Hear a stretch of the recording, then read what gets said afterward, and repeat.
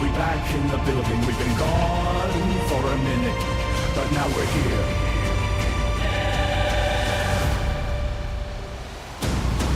Julius Ones, welcome back in the zone. Taking over the game, we're in a league of our own. You better recognize, cause we're here to stay. Julius Ones in the building.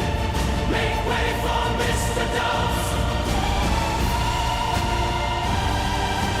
Julius Ones, welcome back. We're taking over the game. We're in a league of our own. You better recognize, cause we're here to stay. Julius Ones in the building. Make way for Mr. Dubs. Make way for Mr. Dubs.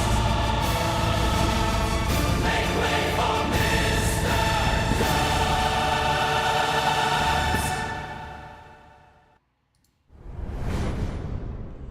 Dubious ones, welcome back to the channel for some more WWE 2K25. Today, we're taking a look at the big old roster reveal.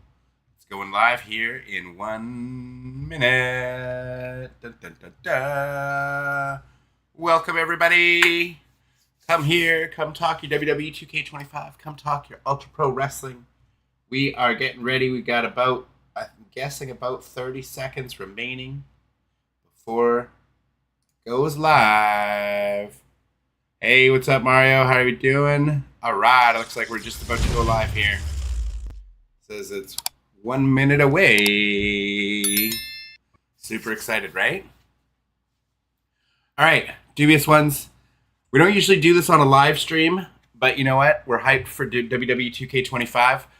So as you know, if you've been following the channel, I am going to be giving away several copies of WWE 2K25. So if we can hit 1,000 likes on this stream by the end of this stream, then I will give away an additional copy of WWE 2K25. So let's smash that like button and share this video. If we can get it out, we can get 1,000 videos while we're live, then I will give a copy away. Again, same rules apply. Got to follow me on X and subscribe to the channel. But if we hit that 1,000 likes, just comment on my Twitter page at Mr. Dubs86. Link is in the description down below for you. But we got LA Knight here. LA Knight, and surprise, Woo! all in your eyes. Hello. IGN Surprise, exclusive surprise. for you. Now what is it? It's 2K25. We're doing Yes, a it little is. roster reveal for you. What's that mean? Well, that means we got 300. But just to pause LA Knight for a second to clarify, follow me on X at Mr. Dubs86, and then if we hit that 1,000 like goal, obviously, just mention it in the stream. I'd say normally for the draw I do X, just message me or at me at Mr. Dubs86 on X, and then the people who do that in time, by the time I see it, I'll draw randomly with a random number generator. But we can go with chat if we hit it. If we hit that 1,000 likes while we're live, then I'll just pick somebody from chat. Just everybody just start spamming once we hit 1,000 likes, and I'll just randomly pick a name that I see as you guys are spamming that to give away a free copy on your console of choice of WWE 2K25, because I am hyped for this game, and I'm happy to give away a few copies of this game if we're able to get these videos out there. But welcome, Verified Blue Dip. Welcome up, Mario. Let's rewind here a little bit, because we're going through this way faster than I thought we would be, and I don't know if I'm allowed to use the music, so I'm actually going to crush the music, just in case, just to be safe, copyrights and all that fun. So we got AJ Styles, Akam, Akira Tozawa, Alba Fire, Alundra Blaze, Andrade, Andre Chase. That's a little from Chase U. I guess maybe not a surprise to some. Andre the Giant. Okay. Angel Garza, Angelo Dawkins, Apollo Cruz, Ashante the Adonis, Asuka, Austin Theory, Axiom. That's his name. The guy looks like he's from Saturday Night Slam. That's B-Fab, Batista, Bailey, Becky Lynch, Berto, Bianca Belair, Big E, the Boogeyman, Booker T, Braun Strowman, Bray Wyatt, Bret the Hitman Hart. Now, let's just say they're going super fast, so I will slow down on any of these that really surprise me. But so far, we don't have any big surprises. Most of these characters I think were in 2K24. Correct me if I'm wrong. I think they were. British Bulldog, Braun Breaker, Bronson Reed, Brooks Jensen. Okay, I don't even know who that is. I'm guessing that's NXT. We got Bruno Sammartino. Is this the first game he's actually going to be in? I think this might be the first game for Bruno. That's exciting. Maybe he was in last year. Brutus Creed, Bubba Ray, Cactus Jack, Candice LeRae, good for her, Carlito, Carmella, Carmelo Hayes, Chad Gable. Who was that? Who? I did not recognize. Channing Stacks Lorenzo. Must be an NXT guy. Charlie Dempsey. Again, not super familiar with that. I've heard the name, but not super familiar. Charlotte Flair, of course, the queen. Chelsea Green. China. CM Punk. The American Nightmare, Cody Rhodes. Cora Jade. Cruz del Toro. Devon Dudley. Dakota Kai. Damian Priest. DDP. Then we got Diesel. Doink the Clown. Dominic Mysterio. Dragon Lee. Drew McIntyre. Dude Love, all right. Duke Hudson from Chase U. Dusty Rhodes, beautiful. Eddie Guerrero. Eddie Thorpe. Elektra Lopez. Elton Prince. Eric Bischoff, okay. Eric. Ethan Page. Eve Torres. Eve Torres is a little bit of a surpriser to me. Farouk, always a good addition, always good to see. Fallon Henley. Again, must be NXT, not familiar with that name. Finn Balor. George the Animal Steel. That's new, right? Loaded in the building. Yeah, what's up, boys? What's going on? Crowfound. What's going on? How are you doing? Okay, so he's in 23. Okay, I didn't know that for Bruno. Your face photo tips helped me a lot. Oh, so you watched the for the 2K24 how to get your face in game. I'm glad that helped you out, man. I'll be doing a similar thing for 2K25 obviously this year, assuming everything's the same. Few things might change, but I'll figure that out for you guys this year as well. Loaded in the building. What's good? Loaded is a beast. I did pause the video for you guys just so I can catch up on chat here. But you have a question for custom trunks. Okay, go ahead, Crowfan. And Verified Blue Dip says Charlie is William Regal's son. Okay, gotcha. That's why he left AEW. Perfect. Gotcha. Loaded, you don't watch NXT? Come on, Dubs. I'm disappointed. LOL. Dude, I barely watched, Raw takes me 20 minutes to watch with the amount of fast forwarding I do. SmackDown is a non-watch. You know what I mean? I watch the pay-per-views. AEW, same thing. I'm not watching Collision. I'm not watching Rampage. I mean, I watched Grand Slam because it was a thing. It was a deal, but you know what I mean? But George the Animal Steel. Yeah, I do remember him in last year. But what was the question you had, Crow, about the custom trunks? And then let's get back into the next. We got Gigi Dolan, Grayson Waller, of course, Gunther, Harley Race. All right, the Head Shrinker Fatu. Okay, so we're getting Rikishi, but we're also getting Head Shrinker version of Fatu as a separate character. That's the thing about Ultra Pro Wrestling. You're not going to need separate characters for these different slots with different movesets and different attires. Crow, any tips to make trunks? I have GIMP, but not really good at merging layers. So as far as that goes, that's not really my forte. As far as remaking proper models of other characters, I don't know how the modders import certain things or how they do that. So I'm not the best person as far as using GIMP or anything like that to mesh merging layers and stuff like that. I just upload my images and then kind of move them and piece them on the pants and the stuff and the trunks as I can. I don't actually do anything, any kind of if you're talking about where they add multiple hairstyles to the cause and stuff. And also that stuff's probably going to be gone in 2K25. That's why they're separating PC now. That's what it sounds like. They don't like us having those options. We got Head Shrinker Samu, beautiful. We got both Head Shrinkers in. Honky Tonk Man, Hulk Hogan, Ilya Dragunov, Haku. Okay, Haku. So again, Bloodline, obviously we're getting lots of Bloodline. Verified Blue, I don't know what you're asking what about. I was just trying to respond to Crow Fan as far as whatever he wants to do with the custom trunks. But Haku, I don't think we've seen in a game in quite a few years. It's been quite a while, but I know we're getting a lot of the Bloodline characters, so we'll have to see. But we've got Islander Tama. Okay, I don't know if this has ever been in any WWE game. So here's a surprise. But again, the Samoan Dynasty, you're going to see a lot of Ivar, Ivy Nile, Io Sky. So far, not too many big surprises. Jacob Fatu, JC Jane. I wish they had their in-game models to go with these. Jade Cargill, Jada Parker, Jakara Jackson, Jake the Snake. That's cool. Jake being in is kind of interesting because, like, isn't he still in AEW? You have yours on PC? Yeah, but I'm saying, like, 2K25 isn't getting the island, and I think they're separating the cross. They're not going to have cross-platform community creations anymore. I haven't heard that that's 100% confirmed, but that seems to be where it sounds like it's leading, that they're getting, like, taking that away from us. So I will have to wait and see, but I'm still waiting on confirmation for that before I make a huge video on it. Mad Dog Steve says, I hope for Bruiser Brody. Yeah, we didn't get Bruiser Brody. Would have been in the B's, so it doesn't look like we're getting Bruiser Brody. We're getting JBL, but Jake the Snake I thought was a little surprised because I think he's still under contract to AEW. Does that mean maybe we'll get Sting? Again, probably not, but, you know. JBL, we got JD McDonough. Islander Tama is your favorite. Javon Evans. Jay Uso. Islander Tama I'm not familiar with, but he's the biggest shocker so far. Jim the Anvil Neidhart. Jimmy Uso. Joaquin Wild. Joe Coffey. Hey, wait. Joe Coffey. Whoa. Okay. I thought this was Marty Scurll. I was like, is that just his WWE name? Because that looks quite a bit, his face looks quite a bit like Marty Scurll. But that's a little shocker. Oh, look, John Cena, you can't see him. He doesn't get a name. He just gets his name over here. He doesn't get a regular thing. That's weird.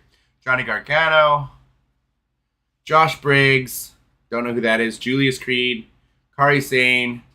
Kane, the Big Red Machine. Oh, I hope we have better versions than Kane than just that one. Karrion Kross. Katana Chance.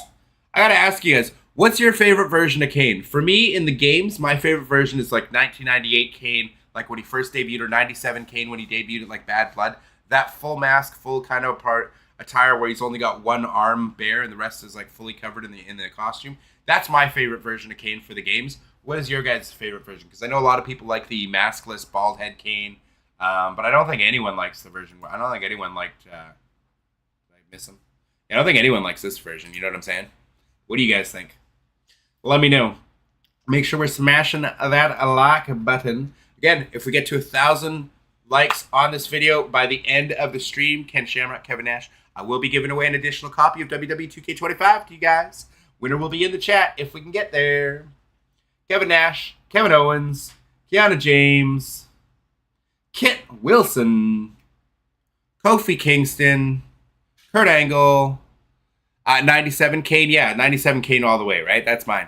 Isaiah Hill, yeah. What are we saying yeah with? Yeah.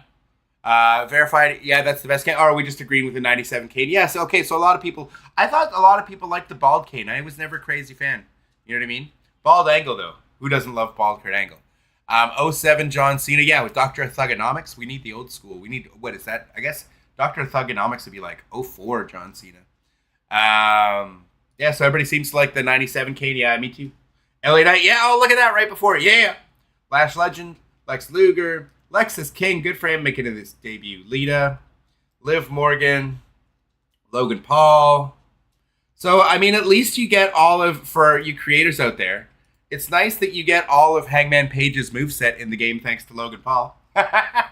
The only reason we got the Buckshot Lariat in the game, thanks to Logan Paul. Good old Kenny Shamrock, yeah. Lola Bice. Ludwig Kaiser. Lyra Valkyria. Mark Kofi. Maurice. Maxine Dupree. Michelle McCool. That's cool. Michin. Mankind. Cool. Molly Holly. Montez Ford. Mosh. We're getting the headbangers. Mr. Fuji. Mr. Perfect. Yeah. Naomi. Natalia. Nathan Fraser, Nijax, Nikita Lyons. Noam Dar. Is Nikita Lyons still with the company? I thought she wasn't with the company anymore. I don't know. That's weird. Do we get ECW Kurt Angle outfit and mouthguard? Hopefully. That was a good one. Hovo, welcome to the stream. How you doing? For anybody new to the stream, make sure you smash the like button. If we get to 1,000 likes during this live stream, I will be giving away a copy of WWE 2K25. Oba Femi.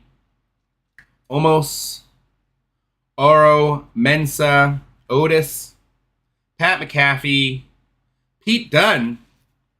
Hi, Chief Peter Maivia. That's the first time I think we're doing it. Lol, didn't Ludwig get fired for no selling Penta's finish? I don't know. I didn't hear about that. You're good? Good to hear, Hova. That's great. James, welcome to the stream. How you doing, buddy? Welcome. We got Piper Niven. So, don't worry, man. It's all good. Make sure you're smashing the like button. I'm just letting everybody know if we get to 1,000 likes during the live stream while we're live, I will give away a copy of WWE 2K25 Standard Edition on your platform of choice to somebody in the chat. R-Truth, Randy Orton, Macho Man Randy Savage, Razor Ramon, Raquel Rodriguez, Rey Mysterio. We got Razor, Rhea Ripley. Yeah, and Razor and Akam, they just got released too, right? Like, they're gone now. Ravishing Rick Rude, Rick Steiner. So we know if Vince McMahon was still with the company, all those characters, even though they're in the game, if they'd been released from the company, they just yank them out. You know, that's what they did with Bray Wyatt those years ago and stuff. They'll just yank people right out of the game. Ricky Steamboat. And wait, and I didn't see Bray Wyatt in the Bees either. Bray Wyatt was not there. So, and would it maybe be under T for The Fiend if we get The Fiend? That's weird. Ridge Holland. Okay, so we haven't seen any ratings yet, Mario, so I'm not sure. I don't think we're getting ratings right now. Maybe. I hope we don't get Pat Lackey like last time in DLC. Yeah, I've Pat McAfee's lackeys. I really hope not. I'd rather see a TNA DLC. You get your Jordan Graces and everything. Maybe a classic AJ Styles or something like that. The Hardy Boys could come with that pack. So I think a TNA DLC pack would make a lot more sense and be a lot more well received than a Pat McAfee DLC was last year. I'm hoping we get Brian Pillman. Yeah, that would be good. I'm actually kind of surprised we didn't see him because he has been in past games and his son's in now. So that's kind of shocker. Yeah, we got Bray. Okay,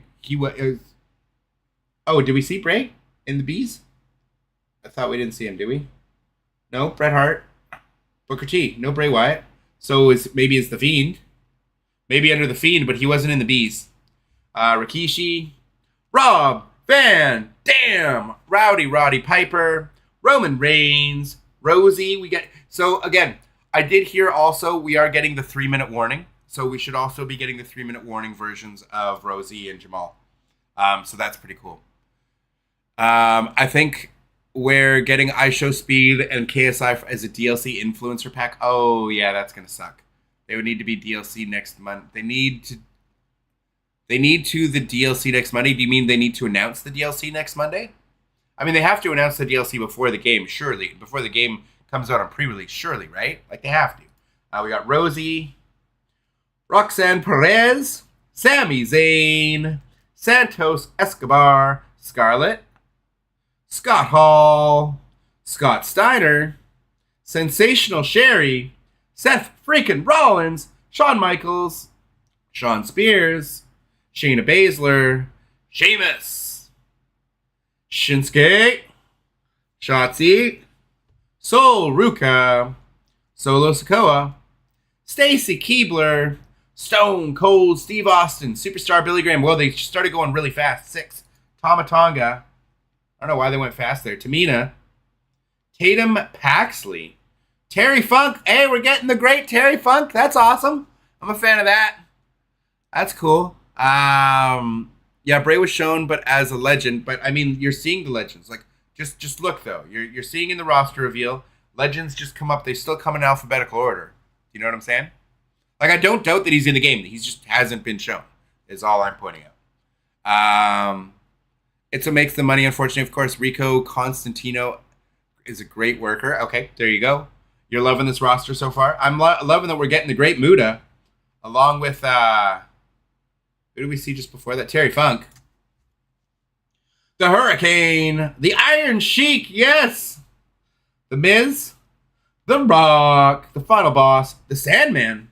Tia Hale. Thrasher. Tiffany Stratton. Tommaso Ciampa. Tongaloa. Tony D'Angelo. So we also didn't see The Fiend.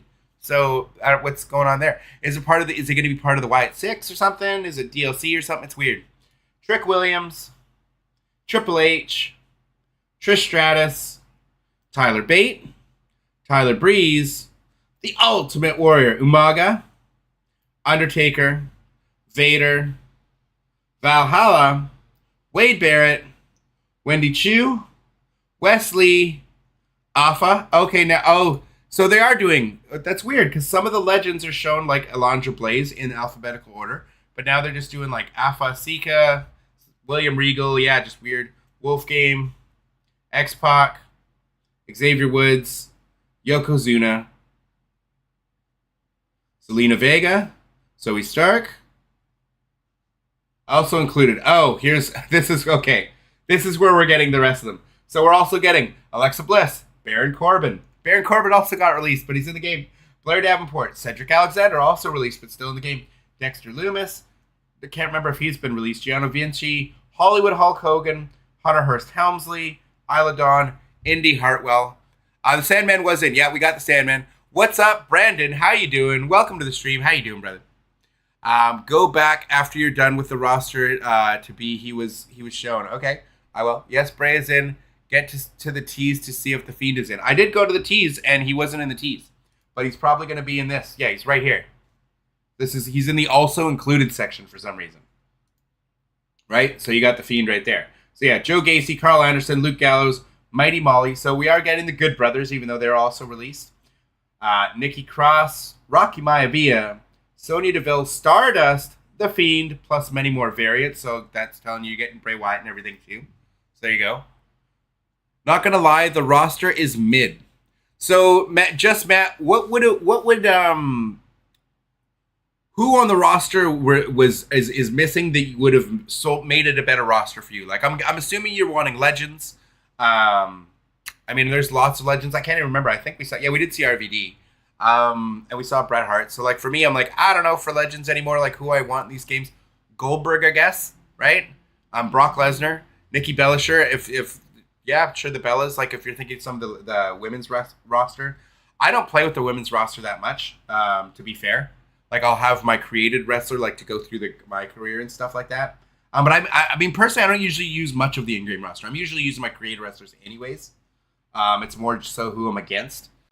When I'm playing matches, I don't know about you guys, but for once, Hunter is not my faction. Well, that doesn't mean he's not my faction, does it?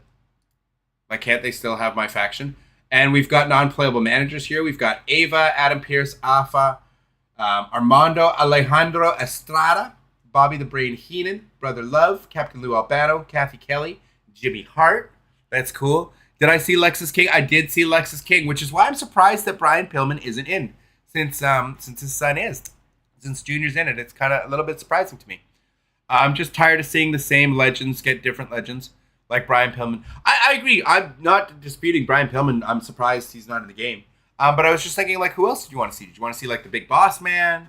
Did you want to see, like, Tatanka? Did you want, like, who is it that from your fandom that's not here? I'm just curious. Because everybody's got different fandom, right? Like, I think the roster's fine. I mean, obviously, Goldberg would have been cool, but we understand why he's not there. Same thing with Brock Lesnar, Bobby Lashley and stuff like that. Like, we understand why they're not there. Sting, we understand why he's not there. So I'm just trying to think off the top of my head, like, legends that aren't there that I'd really like to see. And I'm like, I don't know. They got Mr. Perfect. They got Macho Man.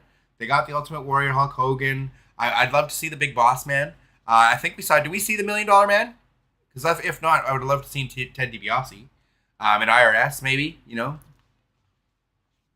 Junkyard Dog, okay, yeah, it's another great one. Bray was on the roster. You showed him Hope Taker's versions and Kane. Yeah, Bray's on the roster. We saw him in the extras, in the Fiend. He's not under, like, the Bees, though. Like, if I go back to the Bees, no Bray Wyatt. Look, I'll speed it up. We got Big E, the Boogeyman. Or did I see him? Maybe I'm just blind. Braun Strowman. Shouldn't he be next? Oh, Bray Wyatt. Okay. Yeah, I'm just blind. You're right. I'm totally blind. Totally blind. Oh, that's the end. I was totally blind. I thought this was going to be longer. I thought we were going to get some other stuff, and we got more non-playable managers. So we got Mick Foley, Miss Elizabeth, Nick Aldis, Paul Bearer, Paul Ellering, Paul Heyman. Stephanie McMahon's making a return, so we do have a McMahon in this game. We have a McMahon in this game confirmed. And Theodore Long. I guess we already knew that. I think we saw that in the GM mode. Yeah, you're right. I think we've already seen that. And then we got what? Islander Tama in the game can't complain. So there you go. You got Islander Tama. For the big fans of him, that's great. Pillman is definitely DLC, I bet. I mean, I wouldn't be surprised. That'd be good. Like, if you can't tell me no one is going to use Stardust in the Pat McAfee pack. Obafemi. Ludwig Borga equals the early version of Brock Lesnar. Okay. Exactly like Big E, he doesn't even wrestle, so why should he make the roster? I mean, because the rest of the New Day's there, and he's still part of the company. He's just had a horrible injury. That's kind of sad. And Paul Ellering. Yeah, Paul Ellering he is Paul Ellering's manager for the guys that got released, Akam and Razor, right? Told ya, did I win the WWE 2K25 copy? Do we have 1,000 likes yet? Do we have 1,000 likes on the video? Make sure you smash that like button, because that will help matters, get us there faster.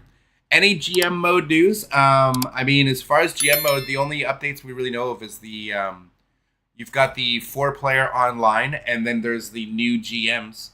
I mean, I can go over my my GM video for sure. I have no problem doing that. But like, let's just go to the website, see if they've updated it all. See if they've updated anything on the website. 2K25. See if there's anything new on GM mode. Or if it's just, it looks like it's just the same. Yeah, it's still just this. Let's go to SmackDown Hotel. See if we got any updates here. SmackDown Hotel is a great resource for y'all. If you don't know, they why is it taking so long to load though? Why is their website not working? Come on, I know it's not my internet. I'm not dropping any frames. Can't get to the page. SmackDown Hotel's not working right now. Interesting. That's super weird. We can check Twitter. This was what? First look at Selena Vega. I don't want sound on though. Selena Vega's model looks pretty good. The hair's like looks fairly okay. Like, cause the women's hair a lot of times, that's like really the problem. And there still is that kind of weird clipping. They do have issues a lot with the women's hair, I find. But we are getting more hairstyles in the Creator Wrestler, apparently. Apparently, we're getting all the in-game models' hairs in the Creator Wrestler this year, which is really great for creators. Give us more Universe Mode news. Yeah, I'm so scared that we have heard nothing about Universe Mode other than we're getting promos back. The only thing I'm really happy about is the use of pane glass in the backs. I love the fact that we've real glass, mother trucker.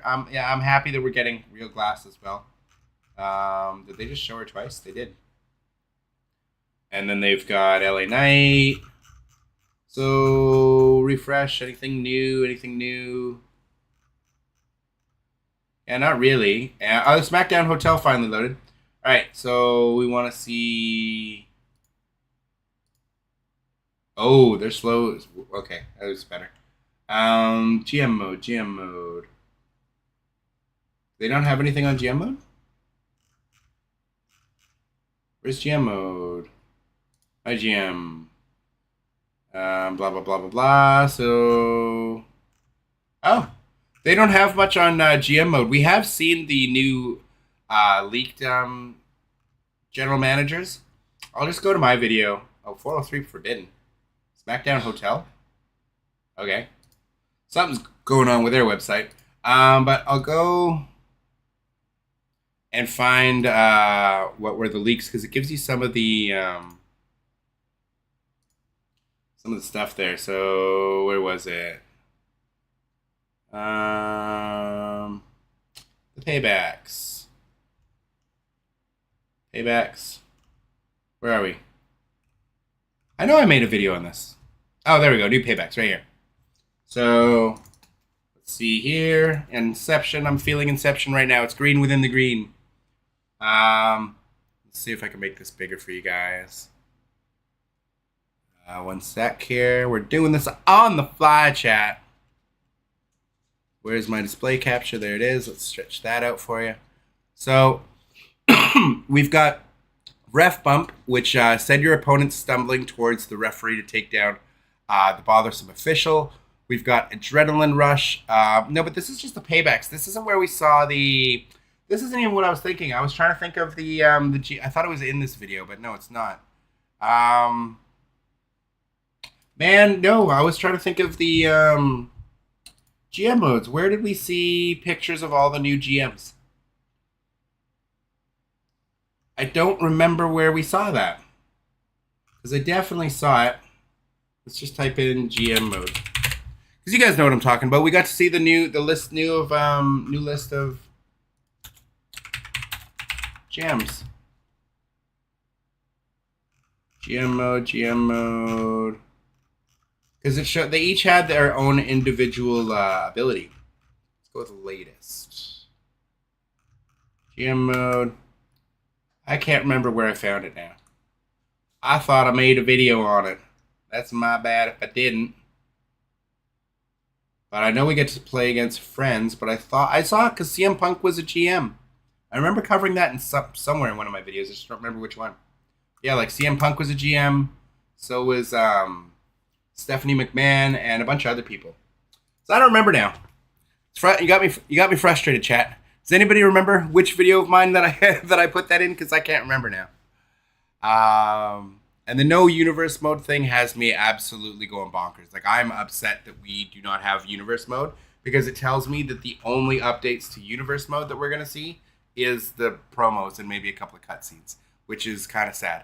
The island news is it's going to be microtransaction hell, and they're quite likely probably going to be removing a lot of stuff from the regular creation suite and making you pay real money for it or spend lots of time playing the game and earning it through the VC. And other than that, it's the new online hub, and there is going to be a single player to it, but again, it's going to be very centric around virtual currency to build up your player, just like in the NBA games. So those who spend money on virtual currency will be able to get their player for online matches, for your ranked matches, up to a higher level faster, because you directly can use the VC to add attribute points to your character. So there's literally now an official pay-to-win element for PvP in a WWE wrestling game. So let's all celebrate that milestone. Woohoo! But no, seriously, I hope the island is fun. Obviously, I'm not going to spend any extra money on virtual currency. It sucks that the microtransactions are in there, but I'm still going to try and have fun with it. I'm just hoping servers are better, because servers in this game have been terrible. And Loaded, I know if you're still in here, you could go off on the servers for this game for ages. It's crazy. It's absolutely crazy. I guess I could have this playing in the background, so it's not just me talking over nothing. But yeah, it's crazy. Crimea River, right? They most definitely forgot about Universe. It's so sad. I don't think they forgot about it. I just think I don't really think Visual Concepts has done anything with it. I think it's been completely just, it was a Ukes thing. Ukes made this awesome thing for us, and Visual Concepts just doesn't know what to do with it. You know? This year, it's gonna be, bro. Okay, Demolition, Gangrel, LOD, Powers of Pain. Okay, I will definitely agree with you. I thought Demolition was in the game this year, though. Or that's weird. But Legion of Doom for sure. Legion of Doom is always sad that they're not in. Powers of Pain would be a great addition, because I can't remember the last game the Powers of Pain were in. That's a head scratcher for me right there. I would definitely love to see Legion of Doom back in the game, for sure. The Road Warriors would be amazing. Especially if you got the motorcycle entrance from 92, from like the Wembley Stadium entrance. That would be awesome. We got Nick Aldis as a GM as well. Yeah, we got Nick Aldis. You got CM Punk. You got Sensational Sherry. I don't remember where I saw that screenshot. It was in one of my videos. I just don't know which one at this point. I can't remember. Because it wasn't a specific video on that. It was in the greater part of another video, and I just can't remember which one now. Hope we get more black people hairstyles. Yeah, fair enough.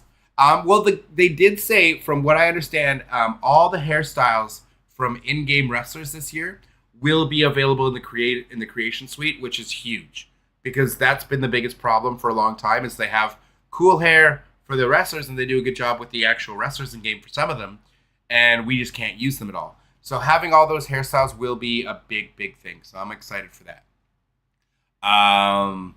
Time to spend 200 on VC again. Yeah, see, that's what I'm saying. I hate the fact that there's any microtransactions in a not free-to-play game. In a free-to-play game, no problem. That's your business model. But in a game like this that has a 180 plus Canadian dollar edition of the game, the Bloodline edition is over $180 for me, and that's a $13 increase before taxes from last year's WrestleMania edition. In 1 year, the price went up $13. So they are charging that much, and they have microtransactions. So I'm not a fan of that at all. I definitely won't be spending money on microtransactions, for me anyways. You're definitely going to need to spend real money for the VC, for the attributes. That's what I'm saying. You better just be able to earn it in-game, because that's ridiculous. If it's like a pay-to-win system and they're trying to get you to spend like $400 in one game in 1 year, where the game loses service after 18 months, it's crazy. Crowfan says, I'm more hyped for Ultra Pro Wrestling. I'm so shocked right now at this point in chat. You're the first person to mention Ultra Pro Wrestling outside of me. I'm very surprised. But Ultra Pro Wrestling, I'm just used to the sim look versus N64 arcade look. But the Creator Wrestler looks super deep. Yeah, the Creator Wrestler is what they're building the whole game around, right? It's meant to be able to be your own sandbox. And there's no way they'd ever get to the hyper-realism of these games without sacrificing, like, everything else. You know what I mean? With like 5 people creating the game, you know how long, it just wouldn't happen, right? So that's why they went with the art style they went with, which is fine with me. To me, it's at the end of the day, it's all about gameplay. Fight Forever proved that. The gameplay in Fight Forever, fantastic. The engine was magnificent. If I could take the Fight Forever engine and just plug it into this game with all the creation suite stuff that we have in this game and all the extra modes like Universe and My Rise and everything else, if I could just plug the Fight Forever or the AKI engine into this over the crappy stun meter system, the fighting game mechanics that they have in this one instead, I would take that every day of the week. These games just have an unmatched creation suite. So hopefully Ultra Pro Wrestling will be able to put a dent in that audience and pull away some of those awesome creators that we have in these games and bring them over there. Because Ultra Pro Wrestling, they're going to be welcoming modders. They've openly stated they welcome the modding community. They encourage them come and mess around with their game and see what they can do. Maybe they'll even be able to bring us new match types and stuff. So I mean, I'm all about it. I spent so much money in NBA's 2K's. Time to spend it in WWE 2K. I'm gonna be a broke man. That's what I mean. It's just they're bringing what worked in NBA to milk people for their money, and they're bringing it into WWE. I said the second we got My Faction. The second My Faction came in and I saw we were getting microtransactions in a wrestling game, I said it's only a matter of time before we lose like so much of the creation suite. Like I said, I wouldn't be surprised if we lose community creations or at least the image uploader. So many things because they're going to want to monetize creation parts. And what are we starting to see this year in the island? Monetized creation parts. So I think it's only a matter of time. I said they're going to slowly strip away creation features from us year by year and inject more and more microtransactions into the game. And that looks like it's exactly what's happening. We lost body morphing forever ago. They haven't updated Create an Arena in like 5 years. We don't have anywhere near the stages that are in the game. So, I mean, it just feels like they're going to pull away every little bit they can to try and push you into spending more money on microtransactions. And I hate that. And it sucks because I love wrestling games, and this is the only, AAA wrestling game we get. So, Ultra Pro, I just wonder, where do we go? Whoa. Us Canucks got shafted. Oh, you're in Canada as well? Yeah, for the price of the game, it's brutal. The deluxe edition, like the Undertaker edition, is $10 more than the deluxe edition from last year, and then the WrestleMania edition from this year, the Bloodline edition, is $13 more than the WrestleMania edition. So it's crazy. A $10 and $13 increase in 1 year. It's crazy. Ultra Pro Wrestling is the light at the end of the tunnel for wrestling games. I mean, I hope so. We hope so. They've got the over 5,000 moves animated now. That's fantastic.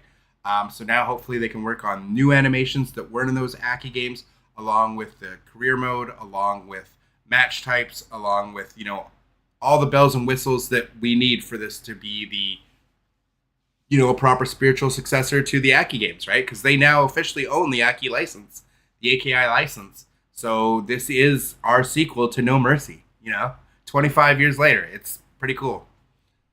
SmackDown versus Raw 06 was the best. So yeah, let me know. What were your favorite wrestling games for you guys of all time? because it's usually whatever you grew up playing and you had a lot of time with friends with. So for me, like going into high school and stuff, like it went from the end of elementary school into high school was the Aki like timeline, right? For me, so like World Tour in elementary school, and then like Revenge, WrestleMania 2000, and No Mercy in high school. So those are my favorite wrestling games. That's why I love the AKI engine. So Crow fan loves SmackDown versus Raw 06. What about the rest of you guys? What were your favorite wrestling games? WWE 2K games have felt soulless since 2008. So there you go. So for you, it's been since 2008. I thought 2K14 was a good outing. I thought that was the best in years. For that engine, I thought 2K14 was the best of that engine that they had adopted or that they'd kind of like changed up and everything. The Wyatt Six. But yeah, everybody has their favorite, right? For me, more recent wrestling games, 2K14, even though that's 11 years old now, it's probably the more recent one. 2K19 was obviously the best of the 2K15 change in engines. I haven't loved the last several years, to be fair. But I thought before 14, I can't even remember because I didn't play all the SmackDown versus Raw games because they weren't for Xbox initially. But Here Comes the Pain was goated. Yeah, see, for me, I didn't play a lot of Here Comes the Pain. That I only got to play at friends' houses because I was on N64 and then I moved to Xbox, whereas that was on PlayStation. So I only got to play that when I went to my buddies' places. But it was a lot of fun. We always had ton of fun doing crazy, ridiculous multi-man Hell in a Cell matches, drinking, and all good times. Good times in that game for sure. The AKI engine had soul and it captivated the fun factor. I mean, I agree for sure. You don't have to preach the Aki engine to me. For me, that's my favorite. See, I might be in the minority, but I don't mind my faction. That's cool. If you like my faction, that's great. I just don't like the fact that there's microtransactions in any video game, not just wrestling, but I don't like microtransactions being in any video game that does not have a free-to-play version. It's simple as that. Loaded's Here Comes the Pain is the GOAT. No Mercy is second. So there you go. The No Mercy engine is second for you. SmackDown vs. Raw 07 is the best in the SmackDown vs. Raw series. I'm going to have to load that one up. Which of the SmackDown vs. Raw games had the best career mode? Because I might play that on stream at some point in the lead up to 2K25. I'm just curious which one had the best. Virtual Pro Wrestling 2 for me. See, I didn't get to play much of I played a little bit of VPW 1 and 2 on emulator, but I didn't play a lot of it. I also just didn't like the menus that were in English and stuff. So for me, I didn't play a lot of those. But it was fun. I mean, again, it's just the No Mercy engine. But you still got that combo system that was in Revenge that they didn't have in WrestleMania 2000 or No Mercy. So that was cool.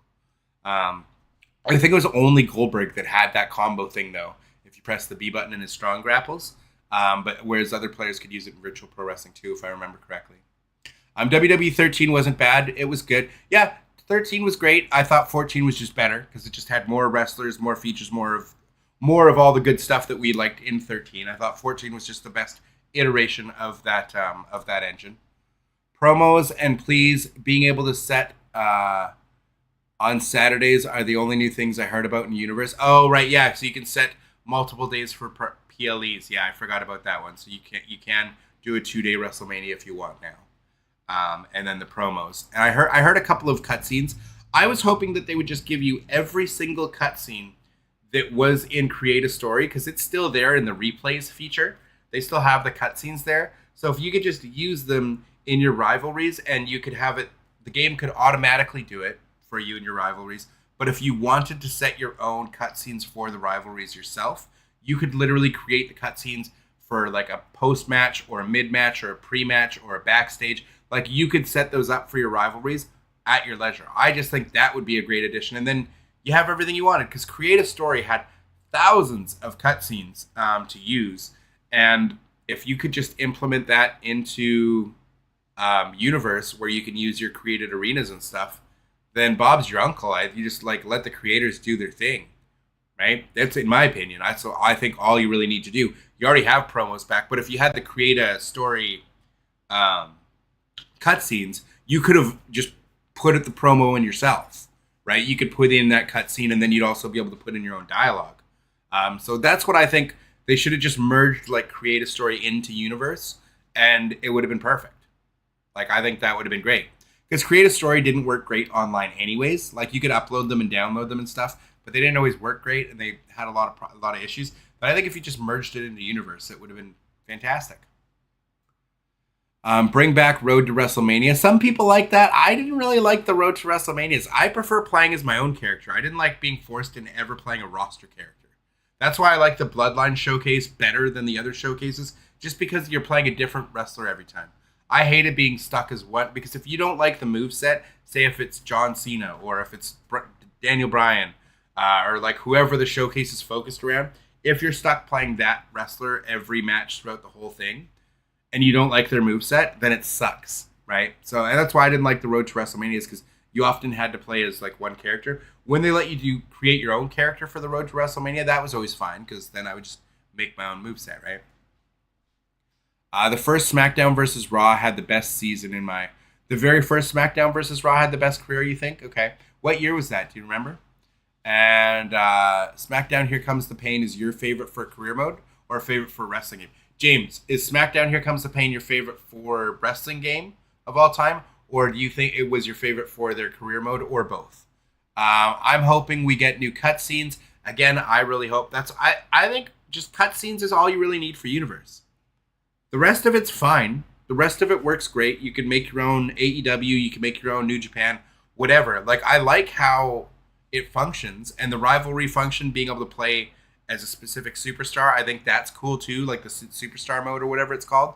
I think that's great too. I just think for rivalries, it needs way more cutscenes interjected, like before every match or a mid-match or after. Like if at every show I'm at, if I'm in a rivalry, I should have a cutscene playing. I feel like, whether it's before, during, or after a match, or multiple. And I just feel like there's just not nearly enough cutscenes automatically happening in Universe, in rivalries.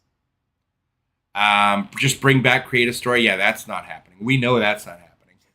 I think they're just going to slowly take creation features away from us. I don't think we're going to be getting more of them, sadly. But everybody's wanted Create a Story back for a long time.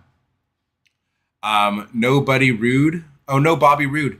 No Bobby Roode is really surprising, actually, because he's still with the company, right? Like, that is actually really, really surprising. Or even Create a Finisher. Create a Finisher was great. I always liked Create a Finisher. It did cause some problems, but who cares? It's fun. It's wacky. People doing like a whole bunch of like 360s for their... I don't know. You got a lot of crazy, silly things, and it was fun. I think that was some of the fun of wrestling games. Fire Pro Wrestling depth in a 2K game would be acceptable. What do you mean by depth for Fire Pro Wrestling? Like, do you mean by like the being able to adjust the CPU logic, so when you have AI versus AI matches, they interact properly? Or do you want like the engine, like for like how they wrestle, like the grappling system? Or like what do you mean by Fire Pro Wrestling depth? Like I'm a lost from that one. Big fan of the Fire Pro series. Been playing them since the Super Nintendo days. But I'm just curious what you meant by that, Mad Dog. See, my only thing is I dislike the objectives. Win or loss should depend on the story. Yeah, fair enough. I can agree with that 100%. So James said, SmackDown Here Comes the Pain is your favorite wrestling game of all time. Fantastic. What about for career? What was your favorite career mode in any of the wrestling games? Like, it can be a different game or it can be the same game. But what game do you think had the best career mode you've ever played? 2004, I think it was the year they started watching WWE, and I bought my first WWE game, SmackDown vs. Raw. So you think the first SmackDown vs. Raw game was in 2004, okay? And Bobby Roode has been gone for a while now. Oh, he's not part of the company anymore? I thought he was like backstage. I thought he was like I thought he was basically one of the jobbers that comes out to break up stuff. You know what I mean?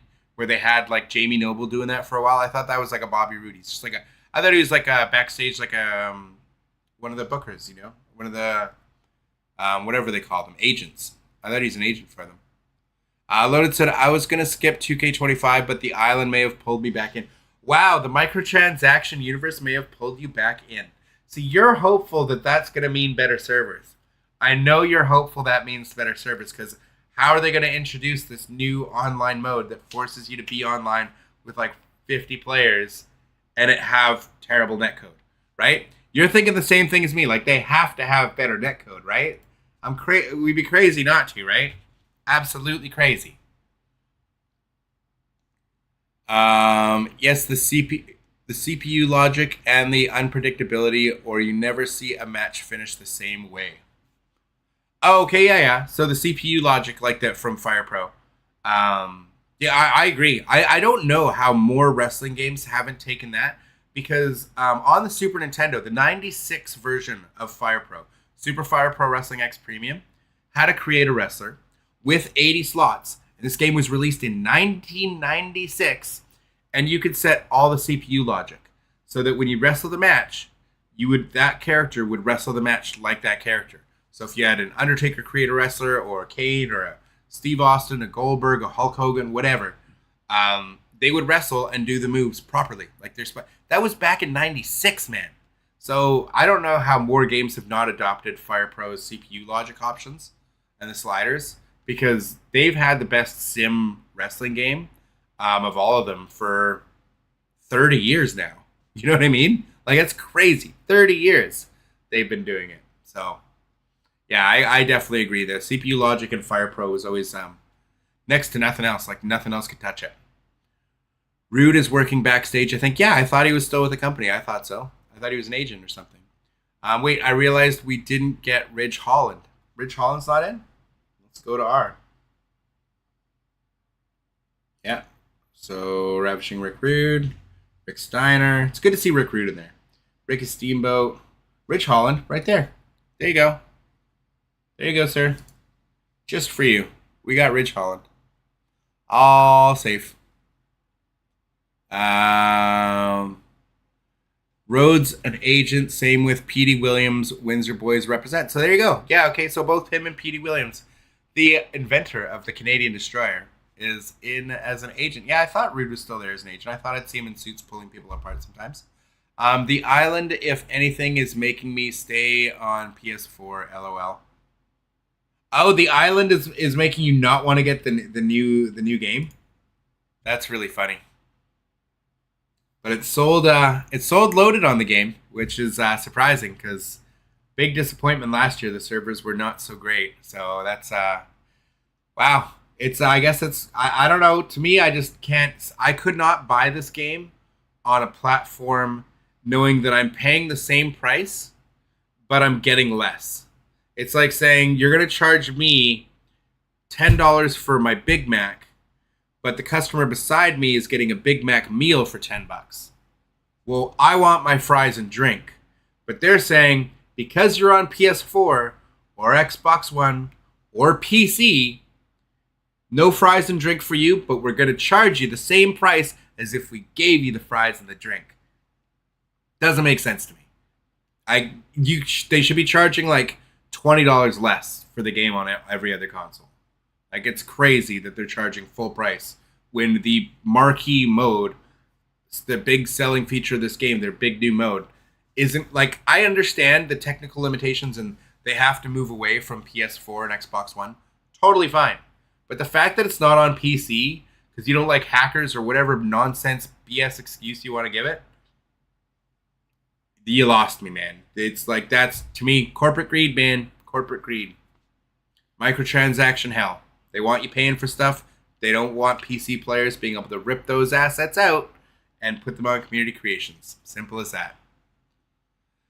Yes, Premium was boss. My top 3 pro wrestling video games were Here Comes the Pain, No Mercy, and SmackDown Shut Your Mouth.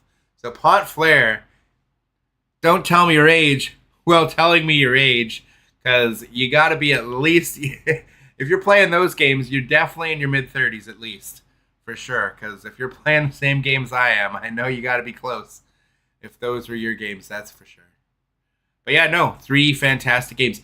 I didn't play SmackDown Shut Your Mouth very much either, because again, I wasn't a PlayStation player, so it would just be when I would go over to my friends' houses to play those.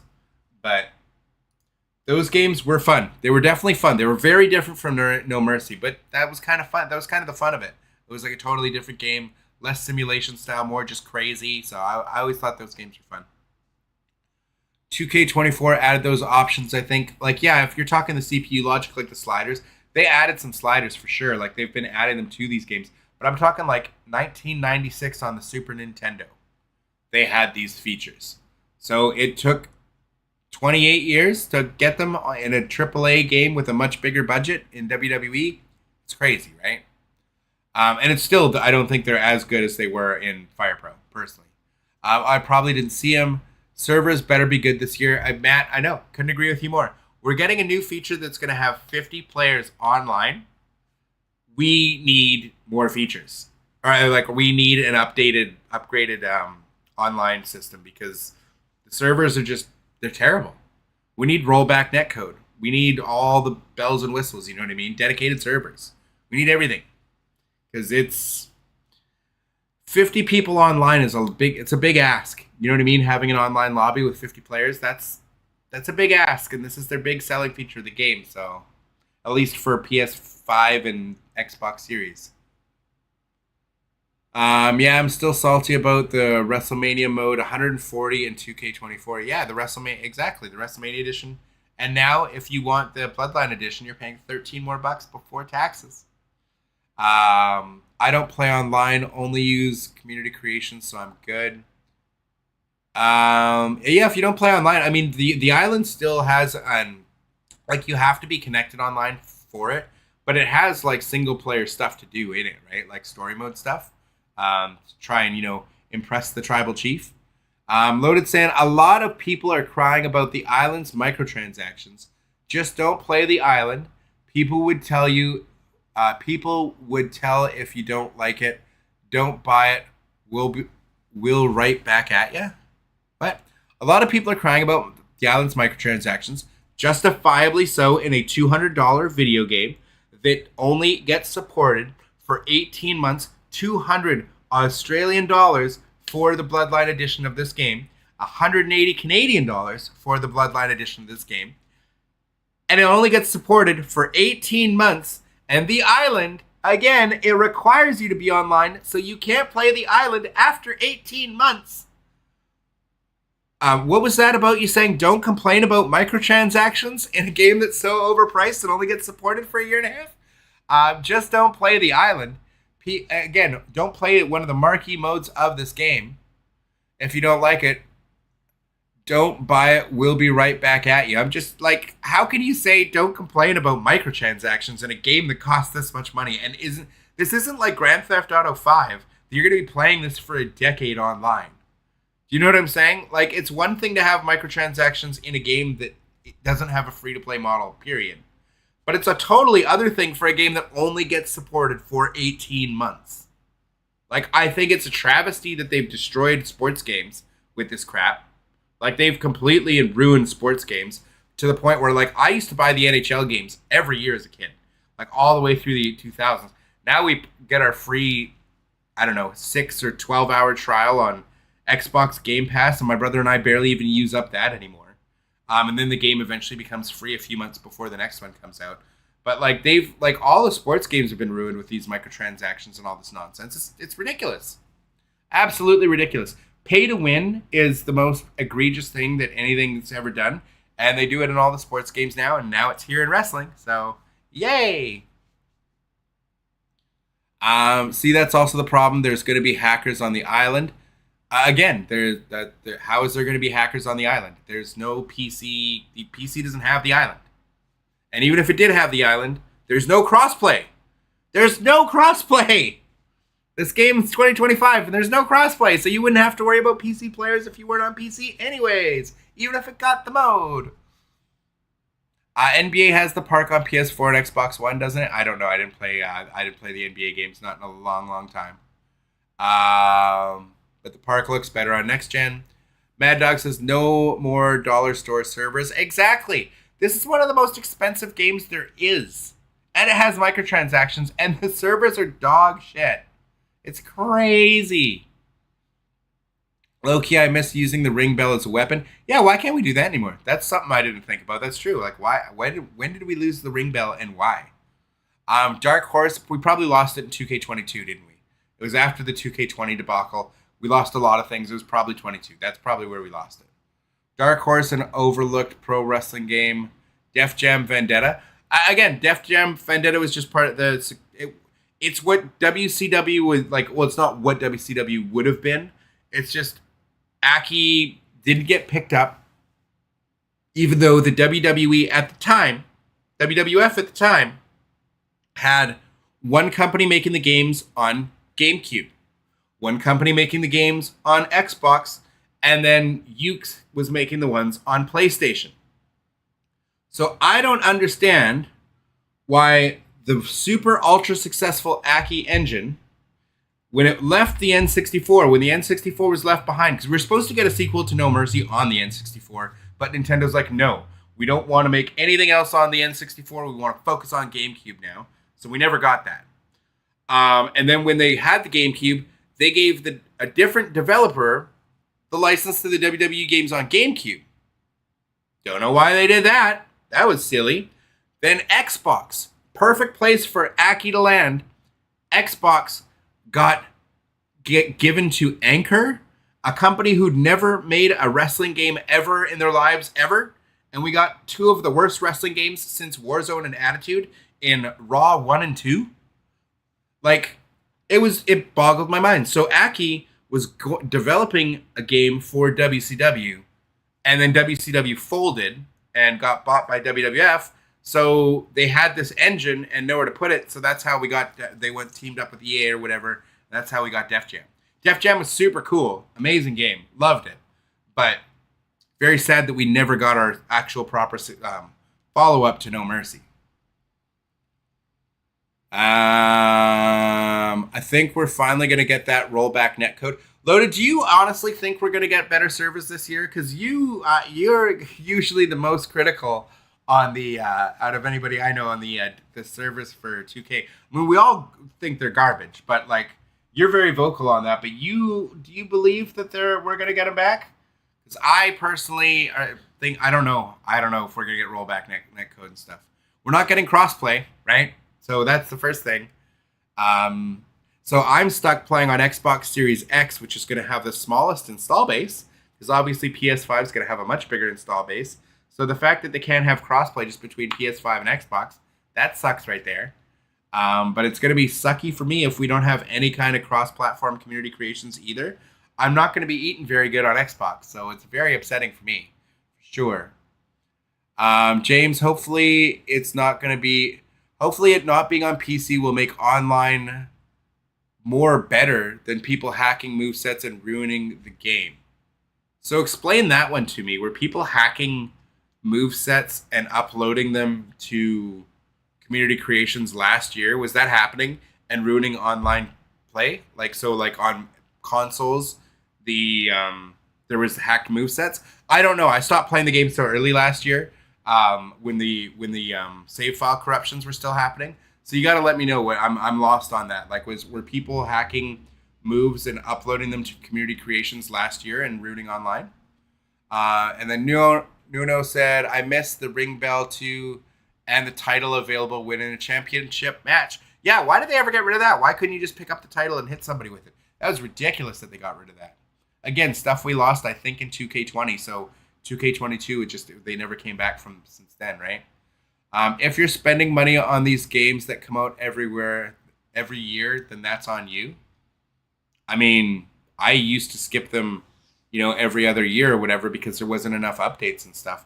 I regularly skip them. The only reason I get them every year now is because of the channel.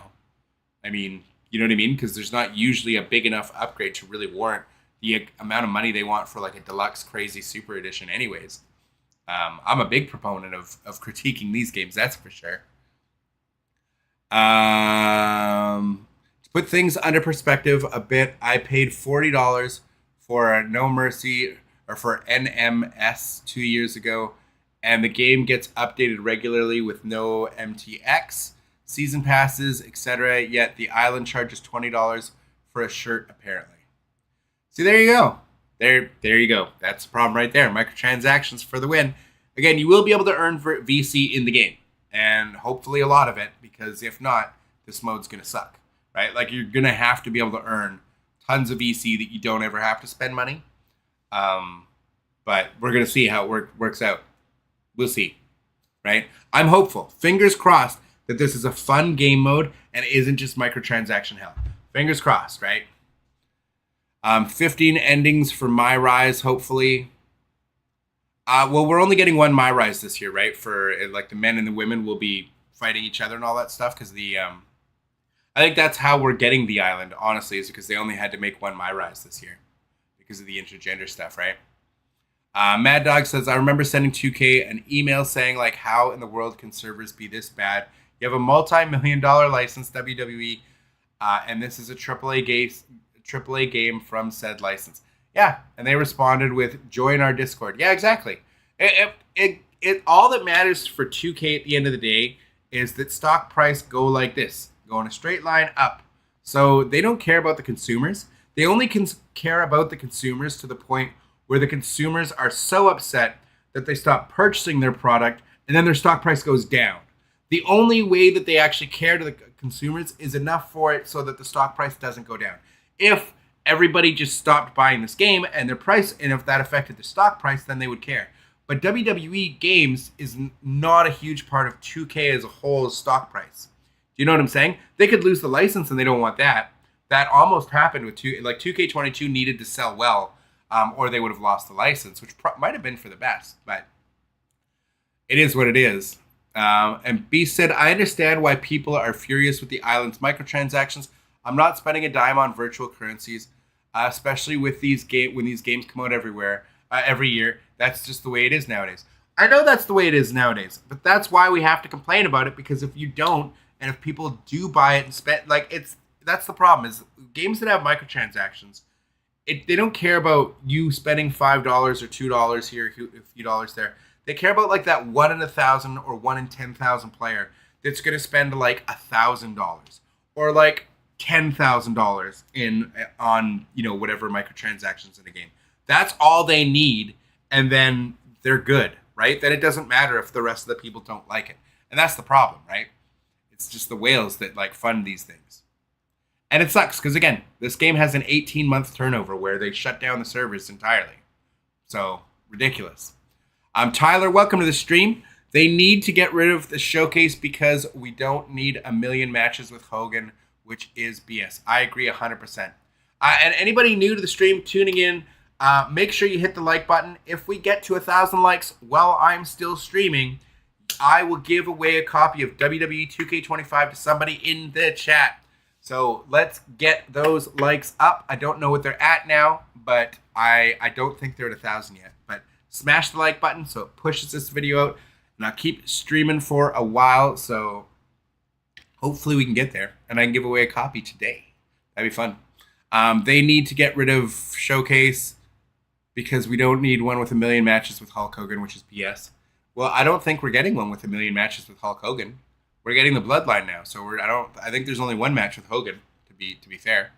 If you're complaining just that he's been in too many of them over the past several years because WrestleMania, everything else they did, I can definitely agree with you there. Potflare, Def Jam, Vendetta, and the Wrestle Kingdom series. Wrestle Kingdom is one I never played, but I always heard good things about. It was either Wrestle Kingdom or no, I think it was Kings of Colosseum. I think it was called, is the one I'm thinking of. Series in Japan, where the closest we got to an evolution of the Aki Pro engine. So was it called the Wrestle Kingdom or was it called Kings of Colosseum? I thought it was called Kings of Colosseum. Either way, I never played that one, but I heard good things about it. Def Jam, next one says, I used to see hack movesets in WWE 12 and 13. Yes, those games had it. And I was in the top 100 in the ranked in those games. And then anytime I'd face anyone that was in the top 10, they'd always have those hacked pins where like you wouldn't even do a grapple in the match. It would just pin you instantaneously at the start of the match, and there was no option to kick out. It just pinned you, and you couldn't do anything. And I was like, how is that fun to play? Like, what? You know what I mean? Like, who's enjoying themselves this? Like, yes, I'm the best cheater on the, you know what I mean? It was like the dumbest thing and just ruined ranked. But I enjoyed playing ranked back in those days, like when they had the leaderboards and like WWE 12 and 13. But I do remember the hack movesets. Not just the pinning thing. There was other weird like finishers where they hit a million things and there was no way to reverse it, no way to block it. They had those games had a lot of problems. I do remember that for sure. Also, Day of Reckoning series. I liked Wrestle Kingdom 1 and 2 better gameplay wise. Okay. So it was called Wrestle Kingdom, not Day of Reckoning. Maybe I'm thinking of a different game then. Day of Reckoning is maybe. Oh no, Day of Reckoning is that's a WWE game. Kings of Colosseum, sorry. Yeah, I'm pretty sure Kings of Colosseum's the game I'm thinking of. But maybe it was called Wrestle Kingdom. Maybe I'm wrong. Yes, people had hacked move sets. However, I like when PC players make the game fun with modded arenas and awesome creations. So people were able to hack in moves and put them on community creations last year, and that would ruin the online experience in 24. This is the first time hearing of this, so that's why I'm asking you, James, because I did not hear about this at all, but that's horrible. And that would be a reason for getting rid of crossplay community creations. If that's a thing that's happening, then I understand. That would be the only reason I could understand that, if that's what's happening. Because if you're ruining like other players' experience who are on console because there's PC cross-platform community creations, that sucks. Because that just takes away all the awesomeness of the awesome PC creations that you get. So that sucks if people did that and ruined that for the rest of us. Yes, I do think the servers will be better this year.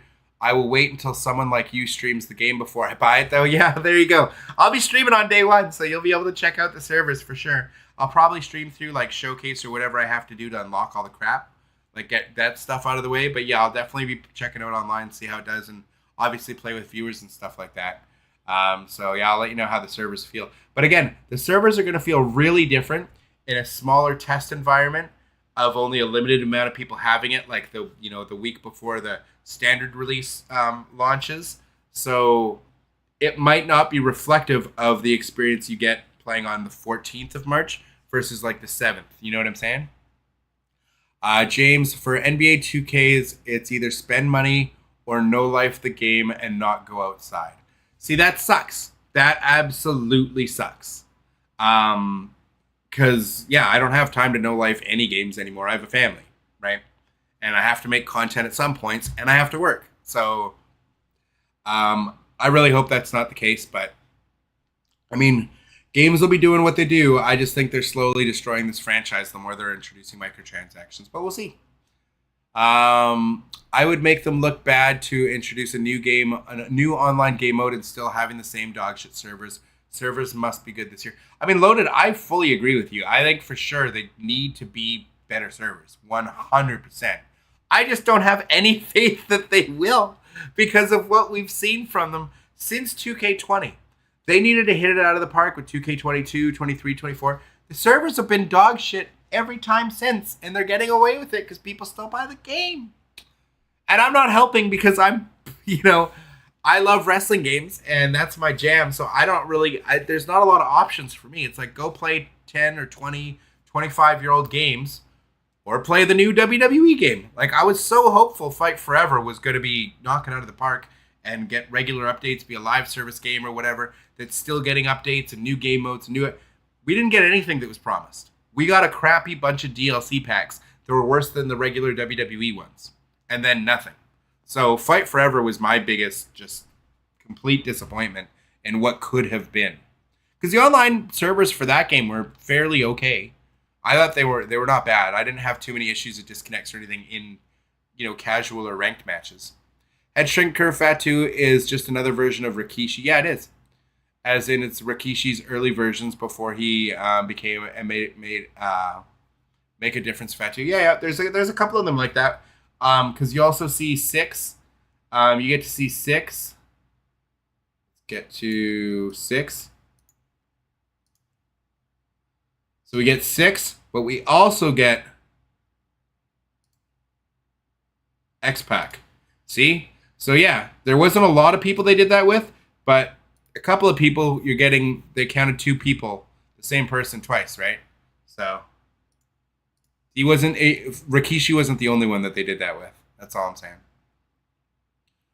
The cost of 2K is ridiculously high overall. Agreed. Just to chime in on the cost of 2K, it's been insane what people have put in money-wise even after the purchase. That's what I'm saying. Is like, how can they be having microtransactions in a game that has a $200 edition of the game? Again, 200 Australian dollars. It's legitimately $200 in Australia. It's $180 for me in Canada. For the Bloodline edition, which I'm not getting, but I am getting the deluxe edition, which is still ridiculous. It's like $20 less or something. So still absolutely ridiculous. And then they have microtransactions. I'm not going to spend money on microtransactions, not for myself. Maybe if I'm doing a giveaway or something for other people, for videos or something like that. But I'm not going to be buying them for myself. That's for sure.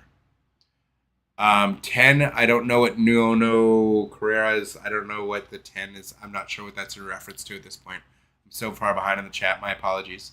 The Day of Reckoning series is a W series. Yeah, a lot of people like that one. I also did not play that one.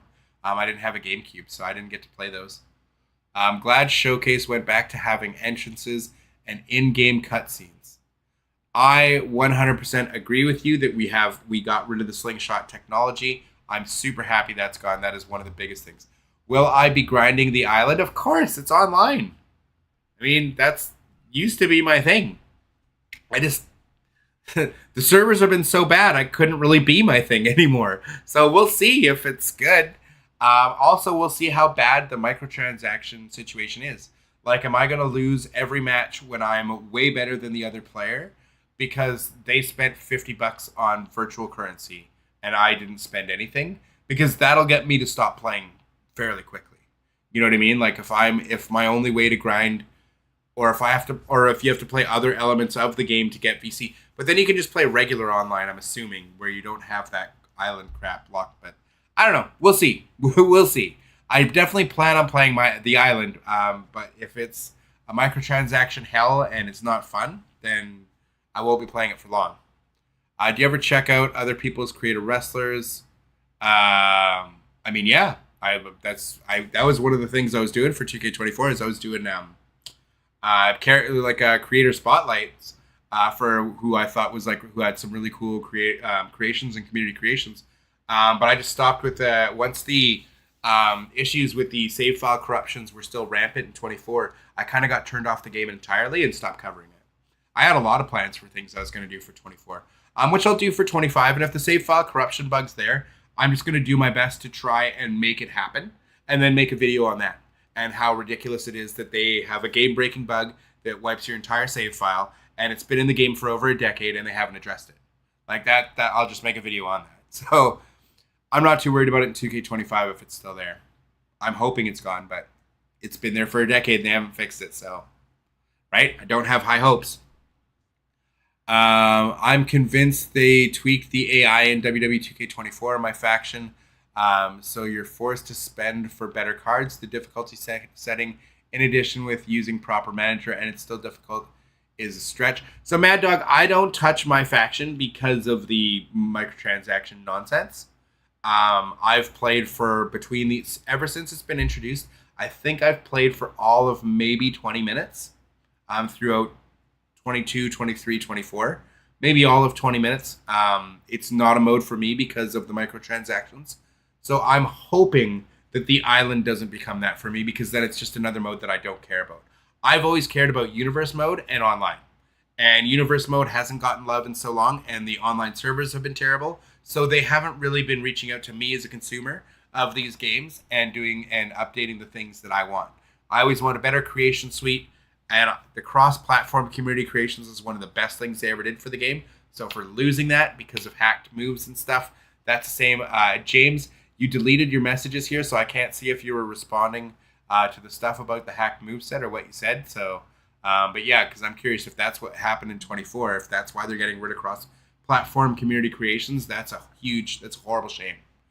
But if it would not surprise me at all if they're tweaking the AI to try and force you to spend money on better cards.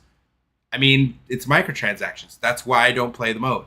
I have no interest in giving the money beyond the purchase of the game with whatever ridiculous edition I had to get of the game. It's not my jam. They get away with shitty servers because most people play Universe and GM mode.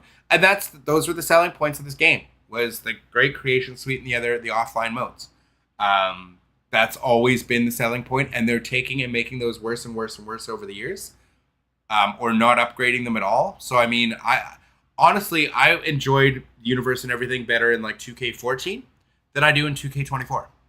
So like the stuff's gone downhill, and I also enjoyed the gameplay of the game in 2K14 much better than what we have now. I didn't like the changes they made to the 2K15 engine. when they brought out 2K15, the only changes I enjoyed to it were the things that they've gotten rid of since, was like the tired finishers. Like when you do a sweet chin music and then you fall to the ground and you have to crawl into the covers and stuff like that. I loved that stuff, and they got rid of that. Like the only cool stuff they brought us with that engine is gone. So yeah, I mean they lost me as far as diehard loving these games and thinking they could do no wrong. Like 2K14 was the last really great wrestling game I think they made. 2K19 was serviceable. It was good. It wasn't great, but it was good. And then I think since they came back, since Visual Concepts taken over the game, I don't like the engine. I don't like the stun meter system. I can deal with it. I still enjoy wrestling games. I can adapt to it. I can play it. I just don't love the combo system. I don't like the stances of like boxing and fighting stances. I'm not crazy about that stuff. And I've been very vocal about that. But I still love my universe mode. I still like playing these games online. Like as you see, I stream most of the time. I stream Marvel Rivals because I enjoy PvP. That's why I liked Sparking Zero. Once the player base fell off for Sparking Zero, I was kind of sad because I still wanted to keep playing that game, but it's got no player base now. I still play Street Fighter 6 sometimes. Well, I haven't played it in a long time, not since I last streamed it, but I love Street Fighter 6 too. I like PvP games. I always grew up playing the NHL games PvP online or against my brother or whatever. So for me, like PvP is always if a game doesn't have PvP, I probably won't enjoy it. And if it doesn't have a player base, it's not going to have PvP. So that's why I stopped playing Fight Forever. If they fix the online and fix the balancing issues and Fight Forever still had a player base, I'd probably still play it because I prefer that engine to 2K24's engine. But obviously there was no player base, and they'd never fixed the issue with like moves that were unblockable, like the leg sweep and stuff like that. Just like the cheese, they never did a balance patch to fix those things. They addressed some of the abilities, but they never fixed the moves that were unblockable or spammable or whatever. But had they just made a few minor tweaks and somehow kept a player base, I'd still be playing Fight Forever online because I really enjoyed that game. That's why I really look forward to Ultra Pro Wrestling because I love the Aki engine. I'm a huge fan, and I really hope that they're able to attract a big audience and keep that audience. That's my hopes. But James, why'd you delete your message? Like I didn't get to see what you said. Subscription services had ruined a lot of things. I agree with you, Mad Dog, 100%. Have you? I seen about Asuka keep getting? Yeah, apparently she was. I heard her like social media got hacked or something like that. Some issues with that. I don't really know what was going on. I don't know too much about it. I just heard something on What Culture Wrestling or Wrestle Talk, or one of them just put up a video that I watched a little earlier today. That was saying something about that. Nuono Carrera says likes. That's how it is in NBA 2K. Yeah, like 100%. I NBA like they've ruined the sports games. Like the fact that EA Sports stopped making NBA Live because 2K just took over as such a better game. Once NBA Live stopped being a thing and they didn't have any competition anymore, I think those games started going down the toilet. But I can't say EA Sports is any better because they have the same crap in their games anyways. So, like, sports games, I can just play online, forget about the microtransaction games, play a couple matches online, or if it's a game I used to play with my brother, like FIFA or NHL or Madden or whatever, like, if we play a game or two, great, I get my fill. Because especially, like, I grew up on these games playing them since, like, the 90s on, like, the Genesis. So when you've played a type of game so many years, it's not a big deal to miss a couple years. You know what I mean? Like, because the NHL games haven't felt different to me in 20 years, pretty much. You know what I mean? I'm still using this to deke on the right thumbstick and shoot. Like, how much are you going to change about these games other than the teams and the rosters? You know what I mean? So, it's just some years a one-timer's more broken than other years, right? Subscription services ruined a lot of things. Yeah, we covered that. No Mercy 64 had that bug. So certain copies of No Mercy did have an issue where you'd have to send them back, you'd lose your everything, and that was huge. That actually happened to one of my friends. That's why a lot of us played WrestleMania 2000 more than No Mercy, because that not everybody got No Mercy because of that issue. So a lot of my friends that I played WrestleMania 2000 with, not all of us played No Mercy because not everybody got it. Because one friend got it and that happened to him, so he had to take it back, and he was really heartbroken over it. It was sad. How is it in NBA 2K if you spend money on attributes and badges, you get a better chance at winning games because of your attributes and badges? Yeah, no, I understand. That's called pay to win. I 100% understand what pay to win is. I understand what pay to win means. It's going to be the same thing here. If on day one you spend a whole bunch of money on virtual currency to boost up your attributes on your character, it's the same thing with like my faction. Or if you're playing an online match against somebody who say just is playing as Roman Reigns, like a 96 or 97 overall, and you're playing as Pat McAfee's jabroni buddy who's like a 50 overall. If I don't know what his overall was, but if that, it's basically the same thing. You know what I mean? Like your character is going to be so much lower stats wise. Like you'll be at like a 60 and they'll be at like a 90 or a 99 or 100, whatever. So you can still win, but it's going to be a lot easier for them to win, right? And so I hate that. So I hope you'll be able to earn lots of virtual currency in game, and it's not solely reliant on you no life in the game, or pay to win. I hope it's not just either of those options. I hope you can get virtual currency at a semi regular pace. You know what I mean? Like just from playing the game and logging in and stuff, and it's not like a huge issue. But we'll see. I'm looking forward to the fact that we're getting a new big franchise mode, and I do want to give them the benefit of the doubt. It's just their track record is so piss poor, in my opinion. At least visual concepts, anyways. So I'm very cautiously optimistic, probably leaning more towards the pessimistic side, just from seeing how GM mode was introduced, how My Rise was introduced. I understand that was Ukes, not visual concepts. But like anytime the franchise gets a first, even just with these 9-month development windows, I just feel like the modes aren't fleshed out. Like look at Special Guest Referee last year. We only got it for singles matches. So, I mean, now we're getting it in more modes, but this is going to be the first year we get the island. I don't think it's going to be great until maybe 2K27. Because usually these modes, they take a couple of years to get because GM mode, it's been, how many years has GM mode been back for, right? It's been a while. James says, if you're 60 overall and have no badges, you're losing that match with people with good badges. That's how it is in NBA 2K. Yeah, I 100% agree with you. Like, that's what I think's probably going to happen on the island.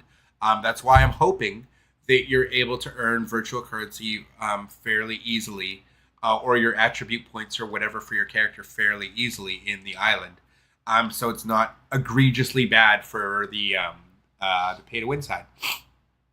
Like, you should definitely be able to overcome someone who's terrible, who's just spent money with skill, right? They brought some tired finishers back in 2K24, like Sweet Chin music included. Well, that's good. I mean, those, again, why they got taken out, I don't understand. Those are the best things that they brought in from 2K15 was my point. There was the only good things. Because I thought 2K14 was a much better game, but the few good things that 2K15 brought, we lost, right? So it's good that they brought some of them back. WCW is the greatest, Revenge is the greatest wrestling game ever. So there you go. For WCW fans, that was the last iteration you got. Can you imagine if WCW hadn't gone out of business when it did? We would have got a sequel to No Mercy with the WCW roster. So you would have had all the creation parts, all the stuff you got as advanced it got to No Mercy, but then you would have had it with the WCW skin on it, right? And we would have had that Revenge 2.0. That would have been awesome. Instead, we got Def Jam because WCW got bought out. But that would have been really cool. Now I got to use crappy cause of Rizzo and Jasmine. I don't know who I don't know who Rizzo or Jasmine are. Are those NXT characters or something? Or is it because we're not getting the cross-platform community creations, maybe? The problem with the pay-to-win model, games require only a few whales to stick around, which I believe will be 2K's downfall. You said it, Dubs. All that money for 18 months. No thanks. Exactly, yeah. Because these games, again, the island requires you to be online. 50 players online, right? So after 18 months, you will not be able to play this game mode even though you own this game. And no matter how much money you spend upgrading your character and everything, you won't be able to play the mode anymore after 18 months. So it's crazy. It's bananas to me. They'll allow players to win the minimum VC possible without making players mad. That's the balance 2K will be looking for, in my opinion. I mean, again, I just think it's so egregious that we're directly getting pay to win. Like, they're not shying away from it, like straight up pay to win. Like, it's one thing for cosmetics, but because we have an image uploader and community creations, a lot of players aren't going to spend money on that, on cosmetics, because you don't need to.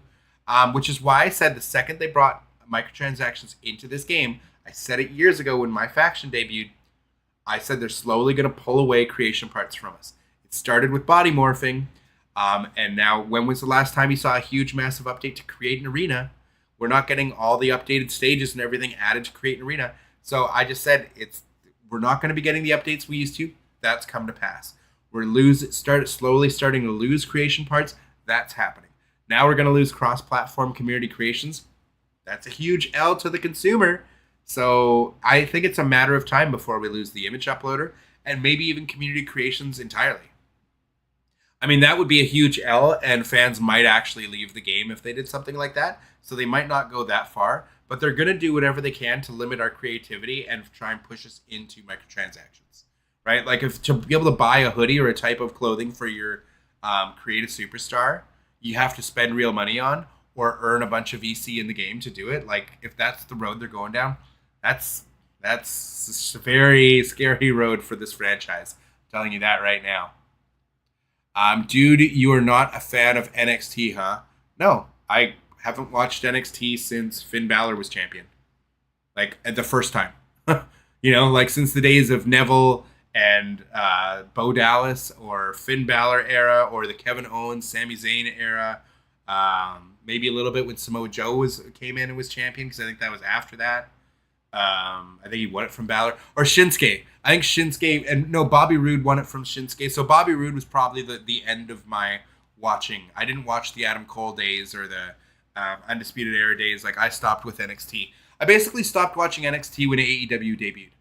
Like, that was pretty much, once AEW debuted, I stopped watching most WWE entirely. Because I was finally happy that we had something that wasn't a PG product anymore. It was something different. And I loved Kenny Omega. I was a huge Kenny Omega fan.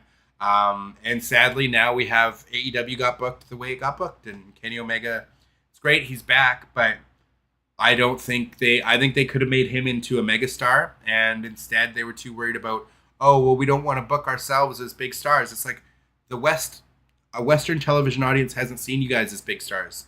And now you're just jobbing out to these crap. Like, anyways, I don't need to go into how poorly AEW got booked over the years, but it was really sad because I was a huge fan and hoping they did well. WWE got a little bit of a renaissance after Vince left, and they're doing well, and I'm happy Cody's doing well. I'll watch for CM Punk, and like I said, I'll watch Raw in about 20 minutes now. About 20 minutes of fast forwarding, see the CM Punk stuff, whatever promos I want. If I want to watch match quality, I'll watch an AEW pay-per-view. You know what I mean? If I want good matches, there you go. You're not going to beat a Will Ospreay match. Nobody in WWE can do that. But I will watch the pay-per-views, like I watched the Royal Rumble. I'll watch WrestleMania. But as far as week to week, I couldn't give a shit about watching Penta on Raw.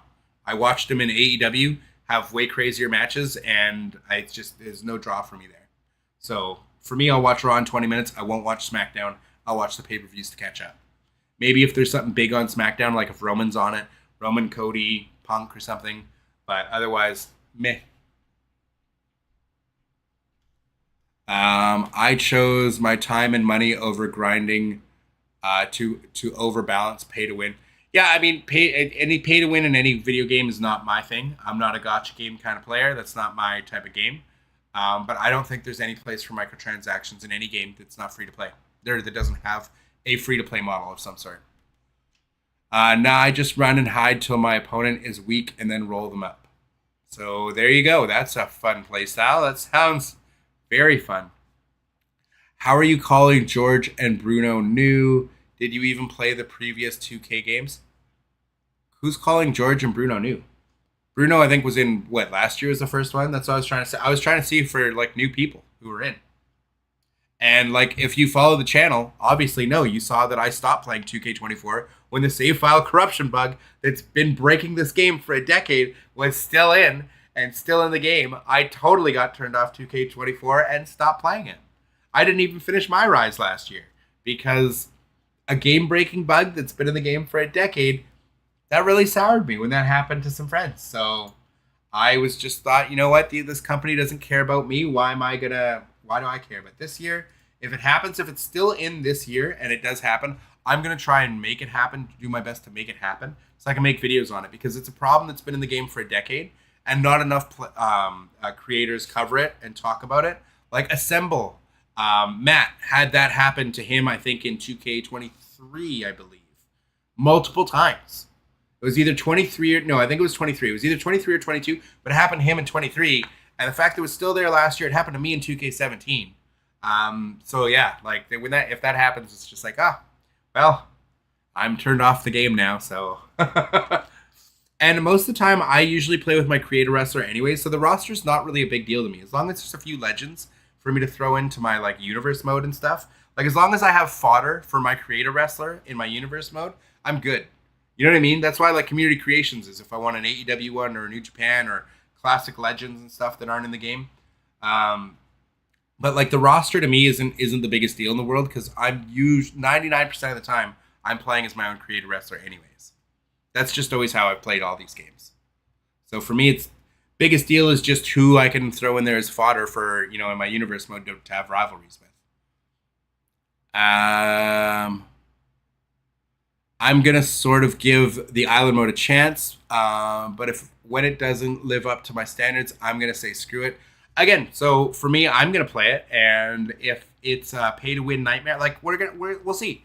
I'm definitely going to give it a chance. I just don't think I'm pessimistic for it in year one. Because most game modes that they bring into this franchise, the first year isn't very good. It usually takes a few years. Like GM mode wasn't very good in its first year. It wasn't even very good in the second year. It took about 3 years before the game mode really took off. Same thing with My Rise. It wasn't good in 2K15, wasn't good in 2K16. 2K17 was better, right? And it's gotten a little bit better over the years. Last year, special guest referee, just a match type. We only got it in 1v1 matches. Now we're getting it in more match types. A lot more match types. So this is the first year we're getting the island. I don't think it's going to be full and plentiful like it will be in future years. I think by 2K27, it'll probably be a good mode. It could be great this year. I could be wrong. I'm just saying based on their track record and history, new modes or returning modes that they bring back generally aren't very extensive. They're there, but they're not, 9-month development window, right? So that's why I don't think that's why I'm pessimistic about the island. That and microtransactions, obviously. MLW booked better than AEW has in the last 2 years. I can't disagree with you, man. The booking hasn't been great. I still like the product and I like the wrestlers. Like that's for me, it's like CM Punk, Cody Rhodes, Kevin Owens, Roman, The Rock. Otherwise, the rest of the roster meh in WWE. And AEW, it's the same thing. It's like Swerve, Hangman, MJF, Kenny Omega, Will Ospreay, Kyle Fletcher, Takeshita, Will Hobbs, a few others that I can think of that I'll actively not fast forward and I'll watch, and then some of the women too, like Mariah May, Toni Storm, Mercedes. Mercedes has done her matches have been fairly good outside of Saturdays, but like the segments with Harley Cameron.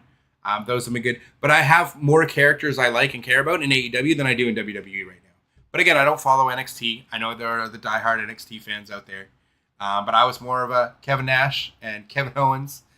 More of the old school guys for my fandom in WWE, that's for sure. I don't see them taking out community creations. It's been a staple of the game since SmackDown vs. Raw 2011.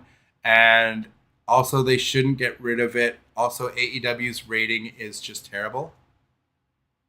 AEW's rating? What do you mean? Like their ratings? Like whatever. I don't care about their ratings. It doesn't affect me. It's not my business. Like I just watch the show. I couldn't care less what their ratings are. If the show's good one week, fantastic. If it's not, whatever.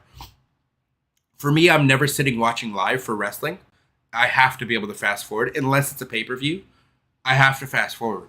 Like I said, Raw, I'll watch in 20 minutes. A 3-hour Raw, 20 minutes. Maximum watch time, right? Outside of the time it takes to fast forward through crap. And same thing, AEW, I'm not sitting there for 2 hours. I'll watch Dynamite in Same thing, probably about half an hour, right? I might watch a little bit more of Dynamite because the match quality a little bit better, but I won't watch Collision or anything else. It's just I've been watching wrestling for 35 years. Do you know what I mean? So like, and it's not nearly as good as it was in the Attitude Era. It's not even close. Liv Morgan is more enjoyable than Mercedes Moné.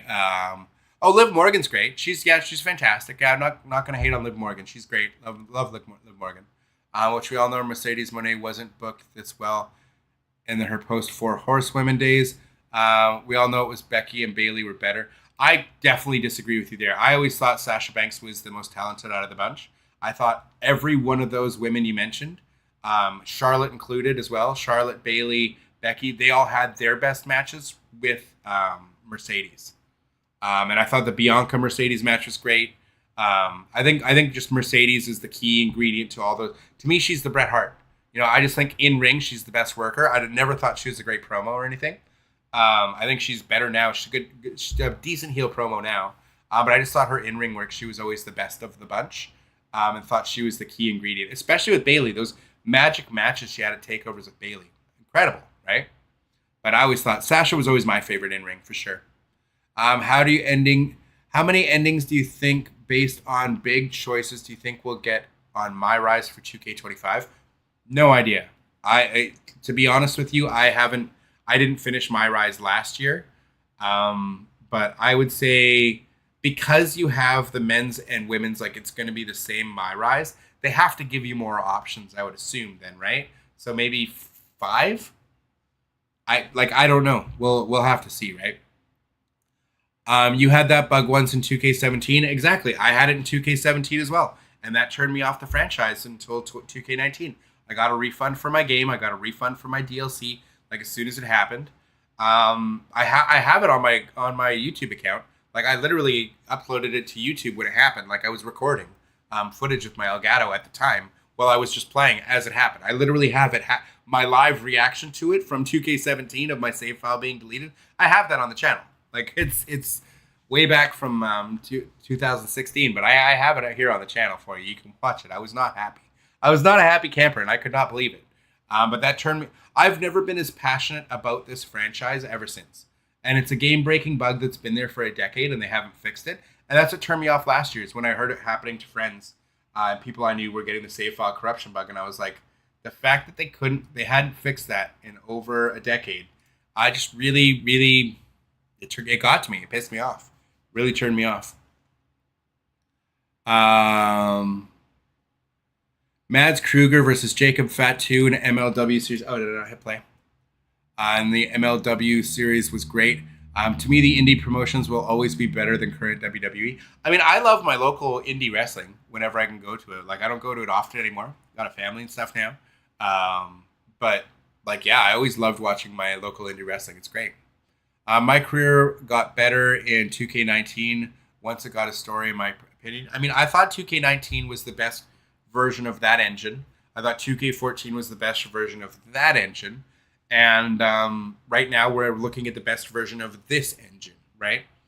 I just don't personally love this engine. I think 2K14 was the last great wrestling game where I really enjoyed the engine. Like I really liked the grappling engine for 2K14. And the fact that we could like stack tables. Like there's a lot of things you could do that you just can't do now in those games. They had better weapon interactions, the way like characters reacted to being thrown onto weapons and stuff. It was better, in my opinion.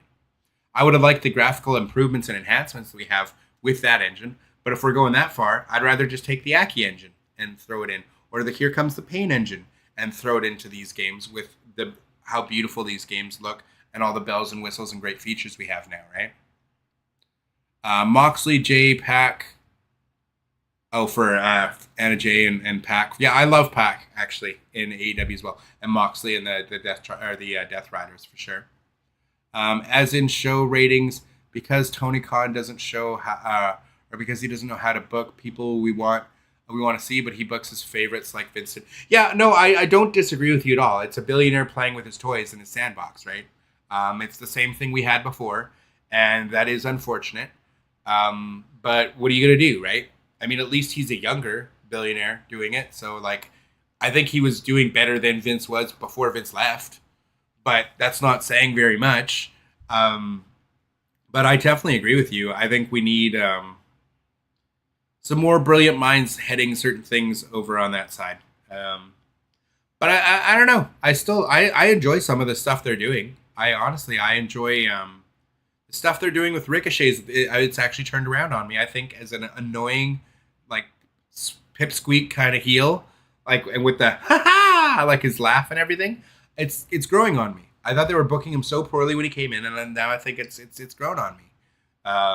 Swerve, anything, well, most of what Swerve does I like. Loving the Hurt Syndicate, absolutely loving how they're booking the Hurt Syndicate.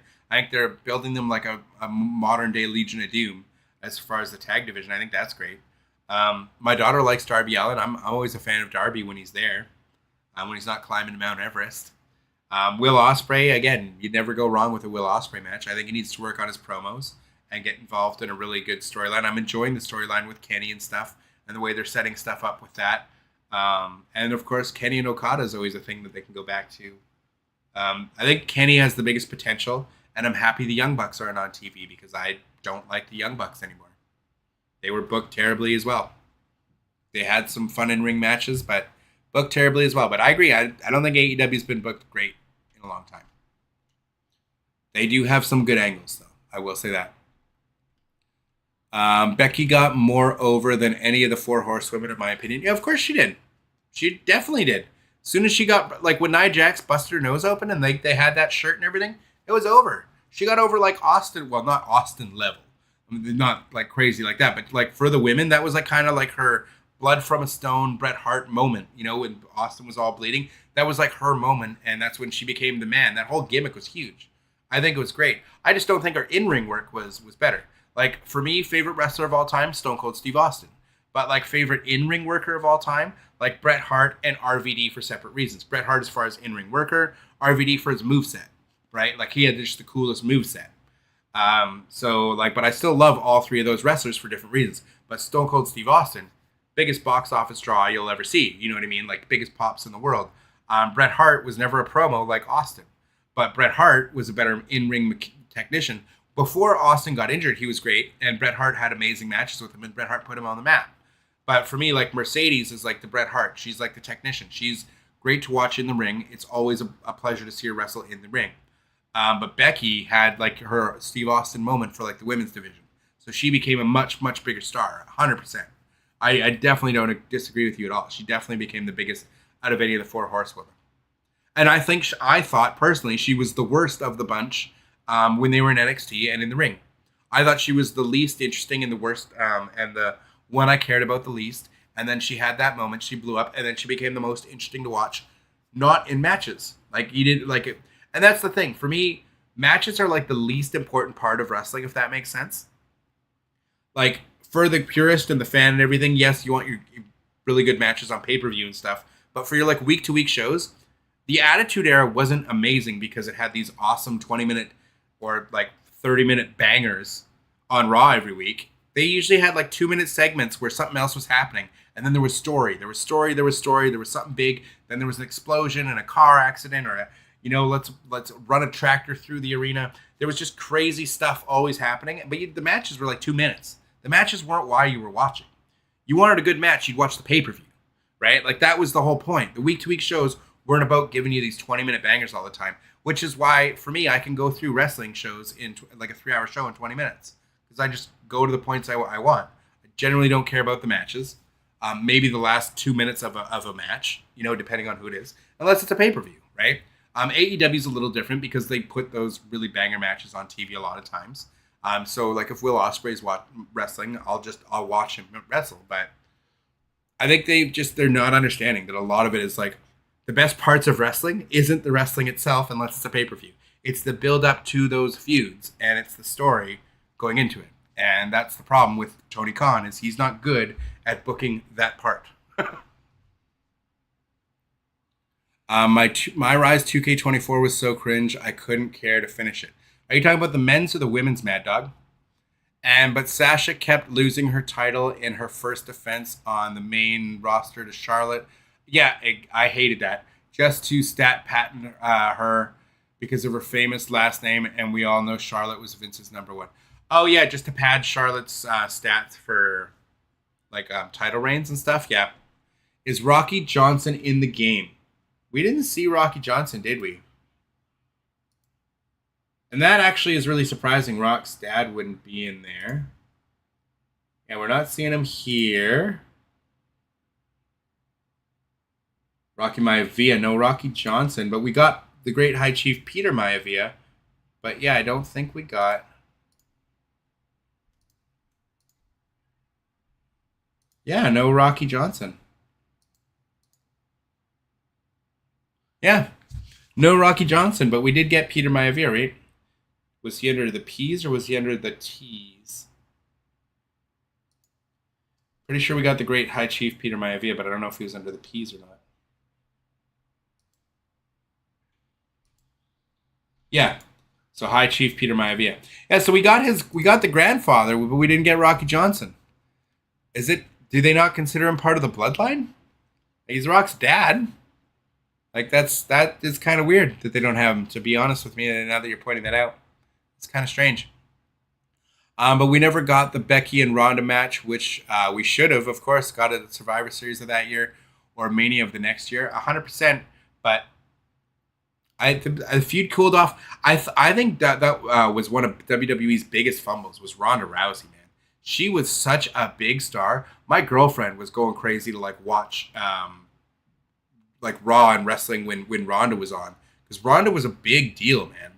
And they fumbled her so hard over time. Like, she had a great start. She had a great when they first brought her in, but man, did they ever just hit and miss with her. And they heated her up a couple times, but man, what a superstar that, she could have been Brock Lesnar. She was Brock Lesnar level when she came in. And had that first match been her and The Rock against Steph and Triple H like it was supposed to be, that would have been huge. But it was still great with Kurt. I think it's still great with Kurt. But I did think she got the good start off, but it was supposed to be The Rock. But yeah, I just think they totally dropped the ball with Ronda as a whole, not just missing that Becky rematch, but just as a whole. She was a legit killer, and that's an easy way to sell a character. She's a legitimate killer. I think they fumbled the ball on what's her name? Her friend that's still there. I'm blanking on her name right now, but the other former UFC MMA star. Was never as big a star in MMA, so she'll never be as big. But still, you could still make her a killer. I just don't know why they don't do that more. Because I thought Triple H liked her too, but I can't think of her name right now. You guys will tell me in the chat in a second. Also, Liv was and will always be the best member of the Riot Squad. People say that she was pushed because of her looks, and I felt like Liv got pushed because of her fan base and heart. I don't see how you couldn't think that she was pushed because of her look. That's 100% the look that Vince went for at the time. Young blonde. Hello. That was kind of a staple with the WWE since the 90s, dude. Hot young blondes. That's kind of that's what Vince literally said back in the day was what he wanted was hot athletic 10s. That was what he'd put out to Jim Ross or whatever else. We want hot athletic 10s. That's how you got your Trish Stratuses of the world. That's Sable, Tori Wilson, Stacy Keibler, Sunny. The list goes on. Alexa Bliss. So telling me that if you think that the look had nothing to do with it, then I would say you're crazy. Then Ruby Riott would have been on top of the mountain of WWE. But I'll have to agree to disagree with you on that one, because she definitely had zero fan base at the start. Why do you think Julia Hart got over so well in AEW? Same deal. Her gimmick I thought was really cool and everything, but it's just there's a certain look that works in wrestling. Bianca Belair looks like she's carved out of granite, she's carved out of stone. That look's always going to work in wrestling. A Jade Cargill type of look, that prototype is always going to work in wrestling. The one thing that I never understood is why Brian Cage never became a bigger deal and was never signed to WWE. Because he had the super roided out super look that WWE always loved, your Brock Lesnar's and your Bobby Lashley's. I don't know why Brian Cage never became a multi-time world champion in WWE. I saw him in Lucha Underground for the first time and thought, oh, WWE is going to snatch this guy up instantly. And he's going to be a megastar. So that's one of the times where the prototype, you just look at the guy. He's got he passes, the Jim Ross test of, does he turn heads in an airport? Brian Cage does. So I'm really surprised he didn't become a much bigger star in wrestling than he is. It's like just a lackey in a tag team now. Kind of lame. Because I think he's great in ring too. He was under the P's. Yeah, Peter Maivia was. That's a bummer. I was kind of hoping they would, because since he passed away, they haven't done very much of a good tribute. And since the bloodline is in the game, you'd think that he would be in it. Maybe some of the family doesn't want him in or something. I'm surprised, though, because The Rock's like on the board. So it kind of surprised me. There has to be some reason why he's not, though. It's kind of weird, though. You're right. I think it's really weird that Rocky Johnson's not in the game. The Soul Man, Rocky Johnson. Shayna Baszler, that's the name I was looking for before, yeah, was the Brock Lesnar of NXT, destroying people and breaking arms. And that was under Triple H, which is why I never understood why Shayna Baszler didn't just do that on the main roster. Why didn't they book her exactly like that on the main roster? That would have worked. She was Ronda's friend, and Ronda was happy to give her the rub on her way out, but they never did anything with it. That's what I think they fumbled Ronda so hard.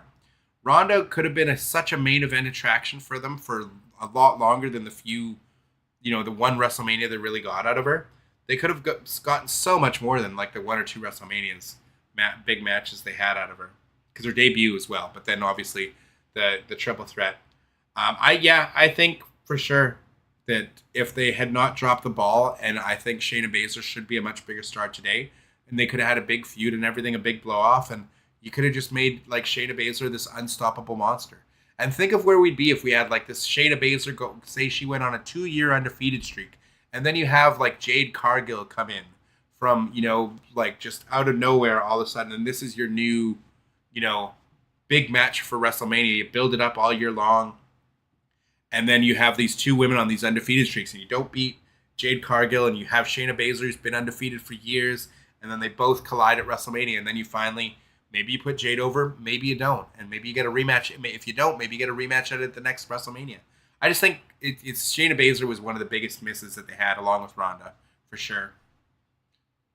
Why do wrestlers who have a Legends contract hardly make the cut?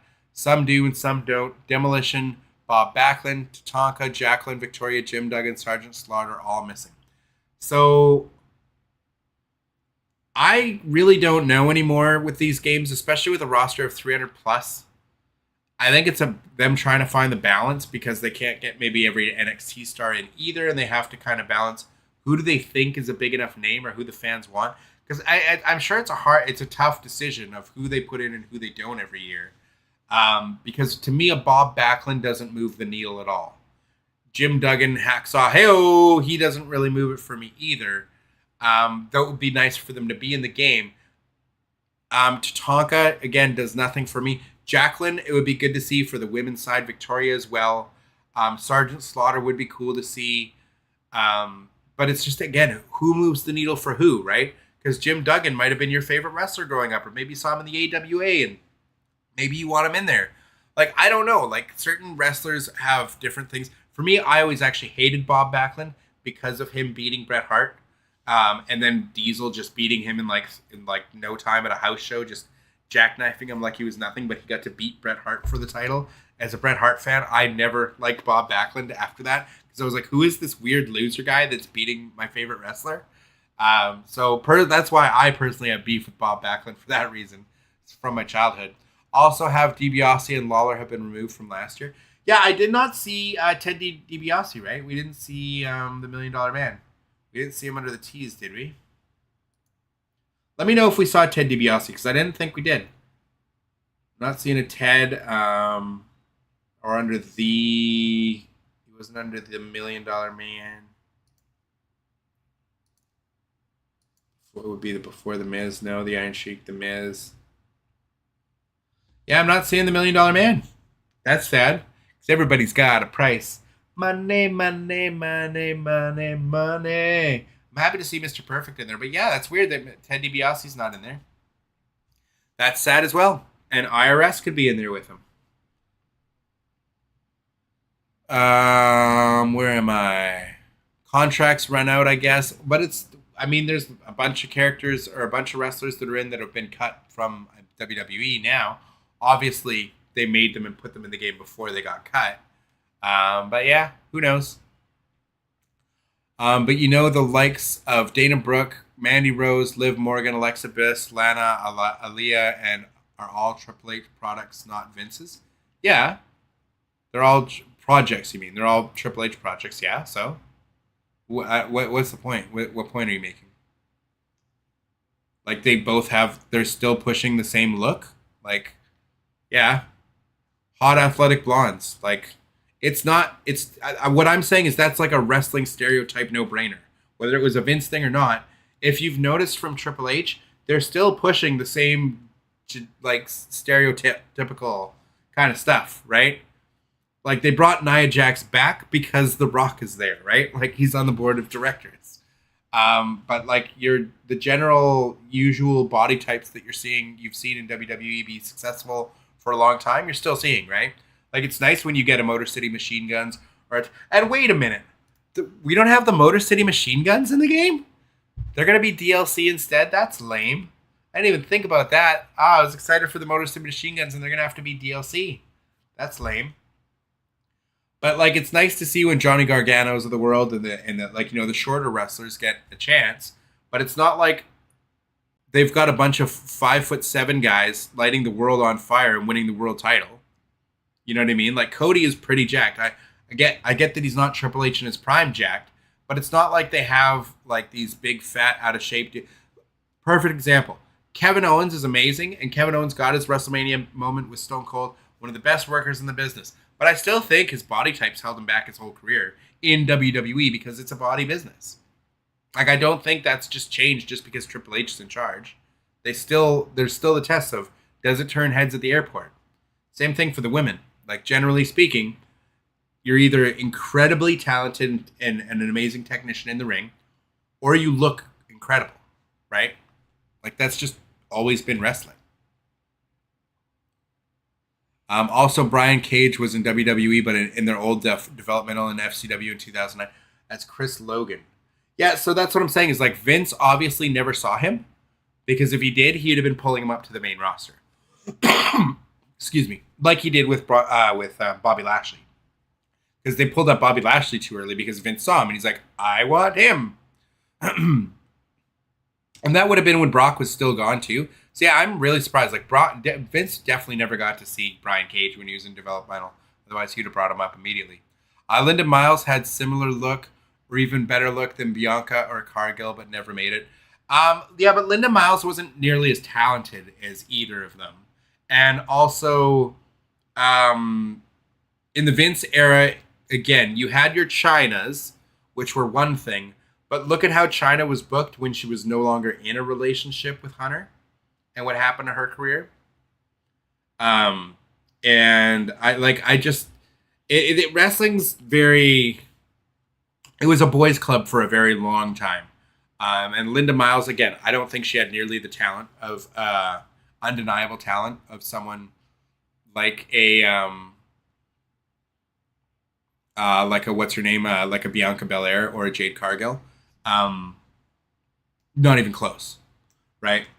But I also don't think that was Vince's thing. Like Vince wasn't necessarily about the super jacked bodybuilder women. He was very much into like the Trish Stratuses and Sable and Dawn Marie and like all those many. You just keep listing them off. Everyone from the early 2000s, like Stacy Keibler, Tori Wilson. None of those people look like Jade Cargill or Bianca Belair either. But I'm saying under the like as far as wrestling now, that's like your standard. Like you're gonna be a superstar, right? Like Triple H saw it. Triple H always knew it. That's why I think Triple H's got a good eye for talent, as does Paul Heyman. I think the only way for AEW to ever really make a big splash or something is you would need like a Paul Heyman mind. I'm not saying Paul Heyman himself because he'd never do it. It's too late. And I think he's getting older now. But you would literally need like a Paul Heyman from like 06, 07 to like, you know what I mean? Like that era Paul Heyman to take over the reins of creative and have full control over everything, like Paul Heyman wanted to do with TNA. He said his whole thing to ever go over to Impact or TNA Wrestling was he would have to have the full book, full control over who they hire, who wrestles, like 100% autonomy, full control over everything, which he knew they'd never give him, and he didn't really want to go for that reason, right? So, but you would need to do that in AEW. You'd have to have a mind like as strong as a Paul Heyman to kind of take over the booking.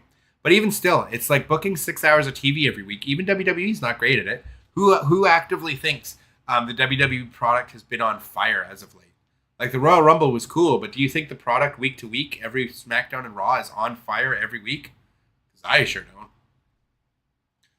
don't. Linda Miles was in Tough Enough. Yeah, I was in Tough Enough season 2, but she was on Shaniqua. She was later Shaniqua with the Basham brothers. Yeah, I remember that Tough Enough season. I actually watched that. I want Brock back. Yeah, I know, right? There's a lot of people that want Brock back, but that's not going to happen until he's actually brought back into the fold and until that lawsuit's all finished up and way in the backseat. Because look at how they're reacting to Hogan on TV. They put Hogan on Netflix and he got booed out of the building, right? So I don't think they want any kind of scandals. Like they'll try, because if they think there's money in it, they'll obviously want him back. And I think Brock will eventually be brought back. I just think you have to wait till the whole settlement lawsuit, everything, all that stuff's way in the rearview mirror. It's Big Papa Pumps. Scott Steiner going to be in there as well. I didn't see him on the list. Yeah, no, he's in the game. We've seen him. They're making a last minute. No. Big Papa Pump. Both Rick Steiner and Scott Steiner are in this year. They all came from Triple H's Black and Gold era of NXT. Also, people that want to see Natalya be released. It's never going to happen. Also, she's going to retire in WWE. Same goes for Liv, which they're WWE lifers. I mean, I don't know why you would assume Liv is 100% a WWE lifer. Natalya for sure, because I think she'll just end up being a trainer there and stuff eventually. But Liv's still young enough. She could still, I mean, if the grass is greener, there's a reason why Mercedes left, right? Like she wanted Charlotte money. Other women are going to eventually be there and they're going to be like, hey, I'm as big as so-and-so. So I want so-and-so's money. China wanted Stone Cold money back in the Attitude Era. She wanted to be paid like Stone Cold Steve Austin. That was not going to happen. But that's when you have options. Mercedes said, pay me the same contract as Charlotte or I'm out. So you don't think Liv, I think Liv's young enough that she could maybe do the same thing and say, I want to be paid the same as Rhea 1 year. If Rhea gets a big contract renewal or something. I would say never in things. I agree that you're probably, because I don't see why AEW would pay huge money for Natalya. I don't think there's anything really there, and she's built a foundation for herself in WWE and would easily go as a trainer. But I think Liv is young enough that AEW could go after her at some point, right? And if the money's right, never say never, man. I know Linda Miles' career, but with her look, you think she would have made it as a bigger star. I mean, you could say that about a lot of people. That's why I'm surprised. Remember Nathan Jones? You know, that huge guy, the whatever of Bagaro, and he was supposed to have a match with Undertaker, and they literally took him. They made Undertaker have a handicap match at WrestleMania with Big Show and A-Train because this guy was so bad. So a look alone is not enough, as we've seen in the past. I wish AEW had better booking. Tony's a mark. I'd hire Jim Cornette. I mean, I don't know if Jim Cornette would be a great booker in 2025 for the 2025 wrestling fan. That's what I'm saying. I don't even know Paul Heyman would be able to fix things in AEW if he took over. I think he'd probably do a better job, but I don't know if he'd magically be able to steer the ship into real competition. But I don't think it needs real competition. I think it's good that it's there, and I think it's great that the boys are getting they have options, which means they all get paid more. When AEW existing just means everybody has more options for jobs, which is a good thing. And it also means everybody gets paid more because WWE can't have 1,000 people on their roster, on their payroll, and they won't. So if you have two companies that both can have, a couple hundred wrestlers, more people are getting a paycheck. And sometimes some people won't get used. Miro didn't get used very much in the last 2 years. And so he's going to go back to WWE. Andrade left AEW. They haven't done anything with him in WWE that I've noticed. I think the same thing's going to happen to Miro. I think Aleister Black coming back, from Malachi Black. I think him coming back as Aleister. He'll probably get a decent push and probably get a match with Cody or something, like for that AEW tie-in, the match they had, and give Cody his win back. But I could see them pushing Aleister more than I see them pushing Miro. But I don't think it's just going to be this magic thing either if you jump ship from one to the other. Certain people, Cody, that was great. Jade Cargill, a great follow-up. Do I think Ricky Starks is going to magically be the next world champion? No. Do I think he could be NXT champion and take that off Ethan Page, or would at least win it in NXT from whomever? Definitely. 100%. But I don't think he's going to be main eventing WrestleMania in the next decade. I don't think many people in AEW could go over there and main event WrestleMania outside of maybe MJF, Kenny Omega, or Will Ospreay. Like, honestly, I don't think there's a lot of... And that's what you should be looking for top stars. Like, could this person main event WrestleMania, right? I know, or I wish, I already read that, but Sable returned in April or May of 2003 and then left in 2004, as in June of 2004. Caught highlight of the Royal Rumble, I Show Speed getting stiffed to hell. Yeah, I watched the Royal Rumble. That was fun. Watching him get speared, that was cool. I like that it's all on Netflix now, so I can just watch Royal Rumble on Netflix, which is great. That was great this year. Big fan of that. Cornette versus Omega All In. There you go. There's your All In main event. Jim Cornette versus Kenny Olivier. LOL. Liv's not going to go to AEW or any other company. Also, Natalia and Liv are real life friends. Also, Liv doesn't need to go to AEW. Neither does Candice LeRae, Rhea Ripley, Maxine Dupree. None of them need to. Do you think Sasha Banks needed to go to AEW? Like, are you confused on how things work? Like, you don't think Sasha Banks had friends in WWE when she left to go to AEW? Like, I'm confused as to how you think any of this plays any factor. Like, when people are grown up and they're grown-ups and they have families, then you realize that you have to do the best thing for your family. And a lot of that is going to come down to what's the best financial decision for you. So at a certain point, it's not going to be about, oh, well, my friends are here. Kevin Owens has friends in AEW. He could have gone over there, but he stayed in WWE with his friends there. It doesn't really matter where you have friends. It's going to be, oh, well, WWE's offering me $1 million per year if I sign for 3 years. But AEW is going to offer me $5 million for the same 3 years with less dates. Well, would I rather spend more time at home with my family and make 5 times the amount of money? Or do I care about just being a WWE superstar? Like, I just don't think you understand. It's money talks, man. And sure, look at Adam Copeland. He could have easily re-signed with WWE. He left because I'm sure they paid him a lot of money to do so. Like, if you think these people are just, all of them are marks, some of them are. Some wrestlers are marks, and WWE is the end destination. That's where they all want to be. But not everybody is, and when the money's right, I mean, it just makes sense. So I would definitely, if you're a wrestling fan at all, you should know, never, ever say never. But I'm not saying Liv Morgan's going to leave WWE, and nor do I think she is. And I don't think she should. Like, because I think WWE, I'm sure, offers her great money to stay. But I'm saying if there was a big discrepancy, if AEW is willing to offer anybody 5 times the amount of money that they're making with less dates, the Kevin Nash in you is going to leave. You know what I mean? There's always going to be the Kevin Nash in you that it's like, I love it here, but they're paying me a lot of money to go over there. And speaking of that, look at that timing. Kevin Owens just came up on the screen too. Perfect timing. But yeah, that's just the way it is. Am I the only one who likes Omos? No, I think Omos is great, lol. I don't care if he can wrestle or not. Just the sheer size of the man is good enough. Dude is huge. I've been watching WWE since 1988 and appreciate attractions. Thank you. So, the wrestling knowledge, you gotta say, if you've been watching that long, how much do you hate how WWE booked Big Show? Like, what a flop that was.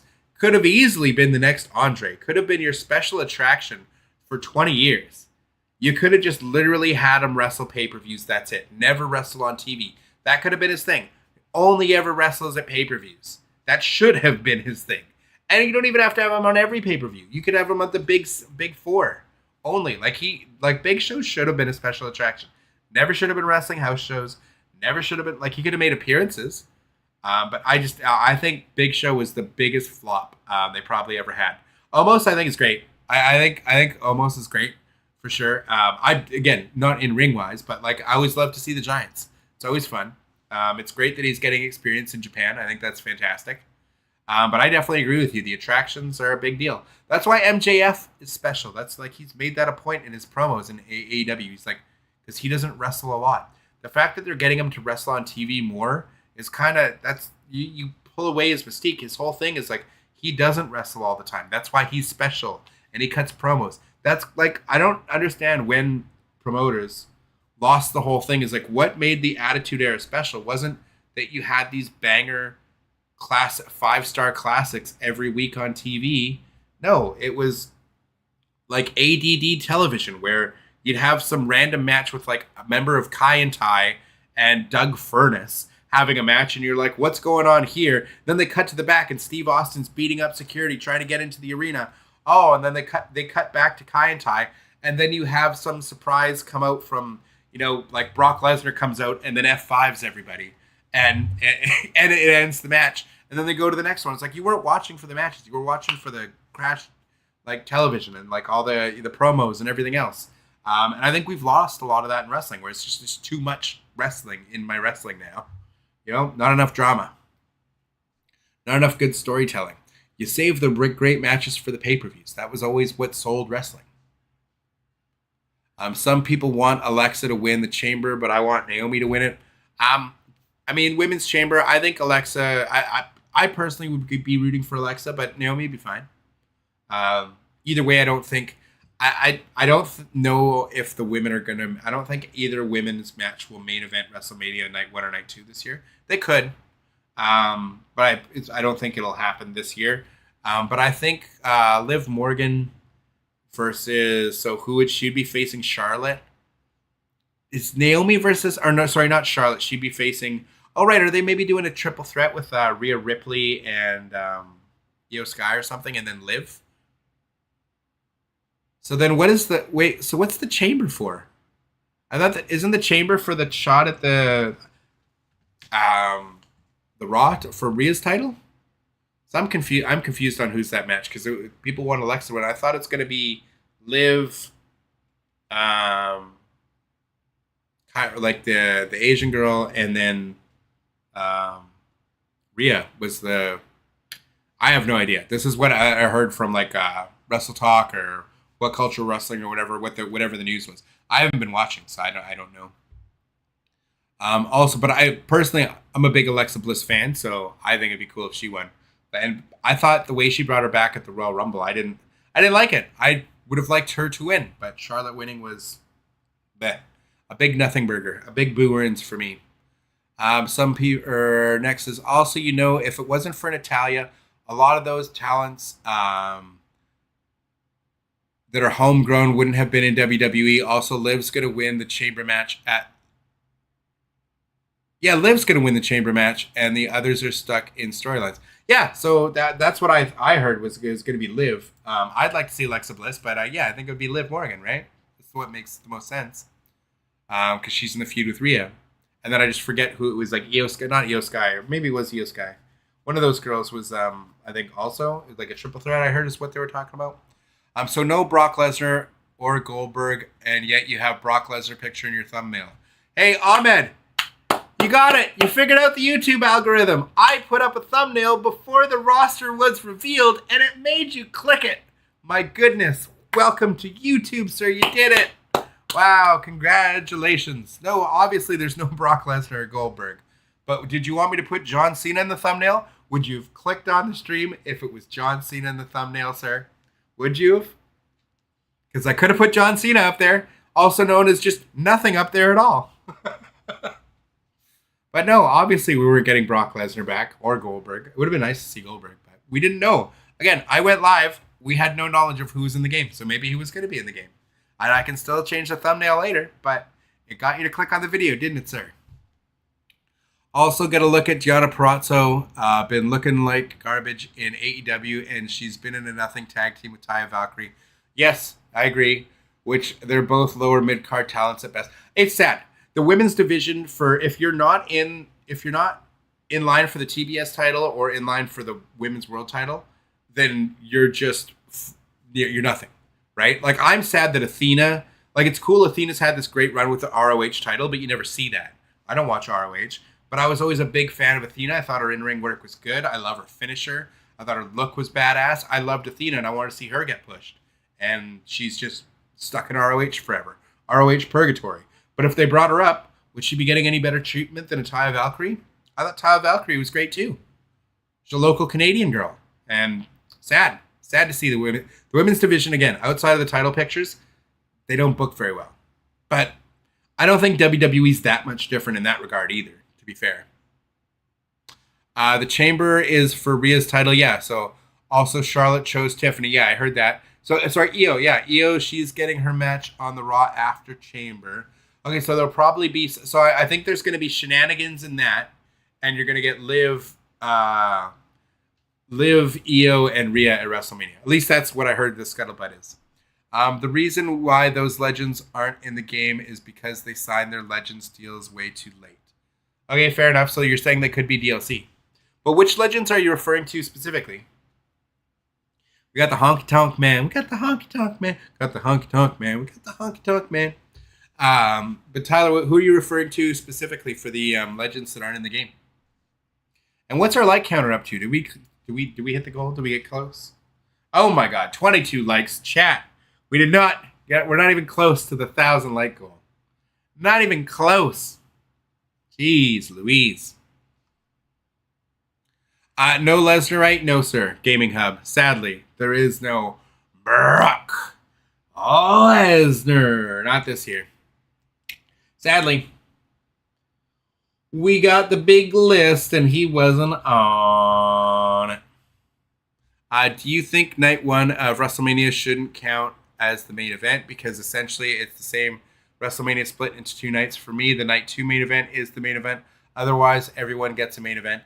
Well, I mean, once upon a time, Mr. Phil Brooks, when he cut his promo in AEW, was saying that to MJF in his promo that you can go over to the other guys and main event, buy one, get one free in a 5-night extravaganza WrestleMania.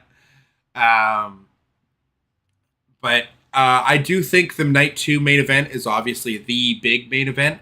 But not all fans are going to be able to afford tickets to both nights. So some people will just buying tickets to night one. So for them, their main event on night one is their main event. Do you know what I mean? These tickets aren't cheap to WrestleMania, right? So night one being one person's main event.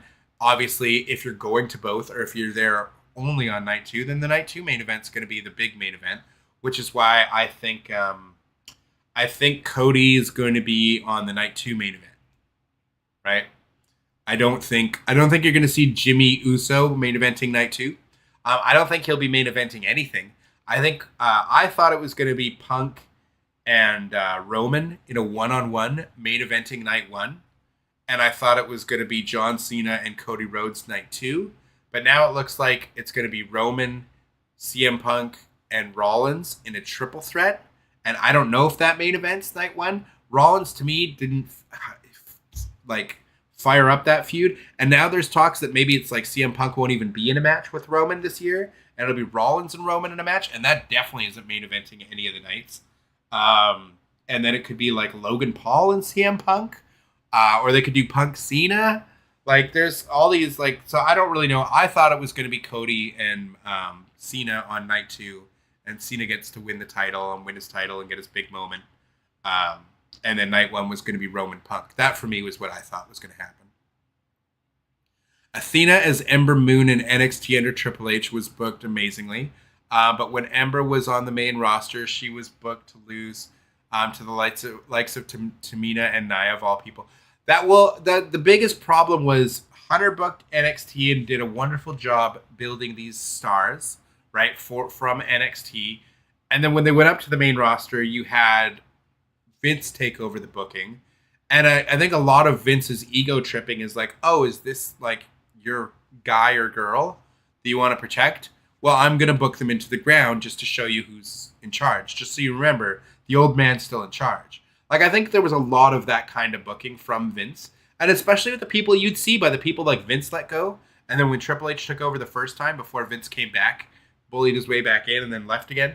But before he came back, like, Triple H hired all these people back. Then Vince released them again. And then Triple H hires them back. You know what I mean? But the Authors of Pain, they're gone. Those are Triple H guys, right? With Paul Ellering. That was a Triple H project. So that now that Triple H is in charge of the main roster, even if you like them on NXT and like they were like Triple H guys, because NXT was so much smaller and it's his baby and he has, you know, rosters at a specific time. But it's like if he had Finn Balor and Kevin Owens and Shinsuke Nakamura and Pac all in NXT at the same time as Bo Dallas, would Bo Dallas ever have been NXT champion if they were all in at the same time, and Adam Cole too? Probably not, right? You know what I mean? So when it's WWE, like when it's Raw or SmackDown, instead of just NXT, I don't think you're going to get like an Andrade winning a world title anytime soon. Even though he won one in NXT. I even if they're Triple H guys, I don't see everyone getting that same push that they got in NXT. But yeah, I think there was a lot of Vince just being like, my show, my rules. I don't care if you like these guys. We're going to, you know, this is what we're doing. Also, I'm referring to the likes of Victoria, Brian Pillman, and such. Yep, same thing goes there. Main event is the last match of a show. Mania has 2 shows, therefore 2 main events. Yeah, I mean, that's like I said. If you get tickets to night 1, your main event is the one you went to. If you went to both, the main event of the 2 nights, if you're considering just one main event out of the 2 nights, it'll be your night 2 main event. It's the bigger one, right?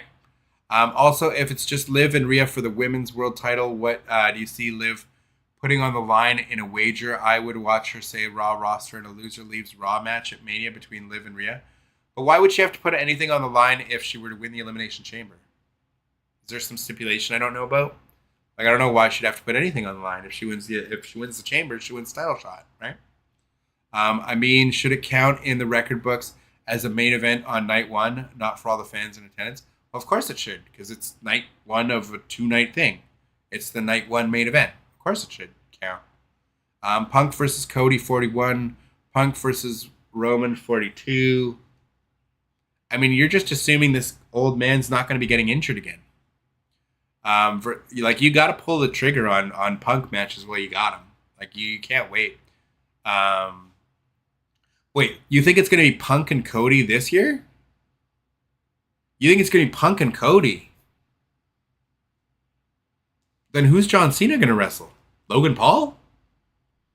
Like, they could do that too, and then you get Rollins and Roman. I guess. Yeah. I really didn't think it's going to be Punk and Cody this year, but you could be right. That's a possibility. I honestly still think it's going to be Cena and Cody. I think that makes the most sense.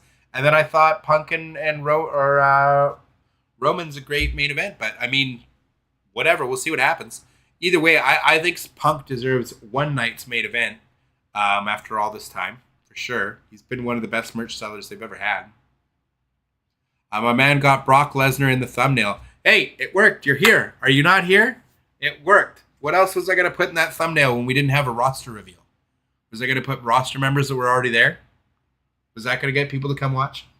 Or was I going to put John Cena on the cover? So literally just have nothing on the thumbnail? That could have worked, right? But Brock Lesnar, we didn't think he was coming in, but it definitely worked because it got 2 people commenting on the fact that Brock was in the thumbnail. Actually, 3 people. 3 people asking about Brock. No, Brock Lesnar's not in the game this year.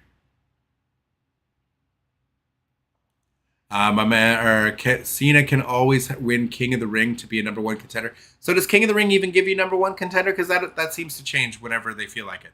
Like sometimes it gives you something and sometimes it doesn't. I don't remember Baron Corbin ever getting a world title shot out of the King of the Ring. That's for sure. I think the most mad I've ever been over a WWE release was Elijah Burke and Kenny Dykstra back in the day. I was a big fan of both, very underrated. Fair enough. I mean, I thought Kenny Dykstra had some potential, but I didn't think he was great or anything. I definitely thought Dolph was the best out of the Spirit Squad when he became Dolph Ziggler. But even him, I was never a huge fan of. Elijah Burke, yeah, I see that was the era of WWE, like when I stopped watching. Like I stopped watching basically after RVD got caught for pot and like in his car and stuff when they were driving when he was ECW and WWE champion, and he had to drop both belts and have his court date and everything, and then basically left soon after that. That's basically when I stopped watching WWE. I just fell off. RVD was the last big star that I was a big fan of, and I was like, finally, he got his world title run. It got ruined by all that, and I was just like, I'm done with it because wrestling was terrible at that point. Brock was gone. Like it was just, it was a horrible time for wrestling. I came back around when CM Punk had joined the Nexus and was doing like commentary, and everybody was walking out on Triple H, and you had like Punk on commentary doing stuff. That's when I came back and started watching again. So I watched all through the whole Punk title run and when he left, and then the whole Danielson era, and then like wrestling got terrible again in like the 20s. I don't know, basically 28. Like it got pretty much terrible after Danielson got injured, all the way through to like the pandemic eras. But yeah, once AEW came along, I pretty much stopped watching WWE like religiously, like every week. And now I just basically watch the pay-per-views, and I'll watch Raw in about 20 minutes. I'm just saying that if Rhea hold Raquel and if Rhea hold Raquel and Dom, also say don't move Liv or I'll hurt them, and have Liv beg her to stop, as in her in tears, and then leave Rhea, force her to put her Raw roster spot on the line. Okay, you're saying to have something to like make Rhea have to leave Raw? Loser leaves town match. I mean, it's an old gimmick. Why not? Gunther won King of the Ring in 2024 and went on to beat Priest at SummerSlam, so it can work for Cena too. I mean, sure, if they want to use that gimmick, why not? One last King of the Ring for John Cena, why not? Have him win it. Because they're doing it a year of last. I just thought WrestleMania made sense. Because Cody loses nothing by dropping the title to John Cena. I don't think. He definitely loses nothing. And the Cody run's been pretty stale. And he can always get it back, but the money with Cody is generally in the chase, at least it was. Usually is for baby faces. So, I don't know. I thought Cena winning it at WrestleMania, you get one more main event out of Cena at WrestleMania. The fans go home happy. Cena gets his last title run, and he can literally just drop it the next night on Raw if you want. Or you could just have him lose it at the next pay-per-view. Like, he doesn't need to hold it for long. It's just, he gets to win it. But yeah, if you can prolong it if he doesn't do it at WrestleMania, that's fine. King of the Ring and doing it at SummerSlam, there's nothing wrong with that. I just think he should have that last title run. I think he should get it. And I think he's the perfect guy to beat Cody, because I don't think Cody loses anything from it. I don't think you want to have him beat a Gunther or a Jey Uso or something. I think you want him to beat Cody. I think that's the right match. Because I just don't feel like a Jey Uso John Cena match down the line. You don't want to kill Jey Uso's momentum because he needs it. If Gunther somehow keeps the title, I guess you could have him conquer Gunther, but that would be kind of lame. I don't think Cody loses anything by losing to Cena, right? Whereas I think the others would, if that makes sense. Also, Cena needs to win the Intercontinental title before he retires so he can be a Grand Slam winner. It's crazy that they never gave him that in his whole run. I didn't know he never had a single run with it, because I thought when they gave him the U.S. title run, the whole point was for the Grand Slam thing. So the fact that he's never won it, that's interesting. I don't think the Intercontinental title means anything anymore. I think wrestling's got way too many titles. The reason the Intercontinental title used to mean something is because they didn't have a world title back then, or like there was just one world title. I mean. There wasn't a WWE and a world title. There was just the one, right? So the Intercontinental title was basically the world title that Gunther right now holds, right? That's what the point of the Intercontinental title was. When they tried adding more and having like a European champion, that didn't last very long, right? That only lasted a few years where they tried adding another belt. But look at how many belts they have now. It was the same thing, like the hardcore title. It was a fun gimmick, and I actually like the hardcore title a lot better. But the European title didn't get over. Why? Because there was too many belts. So the fact that the Intercontinental title and U.S. title don't mean anything now, because the whole reason for it was like You either had, like, the U.S. title was the old school thing, Intercontinental was a WWE thing, but you didn't have both. That was your secondary title, right? You had your main title, your secondary, and then tag titles, and that was it, right? And then a women's title, right? So the fact that the Intercontinental title now and the U.S. title, they don't mean anything because there's too many belts. Same thing in AEW. Do you care about the Continental Championship or the International Championship? You know, like, it's just, there's too many belts. Or the TN, or the whatever it was. I think they retired it now, but the FTW title, like, it's just, when there's too many belts, they don't mean anything, right? Like, you want one main belt and a secondary, and then your tag belts, and sure, if you want trios, and maybe a gimmick title. But otherwise, there's too many. They mean less and less. What happened with the uncaged music being released by the legendary Jim Johnson? Jim Johnson made the best music ever. Jim Johnson was legendary. He made all the best wrestling music for sure. He was releasing all the music for 5 years and then just stopped. Need the other missing themes, Hall of Famer for sure. Yeah, Jim Johnson's the one who made Steve Austin's theme and so many other classic tunes, and The Undertaker's, and so many that. Yeah, so, like I think Bret Hart's and so many of them. Classic tunes. He is definitely a legend. It's to help elevate the younger talent like Braun Breaker or Penta or even Ludwig as well as Pete. Does it elevate them at all? I argue that it doesn't. Like, you had TV titles. Like, think of WCW. You had your world title. You had your U.S. title. The U.S. title elevated Goldberg to great things and won the world title. But think about the TV title. I thought the TV title was cool as a kid, but not too many people got elevated. Like, a lot of people won the TV title and it didn't elevate them, right? Booker T had it, and he did eventually win the world title. Yes. But a lot of people, the TV title is just a belt, right? And it's the same thing now. The Intercontinental title, I'd argue, means less now than it ever did. When I was a kid, it meant a lot because all the guys who made it to the top won the Intercontinental title first. Bret Hart, then Steve Austin, then The Rock, and Triple H, Kurt Angle, Chris Jericho. All the guys on their rise up won the Intercontinental title first. The only one that didn't do that and went right to the top was The Undertaker. Undertaker just won the world title, like, from Hogan, like, way back early. And so he was always, and he never needed a belt, but he was always main eventer. He never needed the Intercontinental title. You know what I mean? You never saw The Undertaker with the Intercontinental title or, like, the U.S. title, right? But once you elevated past the Intercontinental title, it was like a downgrade to go back. It was only later that you have guys like The Miz, like, win a world title once, like, look, we elevated him to here. Haha, not really. You're back to the Intercontinental level at best. It can be a stepping stone. I'm not saying for, like, a Braun Breaker holding it isn't a bad thing. I'm just saying it means way less today than it did because it used to be the number 2 title. Now it's tied for number 4. You know what I mean? And or arguably number 6 if you count the 2 women's titles ahead of that. So it's just the prestige is gone. And you just can't have that many titles, right?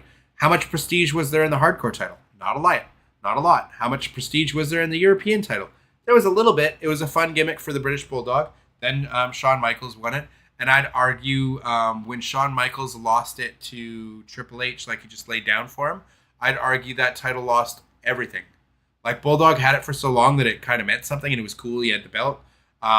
Once Triple H dropped it to Shawn, that belt lost all credibility, meaning, or anything, or any value. The only little bit of value it got back was, like, when D'Lo Brown had it, and it was a fun gimmick. And then, like, I would say when, like, Jeff Hardy and, like, RVD kind of unified it, and RVD basically got rid of it. He absorbed it into his Intercontinental title run when he beat, and same thing he did with the Hardcore title. He just absorbed it into his Intercontinental title run when he went title for title, and they were just getting rid of the other ones, right? When he beat Tommy Dreamer, I think, for the Hardcore, and Jeff for the European. So, like, the European title didn't mean much after Bulldog lost it to Shawn. D'Lo Brown made it mean something. It was kind of funny when he had it. And then, Jeff Hardy, because he was a star, elevated that title. RVD, I think, was RVD post-Attitude Era, like after Stone Cold Steve Austin, your Jerichos, your Kurt Angles, after that set of guys won the Intercontinental title, I would argue that RVD was the biggest star to hold the Intercontinental title. And after that, it didn't really matter. Like Jeff Hardy, okay, probably had some good runs. Oh, no, that's not true. Eddie Guerrero. Eddie Guerrero feuded with RVD for it. Eddie Guerrero did hold it, I would say. But around that time was when, like, the Intercontinental title still meant something. And that was, like, the last time I cared about it anyways. Is when, like, all those guys were feuding for it. Right, future main eventers, right? Yeah, the light heavyweight title. Oh, God, that one meant nothing. The light heavyweight title meant less than nothing. Taka Michinoku, I thought it's crazy that he still wrestles today, because I remember him wrestling in the Attitude Era in like 98, and I'm like, Taka Michinoku still wrestles in Japan? This is crazy. And he doesn't look old either. It's crazy. But yeah, I definitely remember the light heavyweight title. What happened? Oh, sorry, I already read that Jim Johnson stuff.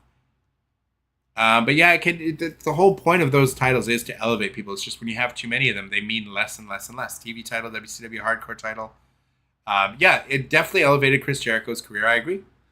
Shawn Michaels, Chris Benoit, Kevin Nash as Diesel, Scott Hall as Razor Ramon. Yeah, that's what I'm saying. Back in the day, like pre-Attitude, but again, you're just emphasizing my point. It meant something when it was the number 2 title. After they introduced a world title and a WWE title, I'd argue it didn't mean anything anymore. D'Lo Brown, William Regal as well, which they were trying to get a great European champion. Exactly. To me, D'Lo Brown for a little bit with the European title, but again, not really. Yeah, they merged the title with RVD merged the Intercontinental. He absorbed those titles into the Intercontinental title. I remember because I was a huge RVD fan at the time. He was one of my favorites at the time for sure. I know we can't get custom soundtracks for 2K25, even for offline only, which doesn't make sense, but do you think they will add a bigger library for the jukebox this year to keep CAWs feeling real? You know, what makes me so sad is that we had on the original OG Xbox, you could rip, like, we had the CDs for, like, WWF, the music, Volume 2, Volume 3. So my friends and I had we had the music for the, like, actual themes of the wrestlers.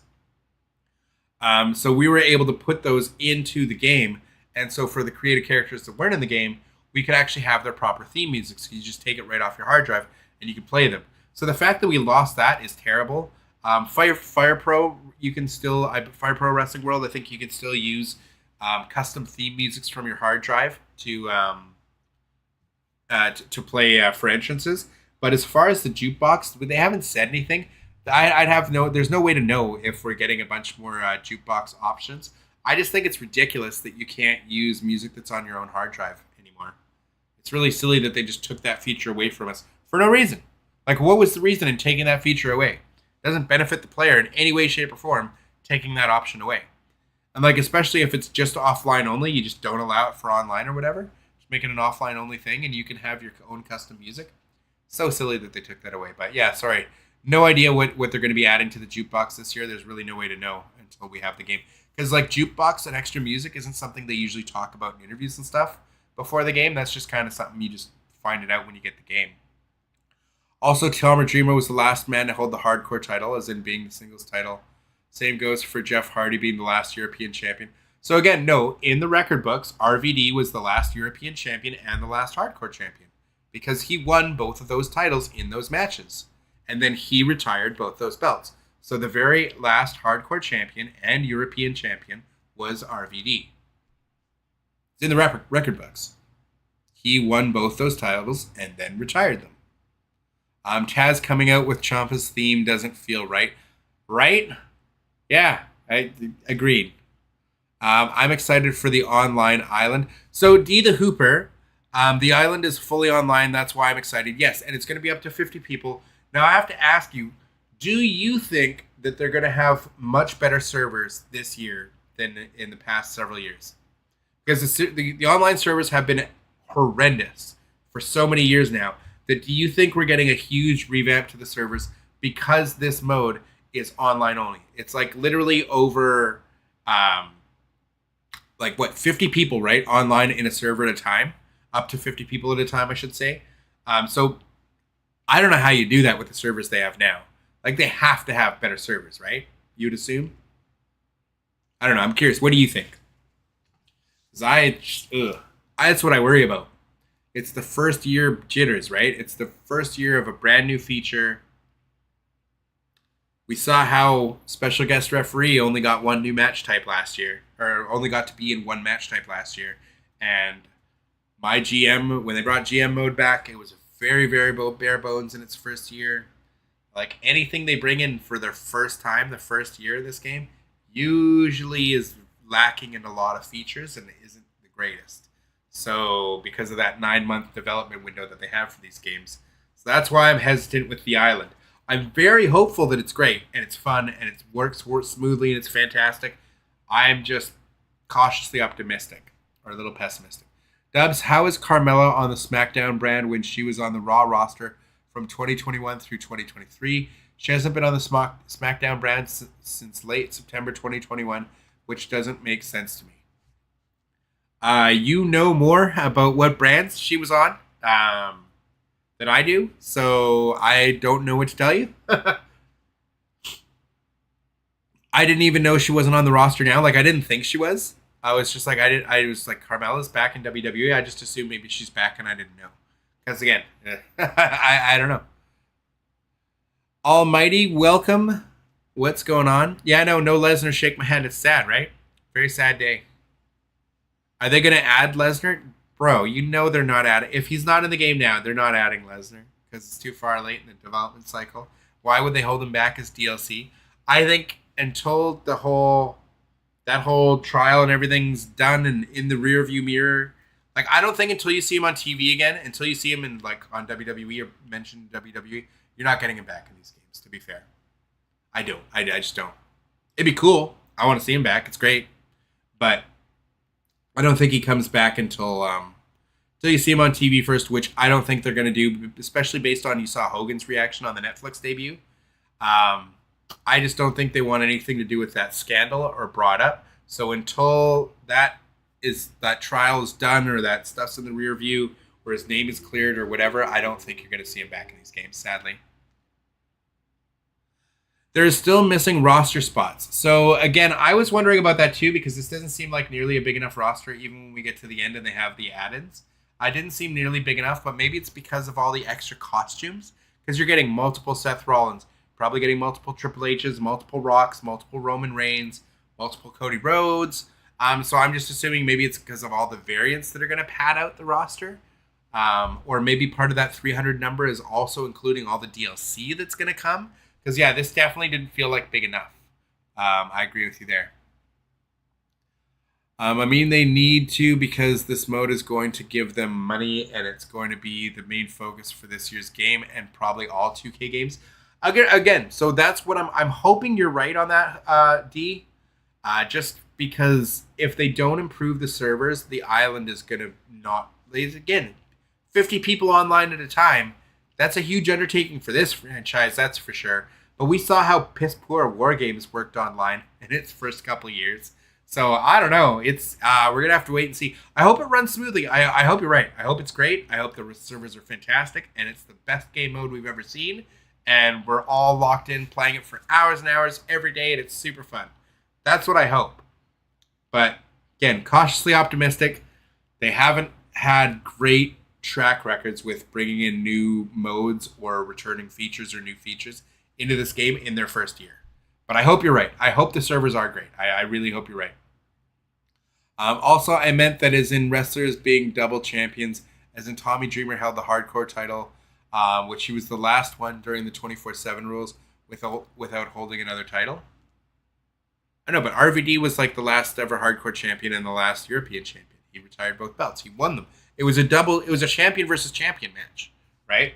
So theoretically, like if Jeff Hardy won that match, they would have retired the Intercontinental title, right? And they would have kept the European title like that. But he would have been the last Intercontinental champion. That's like how those matches were supposedly worked at the time, from my memory, anyways.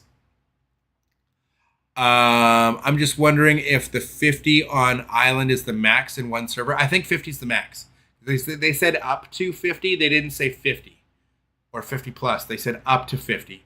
And you can invite your friends into your server or whatever. But I think 50 is the max in one server. Will they have multiple servers for open for everyone wanting to play the island? Well, obviously, it's not just one server. There's more than 50 people that are going to be playing the game.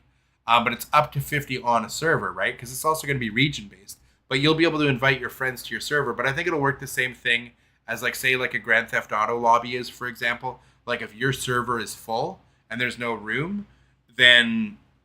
Or like any other game. Like, if you're going to the tower in Destiny 2 or Destiny, like, if your tower was full, it had the max amount of people in it, you couldn't invite your friends in. You'd have to go back to Orbit, go back to it. Same thing with Grand Theft Auto. You'd have to leave that lobby, go into a new one with your friends.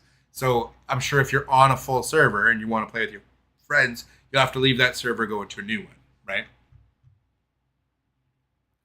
But everyone will be able to play the island. Like, obviously, it's the big new mode. So there'll be plenty of servers for it. Variants are not roster. No, but you understand, are they saving a roster spot for Lesnar? Okay, so you have to remember, variants are roster slots. Like, you already can see from this that you're getting, here, you've got 6. I don't know why they're moving so slowly right now. Oh my God, there's so many S's. So many S's. So, and then it goes immediately away from. So you've got 6, but you've also got, see, 1 roster spot. And then we've got.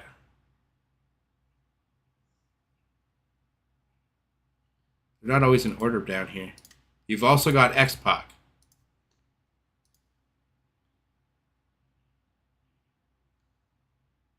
Randomly going into. There, X-Pac.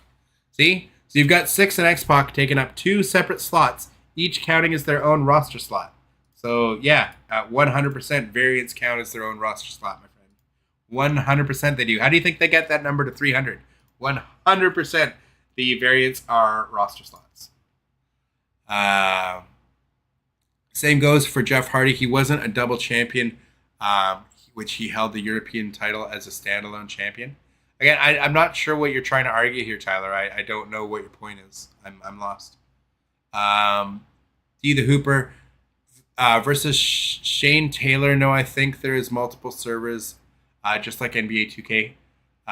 The 8-man War Games matches on 2K22 don't even work still, or 2K24 still don't even work.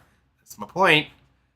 It's kind of scary. So I really hope that these servers are a lot better for a game mode like this. Do you think we should get more wrestlers aside from the announced DLC?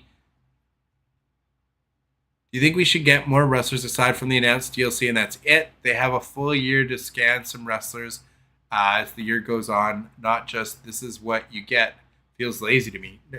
You understand, like, the second this game releases, they have to start working on production for the next game, right? Like, you get that this is an annual release. So, yeah, it really is it. Because those scans they have to be doing, those are going to now go into the next game. So, like, yeah, it totally is it when you say that. If this wasn't an annual release, I could agree with you. But that's why I'm saying these games, they've said they get 9 months to develop this entire game and put it out for you. That's it. So, like, the fact that we got CM Punk in the game last year, as late as Survivor Series coming in, because he's a big name. And Jade Cargill as well, that was huge. They've never had someone come in that late into development and get them in the game. So I once we get our announced DLC, like, that's it. Again, remember, this game is only going to be supported at all for 18 months. The day it releases, you have 18 months, a year and a half, and then they remove the servers. You're no longer able to play them anymore. You can no longer play WWE 2K23 online, period. 2K25 isn't out yet. You can no longer play 2K23 online. Community Creations doesn't work. None of the online works. There's no more support for 2K23 or 22. But so you're wanting them to keep pushing more development into this game, like beyond the DLC and stuff. They have all this time. No, they don't. They've got a 9-month window to get your game out. And then you have 18 months before they just remove the servers from you entirely. So it's ridiculous. WWE 2K were looking for engineers for their servers last year for for Online Island. Okay, so I didn't hear anything about this. If they were advertising for jobs for engineers for the servers for this game mode, I didn't know that, so that's cool. Respect Me Beauty, just subscribe to the channel. Thank you very much. Appreciate that. Welcome to the channel. And to everybody who hasn't already, smash the like button. Thank you for having me here. Does anyone have a wrestling show? And I hope we get more women on the roster like never before. As you're just getting started as a content creator, that's great. I see it being DLC talents, not Brock and Goldberg. I'm just getting lost. My chat's moving too fast. I see it being DLC talents. Tyler, what are you saying that you think is being DLC talents, not Brock and Goldberg? And they'll need multiple working stable servers. They have 4 modes online this year. Again, I agree with you, Vashon. I really, really hope the servers are great. But welcome, welcome to the channel. Congratulations. And I hope they add some more female legends as well. Almighty Finesse says, people are saying Lesnar is going to be on DLC. Yeah, definitely not. I've also been wrestling since 97. I love the Attitude Era. I mean, if you were able to watch the Attitude Era when the Attitude Era was live, like when it was happening, then yeah, like you know what we're missing today. You appreciate what we had and what we don't have anymore, which is sad.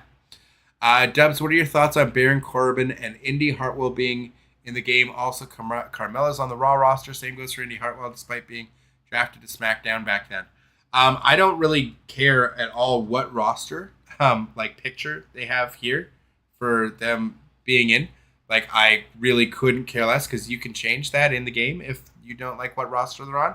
So their roster spot that they're in makes zero difference to me whatsoever. I couldn't care any less about that. Personally, again, you can change that yourself in-game. Also, they might have just messed up on the picture they put up for them because you noticed half the people, or like a good chunk of the people, they didn't even have a picture for at the end, as you can see at the end.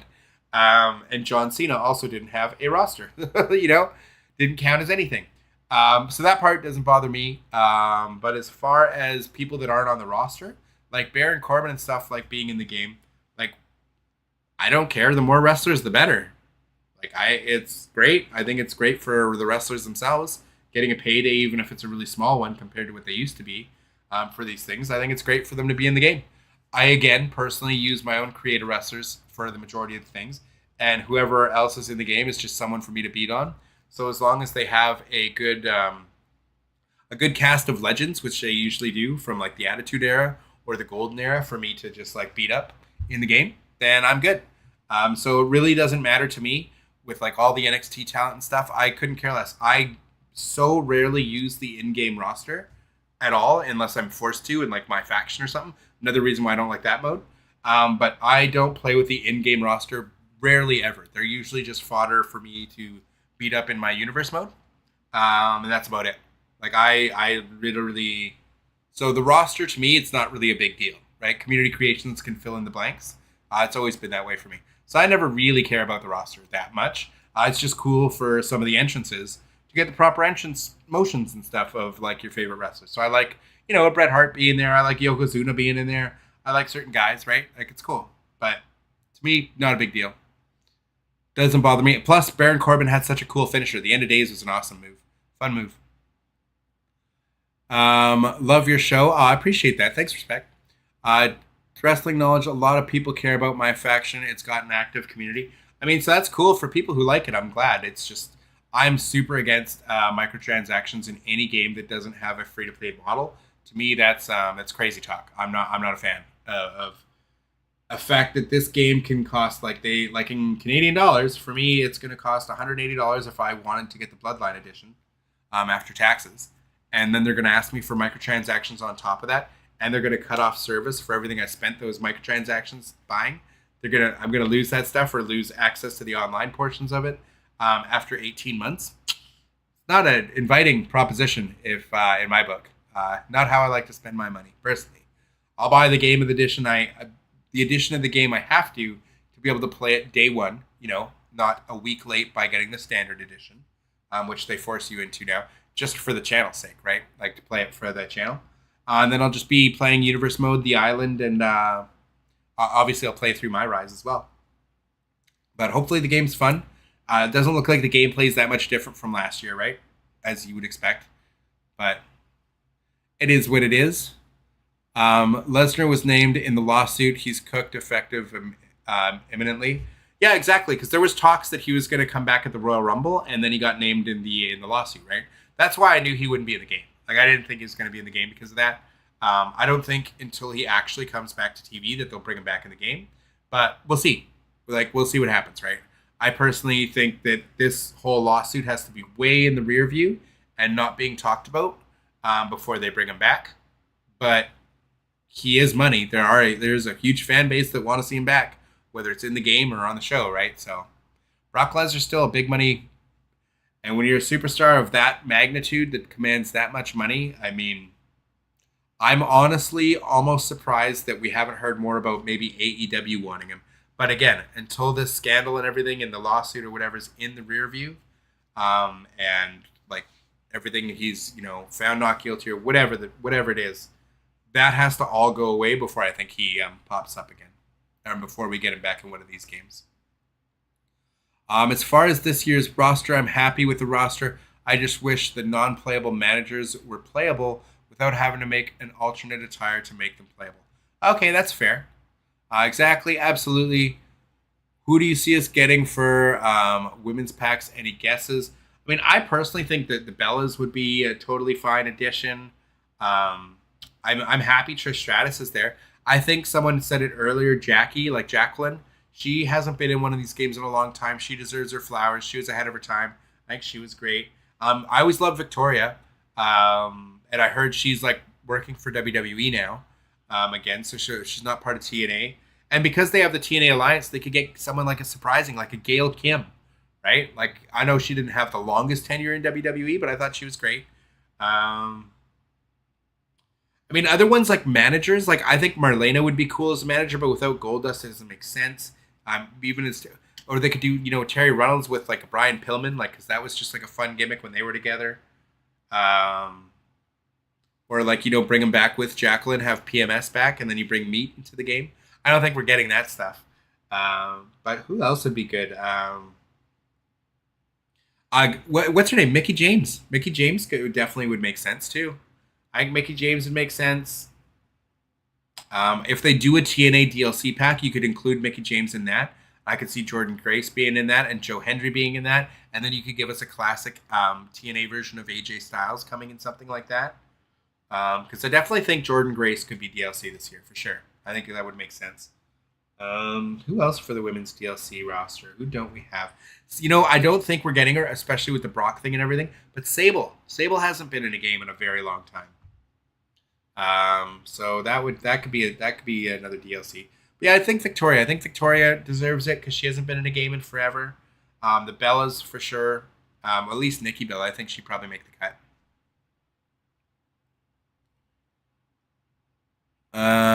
Someone to beat on. I hope we get emotes and animations on the island.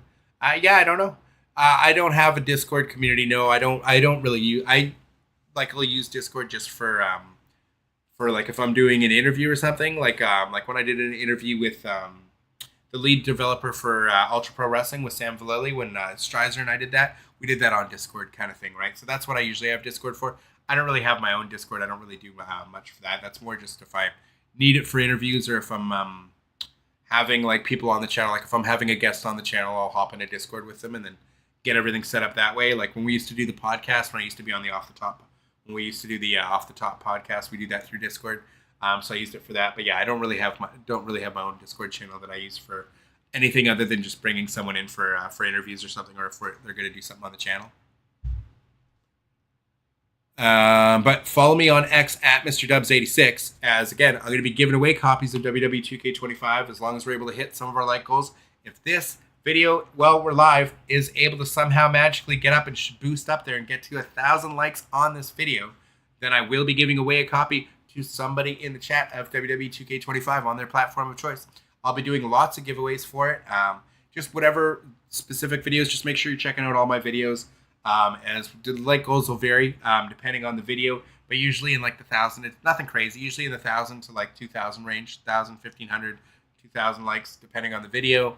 And if we hit those at any point, this one was specifically for the live stream. I figured I'd like to be able to hit the goal well in stream, so someone in the chat can win while they're here. I thought that would be cool. But otherwise, it's just follow me on X, and then if you see the video hits its like goal, then just message me like at MrDubs86. On Twitter, let me know it's hit the like goal. And then if I have like a secret phrase or something that's like towards the end of the video or something like that, also leave that in the tweet.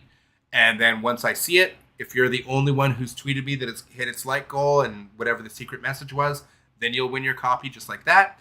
If there's multiple people, say there's 5 or 10 people that have tweeted me before I see it, then all 10 of you or however many people are will be entered into the draw. And then I'll just use a random number generator, and whatever number of person you were before I saw the tweets would be your number in that draw. And then that way it's just fair for everybody. But yeah, as long as I'm hitting any of my like goals, I'll be giving away a copy potentially for any of my new 2K videos that I put out. So yeah, I've got left a link to some of those videos in the description below. You can check those videos out as well. Hit a like on them because those ones don't have a time frame of like just during the stream or anything. This one I just thought it'd be fun for the stream.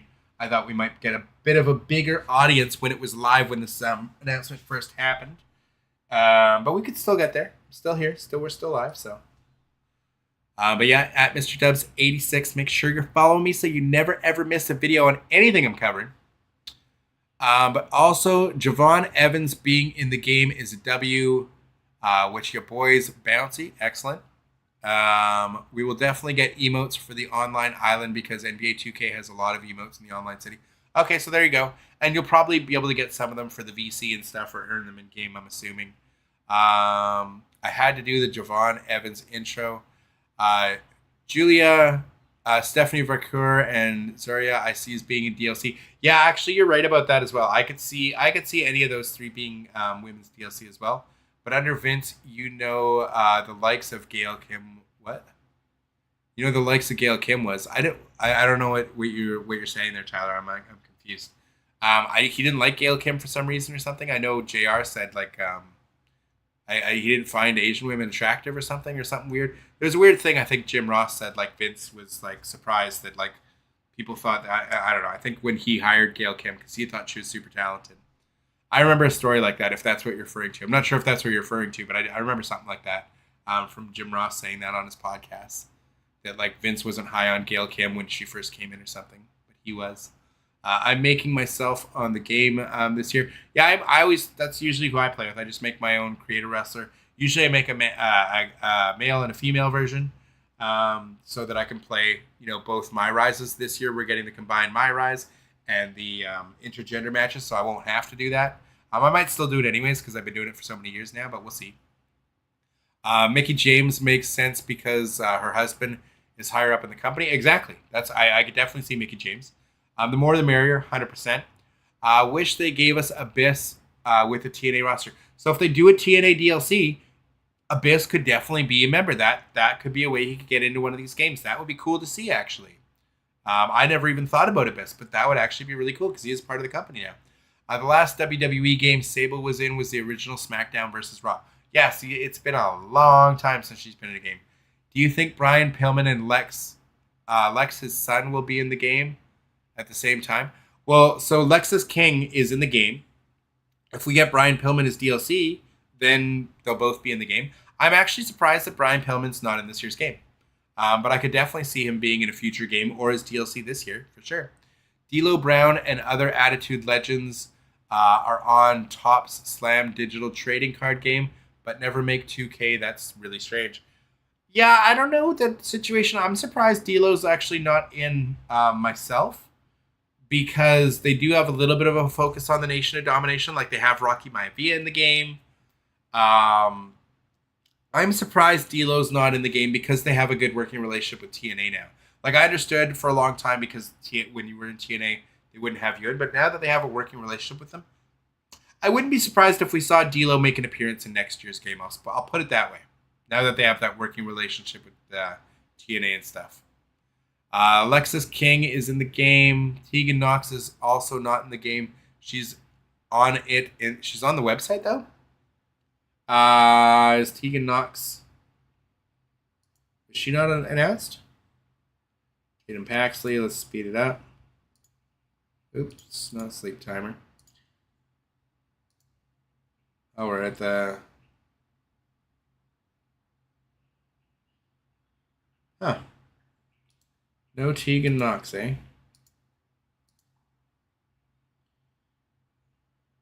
And she wasn't on the extra stuff? Like, right here? No Tegan Knox. Huh. Wow, you're right. That's weird. It's weird that they missed some characters. You would think like this was them being like, oops, we missed these guys. But she's not here either. Huh. Oh, you're right. Crazy. That's weird. Very strange. Do you know when the community day is? I do not. I did not know they were doing a community day. I'm not aware. Not sure. 2K need to improve the AI this year. Last year's game would have been a tornado. Last year's game would have a tornado tag match, and the AI tag partner would just stand there and watch them get pinned without breaking it up. Yeah, well, the AI in these games I've always thought was kind of terrible, but that's just me. Vince McMahon is not in the company anymore. Vince McMahon definitely is not in the company anymore, nor is he in these games anymore. She was booked terribly under Vince. Also, Gail Kim's a really beautiful girl in real life. She's an absolute amazing woman in real life. I mean, I always thought she's a great wrestler, and yeah, she's a great, good, very good-looking woman for sure. But yeah, I didn't know what you're referring to with the Vince thing there. I'm assuming it was just like the thing when JR was trying to get her hired. But like I said, I would love to see Gail Kim come to one of these games, give her flowers for sure. Same thing with Victoria. I'd love to see Victoria back in these games. And thank goodness, the Vince is gone 100%. Thank goodness he's gone. Abyss is a producer. Yep. Tegan is in the game. It's on IGN's website. Yeah, we saw that. Tegan's on the SmackDown Hotel website. Yeah. Putting Brock Lesnar in the thumbnail is diabolical. Hey, Beast, bro. I had like 5 minutes before this went live to make a thumbnail. Like, I was just like, I'm going to live stream this right now. It was about 5 minutes before the reveal. So I was like, I got to get some peeps in here and see if I can get me enough likes on a video to give away a copy of 2K25. So I thought that was the best way to get people in here.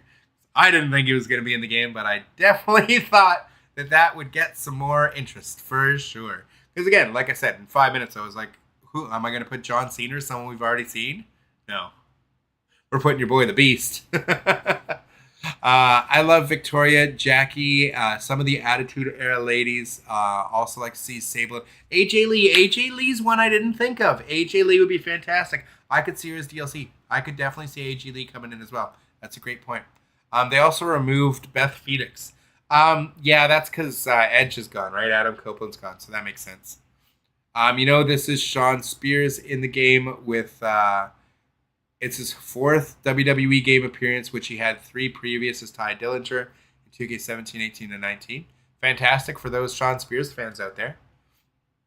Is he not Ty Dillinger now that he came back? Is he actually Sean Spears? I didn't even know that. I believe Tegan Knox is in because she's on the SmackDown Hotel website. I look forward to an Attitude Era showcase one day. We had Attitude Era showcases before. Only then we might get Val Venus, Hardcore Holly, Al Snow, Ivory, etc.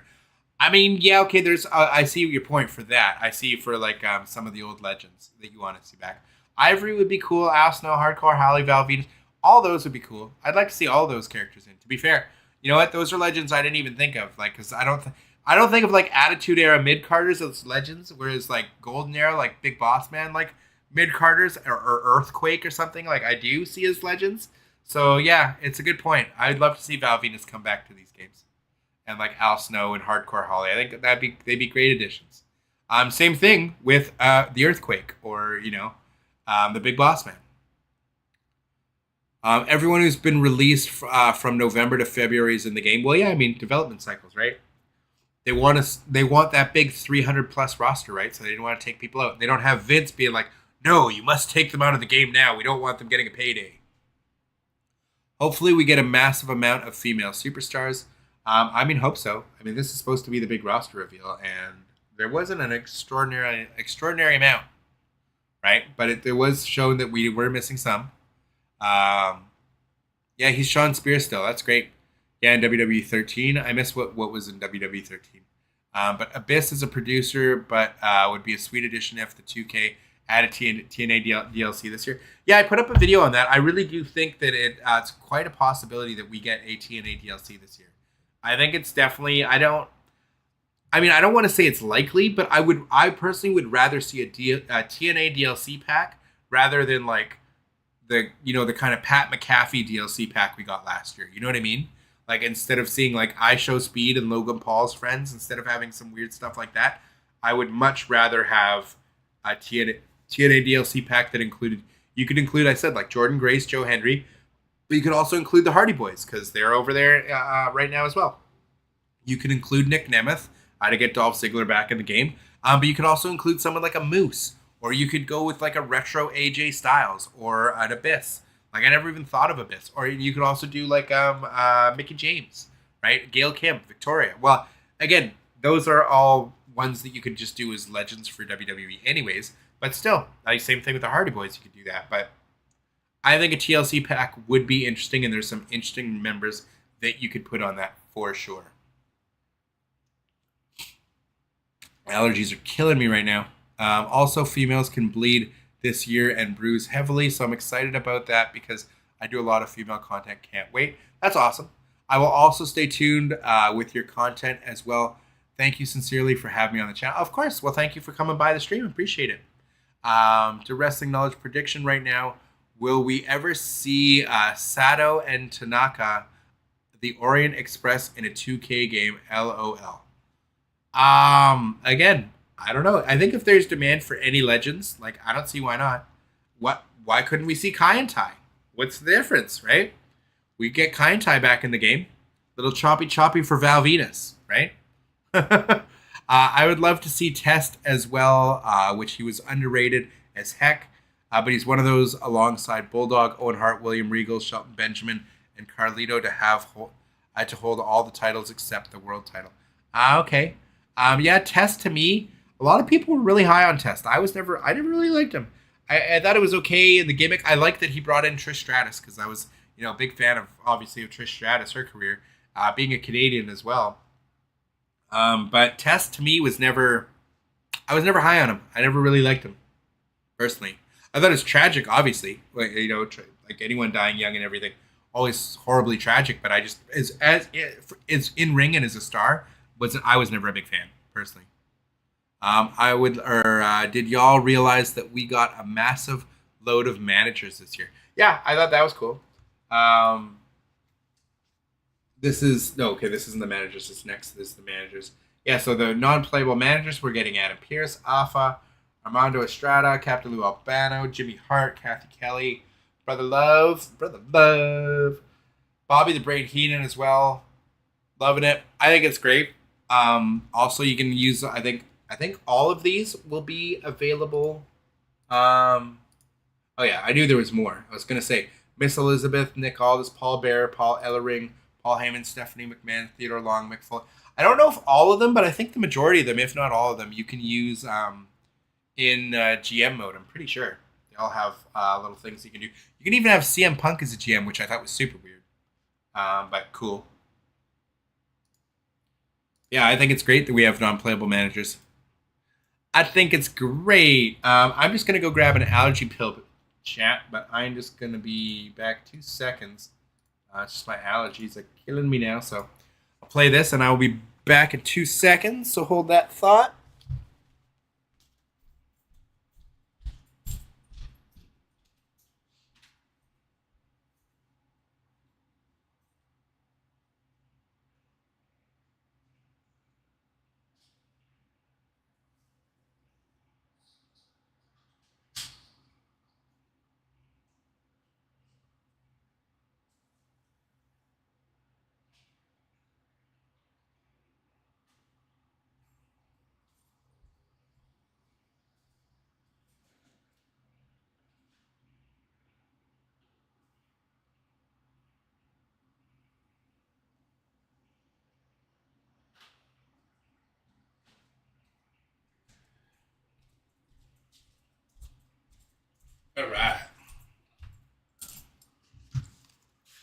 Oh.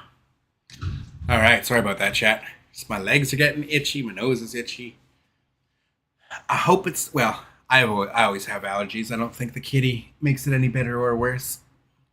But where were we? The prediction, or I would love to see Test. No, already got that. Also, Liv was bleeding last week, so that was to promote WWE 2K25 in that match. Then when Liv and Raquel faced Io and Dakota in that 15-minute match, which was a really good match.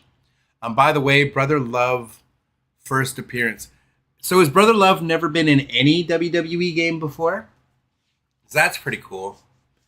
Brother Love bringing in the Undertaker with the power of the iron. Oh, the power of the iron. Who doesn't love them some Paul Bearer? So I'm happy they're both in. That's great. But we don't get Ted DiBiase. We're getting them, but we don't have the $1 Million Man, who was the one who introduced the Undertaker with Brother Love, right? So that's kind of interesting. We need the 4 hottest tag teams from the late 80s, early 90s in the game at the same time. So you want Legion of Doom, Demolition, the Rockers, and the Hart Foundation, hopefully one day. I mean, have we never had any WWE game that had, well, I guess because Marty Jannetty's not in a lot of these games, right? Like I can't remember the last, so maybe that's why, because Jim the Anvil and Bret Hart have been in most of these games, or in a lot of these games. Same with Demolition has been in a good number. LOD, I don't remember, like sometimes they're in, sometimes they're not. But yeah, you're right about Marty Jannetty not being in. Like, I don't remember the last time Marty Jannetty was in one of these games. It has been a while, it feels like. Was it 2K4? I don't even remember the last game he was in off the top of my head. Imagine we get the Brother Love show for a universe mode. Brother, I've been wanting like one of those. I've always wanted to create a story to be kind of merged into universe mode since we lost it. But like, I always wanted a cutscene that was one of the talk shows. You know, whether it was Jericho's or whether it was, you know, Piper's Pit or the Brother Love show. Like, it doesn't matter. The barbershop, whatever. Just any of those that we could have like for cutscenes in in universe, I thought would be so cool. Like, that's why I always wanted to create a story to get mixed into universe mode, because I thought that was the greatest thing you could do for universe mode is with the rivalries is just include all the cutscenes we had and maybe add new ones as well, and you'd be able to give us the option of have them happen organically or be able to create them ourselves, and we can choose who's in the cutscene, the dialogue, the everything, right? Like, that's always been my dream. But they don't seem to care for really updating universe mode a lot. I'm very happy we're getting promos back and some new cutscenes, but I just don't know why we can't just get all those cutscenes that they have in the replay feature, the like create a movie feature, or whatever because they have those, apparently all the cutscenes there for you to use. So I wonder how the managers will play in intergender matches and no disqualification matches. No, yeah, the first appearance for Brother Love. Yeah, it's shocking that it's Brother Love's first appearance. It's really surprising. I'm surprised he wasn't in any of the things where we've had like Undertaker stories and stuff, like years that were surrounded, like had stuff surrounding the Undertaker. I'm kind of surprised by that. Marty Jannetty was never in WWE main series games, so he was never in the SmackDown series or any of the SmackDown versus Raw games as a legend, or even Legends of WrestleMania as well. I'm curious now. I have to look it up, chat. Marty Jannetty last wrestling.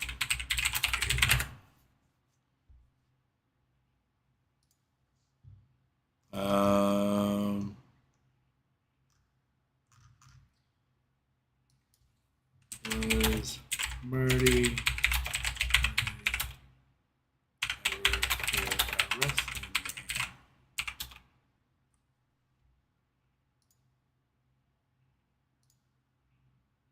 Marty Jannetty has not been in an official wrestling game. However, some say he has been a playable character in non-official wrestling game. Really?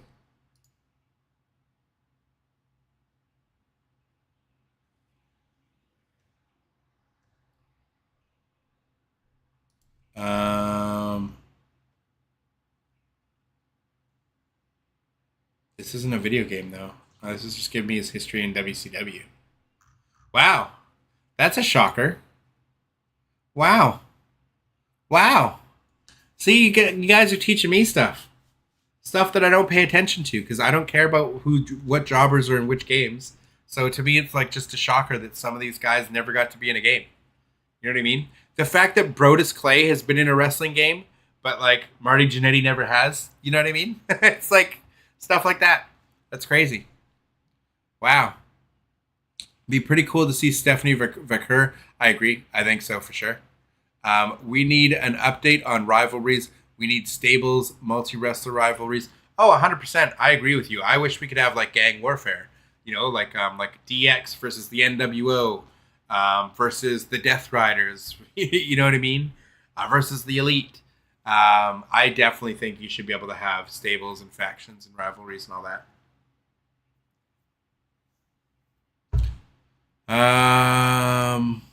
We also getting 2-night PLEs. Yeah, that's one thing that's good for the updates for Universe Mode is the upgraded pay-per-views, being able to have 2-night pay-per-views, 2-night events. So you can do like a Wrestle Kingdom or you can do your 2-night WrestleManias now. So I like that.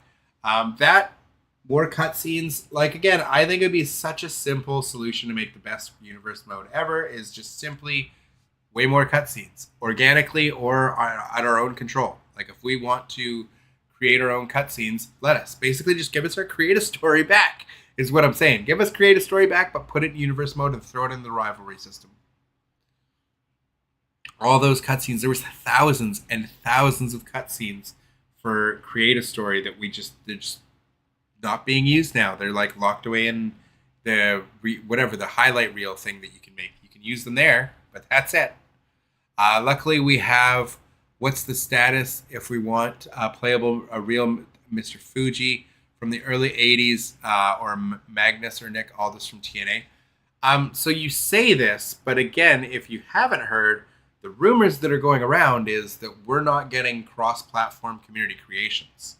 I have not made a video on this yet because I've not heard confirmation from the developers themselves yet, but generally where there's smoke, there's fire, and a lot of people have been talking about this. I hope it's not true, but we're also not getting the island on PC. But if we're not having cross-platform community creations anymore, what's the status? Is he going to upload on PC and on Xbox and on PlayStation and both versions? I don't think so. So I think you're going to lose a lot of your favorite content creators because all the best creations are made on PC and usually have like hacked double hairstyles and stuff like that to make them look great. And we're going to lose all of that. If the rumors are true. And again, I'm waiting until we have 100% confirmation that we no longer are getting cross-platform community creations. But it sounds like that's where we're going, and I'm very, very upset if that's true. But we'll have to wait and see. It would be pretty cool to see Alicia Fox. Alicia Fox to be back in the game. Yeah, why isn't she in the game? She was great. She was very entertaining. Funny. I liked her. She had funny promos. She was funny on Total Divas and stuff like that too. It would also be cool to see Karma. Karma, I'm not surprised isn't in the game because she had such a short stint in WWE. It doesn't surprise me that she's not in. It would be cool to have her in though, as Awesome Kong or as Karma or whatever. We're also getting a lot of weapons, tons of weapons. I hope we get thumbtacks this year. I don't think we're getting thumbtacks. I think we would have heard about that by now. And I'm surprised because that was one of the best parts that AEW brought in was the thumbtacks. So I'm kind of surprised. Because they ripped a lot of things directly from Fight Forever that Fight Forever brought back, including the intergender matches and women bleeding and all that. All that stuff was in Fight Forever, right? So same with barricade dives. Like a lot of the stuff they're bringing was in Fight Forever. So I'm surprised that thumbtacks aren't in. We're getting glass though. We're getting the glass panel in that one backstage. That's pretty cool. I hope we can use that in more areas than just there. By the way, the 2-night PLEs, you can do that for any pay-per-view. Yeah, I know. That's what I'm saying. So you can make a Wrestle Kingdom. You can make a WrestleMania. You can do that, whatever. You can have your 2-night pay-per-views, which is great. Y'all remember the superstar named Cherry? I remember the sensational Sherry. Cherry, not so much. I believe that's accurate. We're not getting cross-platform. Yeah, well, again, those are the rumors right now. And until I hear a developer confirm that, I'm just going to hold off because I'm going to have a lot of not so nice things to say if that is the case, but I don't want to say it preemptively in case that is just rumors. So I will wait to make my video on it until we have 100% confirmation. But it's a huge loss to the consumer if that is the case. But again, James, if you're still in the chat, because you kept deleting your messages before I could read them, I was asking you if that was the problem with 2K24, if people were hacking moves and then just uploading them to community creations, and if that was ruining online play for like PlayStation, Xbox, and all the consoles as well. But he I thought he responded, but then he deleted the messages before I could read them. Would be cooler to get Layla again. Yeah, Layla, cool. Yeah, that was cool. They were cool. Karma was in WWE 12 as DLC, even in 13 as default. There you go. Yeah, well, but that was like the time that she was actually in the company, right? So that makes sense. I'm saying like to bring her back, it's just be a strange addition because she wasn't in the company very long, right? That'd be like saying like, oh, well, you had what's his name? The guy who's, I said his name earlier too. The the Australian guy or New Zealand guy from Bagaro, the really big dude that was had a feud with the Undertaker, or say Mordecai, another guy wasn't in the company long. I'd be shocked if we got Mordecai back. But that guy was supposed to be in a WrestleMania main event with Taker in a tag match, but they put Taker in a handicap. Nathan Jones, right? That's the guy. Okay, so James, you're still in the chat. Okay, so explain to me exactly what happened in 2K24 with the hack moveset. Explain to me what's going on.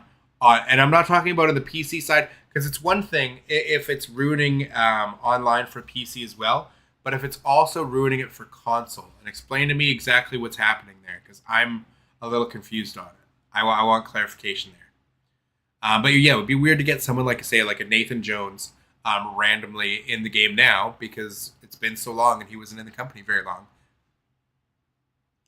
It would be cool to see Nikki Bella as a DLC now that she's resigned. Yep, that would be cool. I don't know if she'll make it this year, but it would be cool to see her. I wouldn't be super shocked if we did see her as a DLC. But I could definitely see her in next year.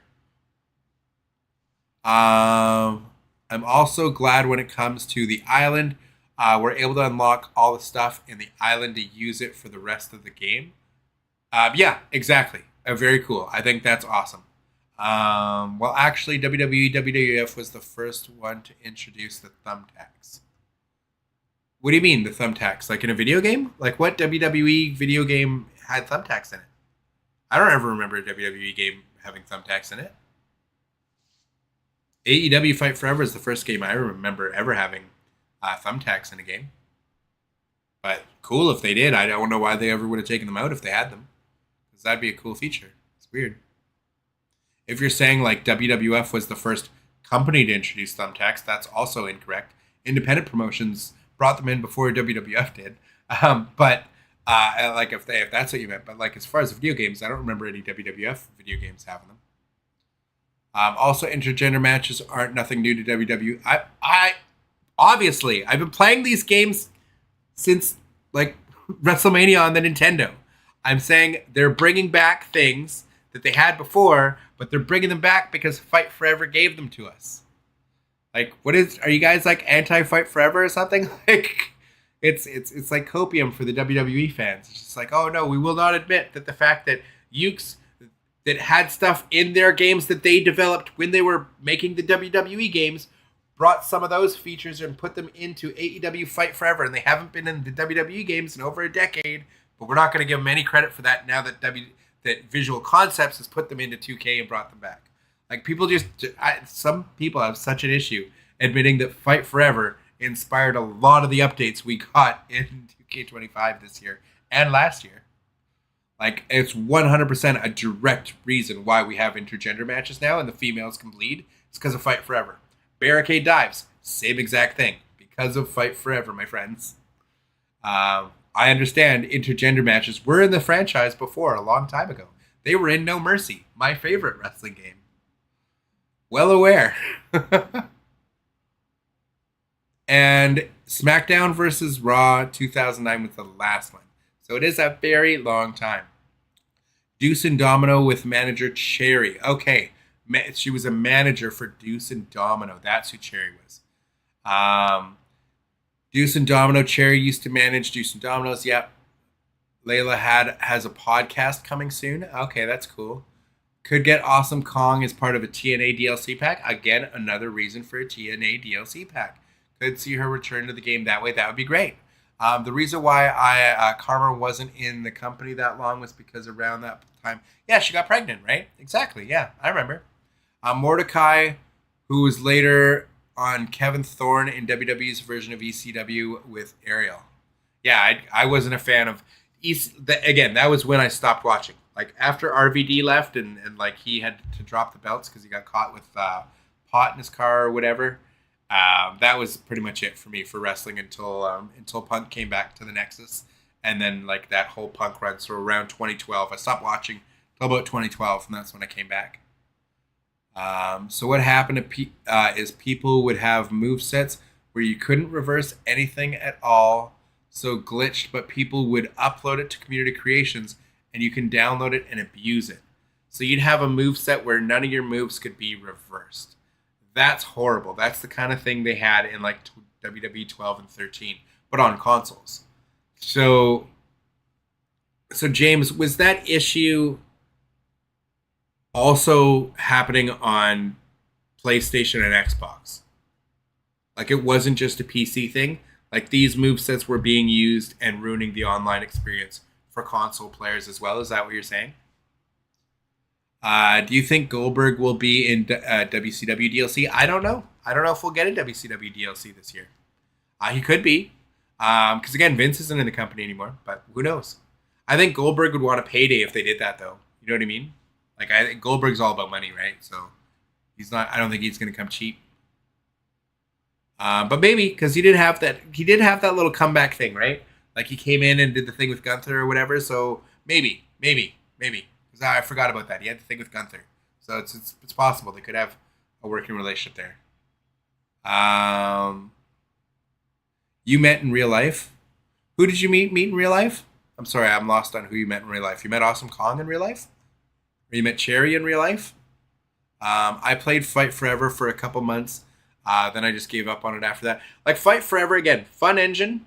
The AI isn't fun to play against over and over. Like the AI in most of these games isn't great or super fun to play against over and over.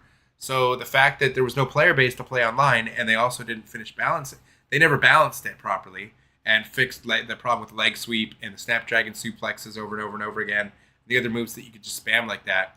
Online got ruined because of that, right? So they never fixed that, and the player base just fell apart, right? But I thought it was a more fun game to play online anyways. I really enjoyed it. I enjoyed the ranked mode. I had a lot of fun with it for the first 2 weeks it was out, and then that was it.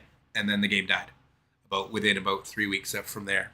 So it was very sad because I had a lot of hope for Fight Forever, that they would live up to their promises, give us the balance and patches and updates and live service treatment that they had promised. And they just didn't, right? The game didn't make them enough money, and it is what it is, right? So it's very sad. You never really played AEW Fight Forever. It was fun. The engine is fun, but unfortunately, the AI isn't the greatest to play against. The career mode doesn't have a lot of replayability to it, and the creator wrestler might as well not even be in the game. It's that bad. It's the worst creator wrestler I think I've ever seen in a wrestling game. If not it's the worst one then I would say since like WWF Warzone or Attitude on like the N64 or PlayStation 1. Like we're going that far back. Like it's like the worst creator wrestler you'll see in a modern game by far. So they might as well just not had it in the game because the game basically came out unfinished. Like it wasn't a finished product, and they also had day one DLC, so cut content that got ripped out of the game. Like that's what day one DLC is, right? Like there's DLC available day one. That's just stuff they're charging you for that should be in the base game, right? They did that too with FTR. So yeah, there was a lot of problems with Fight Forever, but the engine was fun. They recreated the Aki engine fairly well. That's why I have high hopes for Ultra Pro Wrestling. because I didn't know how a modern audience would take to the AKI engine. But anyone who played Fight Forever, that's like the only real thing that they take from it that was great, other than like, the exploding barbed wire deathmatch was fun the first time. The thumbtacks are cool when you get to play that the first couple times. The ladder physics when you land on it, cool the first couple times. The skateboarding, like the little gimmicks they had, like fun the first couple times. But the thing that people took away from that game was the engine was fun. It was fun to wrestle in, and people still gravitated towards it, which gives me a lot of faith that Ultra Pro Wrestling will do really well, because they're even going to more faithfully recreate that Aki engine, but they're going to have a proper creation suite and a proper career mode, right? And a proper online. And the creation suite with community creations is probably going to be the biggest selling feature for Ultra Pro Wrestling, I think. That massive creation suite, create an arena, create an event, create everything, create your promotions, being able to fully edit the entire roster, the in-game roster, and everything else. Basically making it your own sandbox and your own wrestling game of whatever you want. I think it's going to be a big seller, and I'm just very hopeful that they're able to hit it out of the park with that. RVD was still with the company until late June until about the end of 2007. Yeah, and that's when I stopped watching. It was right around 2006, 2007, right around then. Like not too long after he lost the title, and basically got, never pushed again. Basically from there, that's basically when I stopped. Because Brock was gone, Goldberg was gone, everybody was gone. Brock was gone, Austin was gone. All my favorites were gone. RVD was like the last of my favorites left. And I didn't care for John Cena's overpush or Triple H's on either side. And once RVD was gone, I was like, that was it for me.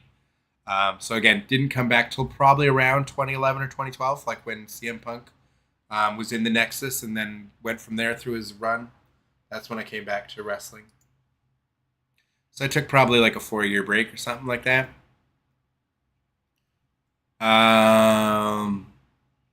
Oh yeah, people on console were using it when PC uploaded it. Okay, so, James, I'm glad you told me that and you gave me that info, because that would actually make more sense as to why they would get rid of cross-platform community creations.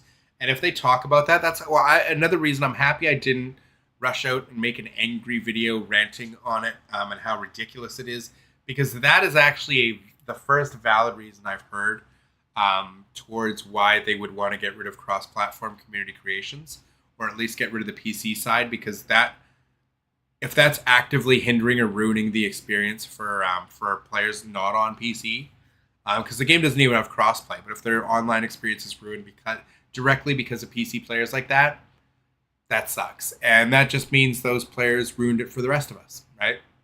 Also, RVD was stuck in the ECW Originals versus New Breed feud. They had a WCW DLC last year. I don't see them doing it again. Yeah, I don't really know if they'll do it again. Ruthless Aggression era, Jamie Noble could be in. They could do a Ruthless Aggression DLC. Yeah, that definitely could be possible. Maybe you could get the Dominoes, right? They were around that time. They came around that time, right? I think I was referring to the thumbtacks being in a wrestling game. Maybe I'm confused, but I could have sworn thumbtacks were in a wrestling game in WWE or WWF. So I don't ever remember them. I don't ever remember them being in a WWE game. I remember Fight Forever because I remember it being such a big deal that Fight Forever did it and WWE never did. But maybe someone in the chat will know because if there was, I'm sure they'll know what game it was. And they'll let us know. But I don't ever remember myself playing one that had thumbtacks in it. Also, Stadium Stampede was okay, but it could have been something, but I never played it. How can you say Stadium Stampede was okay if you never played it? Stadium Stampede was terrible. It wasn't a wrestling game. It was a Fortnite. It was a Fortnite game. It was a Battle Royale. It didn't have the wrestling game controls at all.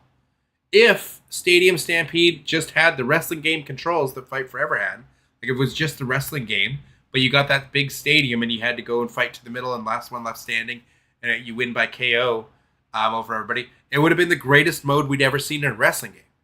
It could have been the best mode we've ever seen. And it didn't matter that if they filled the matches with the lobbies with AI, if there wasn't enough human players, just so that you could have the match. It was still this really cool, 20-man with this huge open area to have your fights and everything in. but they made it a weird battle royale mechanics where you're opening stuff and you're shooting little crappy guns and the weapons, and it was just horrible. It was horrible. And it was just such a cool idea, and it was already in the game. They could have easily just left it with the wrestling engine. I don't know why they didn't, because otherwise that would have been a really amazing game mode. Respecty said, you met Rey Mysterio in real life unmasked a couple years ago, and I started crying because I have always been trying to meet Rey and Eddie ever since '97, and the 2 years ago that the dream came true. Congratulations! That's awesome. That's really awesome. Congratulations to you.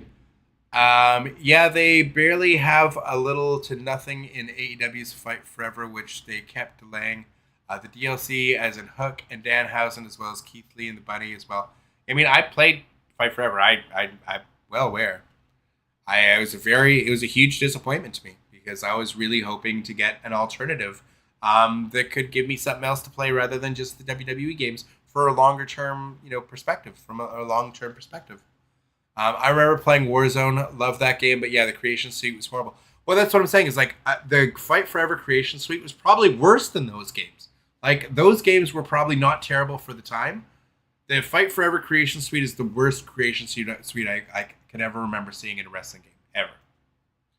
Warzone had a lacking roster. Yeah, I mean, Warzone was a horrible Acclaim game. That when you had Warzone and then World Tour came out and you got to play World Tour, you're like, what the hell is this garbage, this dumpster fire over here? And then you got Attitude and you're like, well, it's a little better, but it's still Warzone. And then you got WCW NWO Revenge, and you're like, oh my god, this game is a billion times better than this crap. But if you were a WWF fan, you were like, well, I love Revenge, but as a game, but I want my roster at WWF.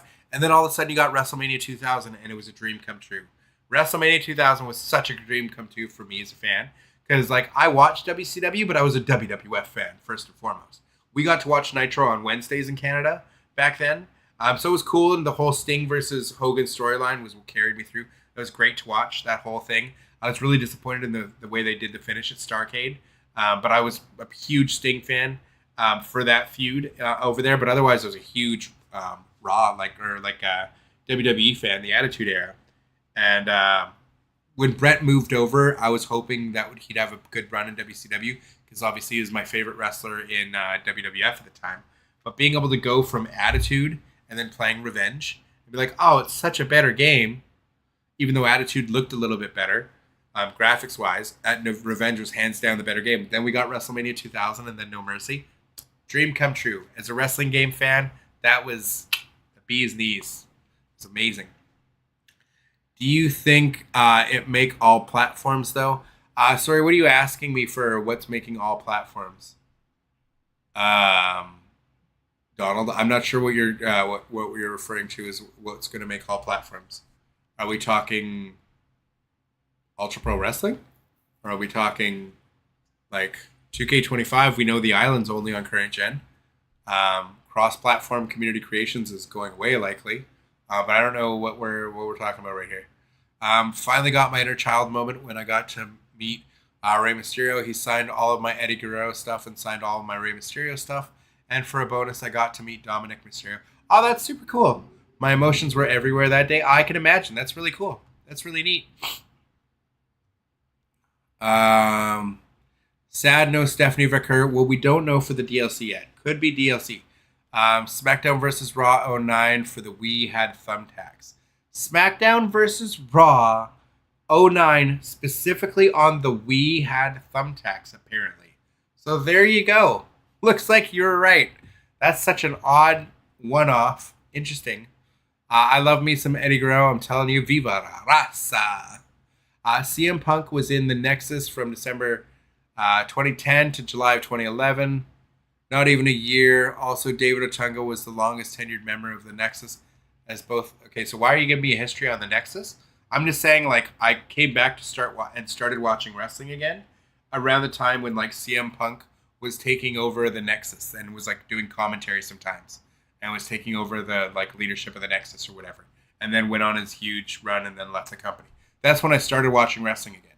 I stopped around the time RVD left. I started again when CM Punk was taking over the Nexus.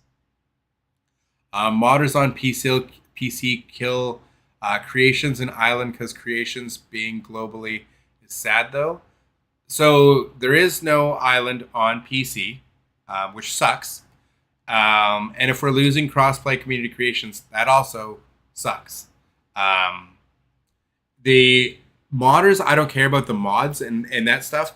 But if there was actually hacked move sets that were ruining online with irreversible moves that was ruining online for other players, that is something that is that's unforgivable. Like that's they have to do something to be able to ban that. That is something that's like game breaking and ruins the game, actively ruins the game for other people. Having mods of like multiple hairstyles, so you have a good looking Kenny Omega in your game, or you ripped out a My Faction model to put on community creations. That's not actively ruining the experience of the consumer. So I have no problem with that. It means I don't care.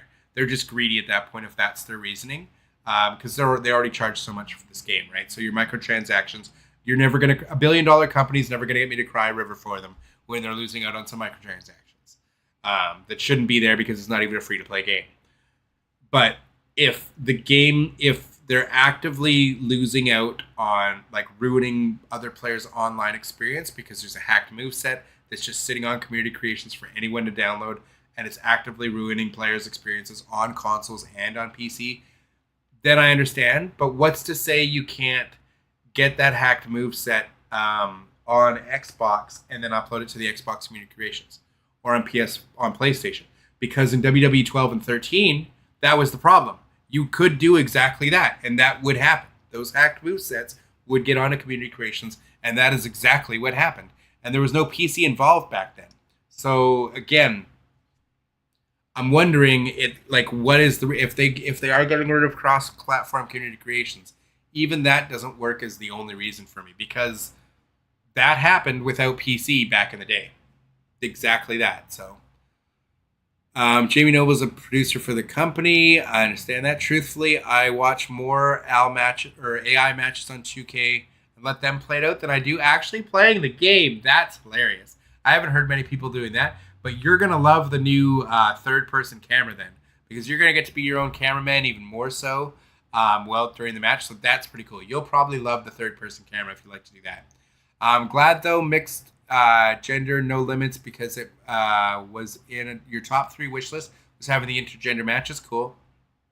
So I need my CAW made on PS4 and PS5 be more demand and more work for making CAWs for people. Yeah, it's gonna be a lot more work for creators, and you're gonna lose out on a lot of creators depending on your platform. I'm gonna be on Xbox Series X, so I'm gonna have the smallest player base, which really sucks, right? Because I'll miss out on stuff. So it's really frustrating if we are losing cross-platform community creations entirely. If they had it just between Xbox and PlayStation, that would suck. But at least it's something. If they had to just remove PC players from the pool. Why do people think Brock will be in the game? Why let a wrestler who did? We don't know what he did though. I'm sorry, did he have his day in court? Like, that's what I don't understand. You can't say anybody did anything. The accusations against them are horrible. I agree. Horrible accusations. Do I think Vince is a good guy? Probably not. Most billionaires, seems to turn out most of them are probably pretty weird, creepy, or otherwise just not great dudes. Most billionaires, the more we find out about them, the less we find out they're great people. Did Brock have anything to do with anything? We don't know. It's all accusations at this point. If those accusations are true, it's a horrible thing, and he'll probably never be in a WWE game again. But again, you can't just assume guilt on somebody when people are accused of things until they actually have their day in court. Innocent until proven guilty. But I don't think he'll be back in the game until that's way behind him. Like, until all those allegations and stuff is way in the rear view and he's acquitted or cleared his name or whatever, I don't think he's coming back to these games until after that happens. I bought AEW and all the DLC on the PS4 and switched to support Fight Forever. That's really sad. You're one of the few, but unfortunately not enough people did that because they kind of bit us all in the ass. They promised us a live service game and did not deliver at all. We never got a proper balance update for a lot of the things that were problems online, and we didn't get the new match types that the game needed. They didn't do a lot of the things that the community needed.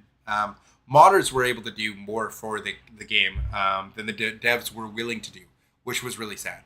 The modders even reached out to the devs explaining how easily they could add in specific new match types like tornado tags, stuff like that, and they didn't care. So it was very sad because the stuff was all in the code right there. They could have easily done it because there was modes in Road to Elite. There was matches that were in Road to Elite, like handicap matches and tornado matches and stuff like that you couldn't play outside of Road to Elite. So the code was there, and the modders were able to like show them like it's super easy. Like, why don't you just add the match type? And they never did. So I was very sad, very disappointed by Fight Forever. Does anybody here have PlayStation 5? Because I will be on the island on PS5. Yeah, sadly, I'm stuck on Xbox myself. Team Green over here. No Mercy was much better than WrestleMania 2000. Yeah, but that's because it was the sequel. That's like saying that WrestleMania 2000 was way better than Revenge, or saying that Revenge was way better than World Tour, or that World Tour was way better than WCW versus the World for the PlayStation. Of course it was. That's the same thing as saying 2K25 is way better than 2K22, or that 2K14 was way better than WWE 12. Like, obviously, it was the sequel. It had all the things that the previous version had, and more. Just like 2K25 has all the things that 24, 23, and 22 had, and more. So 25 will be a better version than 22 was, or than 23 was. The island won't be there, sadly, day one or early access days. Be aware. The island's going to be there on March the 6th, right away. Why would you say it wouldn't be there? Day one or early access days, be aware. Of course it would be. That'd be like the stupidest thing ever if it wasn't. People would be demanding refunds on their pre-orders. Ultra Pro Wrestling. What are you talking about for Ultra Pro Wrestling? You got to be, again, it takes me so long to get through these comments that by the time I read them, if you're just saying something like Ultra Pro Wrestling, I don't know what you're referencing. Like just one word thing. You got to tell me what the original thing you were talking about was, or that I was talking about was, and give me a frame of reference here. Because I did, Donald, I'm just not sure when you just say Ultra Pro Wrestling, what we were talking about at that point. WrestleMania 2000 might be my favorite wrestling game of all time. Revenge and No Mercy were great, but 2000 holds a special place for me. The reason 2000 holds a special place for me is because all my friends had it. We played it at all each other's houses, and we would have our save controllers, your save pack or memory card or whatever that you'd plug in the back of the controllers. So we'd bring over our own creator wrestlers, and we'd play against each other. And we got so good at the game, we played it so often. The reason No Mercy, not everybody got No Mercy, was they had that bug where for some of the copies, you'd lose your progression. You'd have to send your game back, and they'd have to mail you a new copy. I didn't have that bug with mine, but one of my buddies did, so it ruined the game for him. So a lot of my friends didn't come back for No Mercy that did for WrestleMania 2000. So No Mercy was the better game, but I have fonder memories of WrestleMania 2000 because of that, just playing with those friends in high school. I'm pretty sure he's talking about 2K25. Again, I'm not sure what we're referencing here there. I believe we're getting 7 days early access. Again, remember, there's no such thing as early access. It's called playing the game at release. And then when you buy the regular pleb edition of the game, you have to wait a week or 2 weeks or whatever the window is to play the game. There is no such thing as early access. When you're doing your pre-order and buying these digital deluxe editions, it's a trick they use where they just delay the regular physical edition of the game. If you bought the regular edition of the game, they just make sure that you have to wait an extra week, 48 hours, 2 weeks, whatever the arbitrary window that they want to throw on it, so that you think you're getting value out of spending this extra money because maybe the Battle Pass or Season Pass or DLC that you're getting with your Deluxe Edition isn't enough for that extra $30 or $40. But playing 48 hours early might be, or maybe a week early, maybe 2 weeks.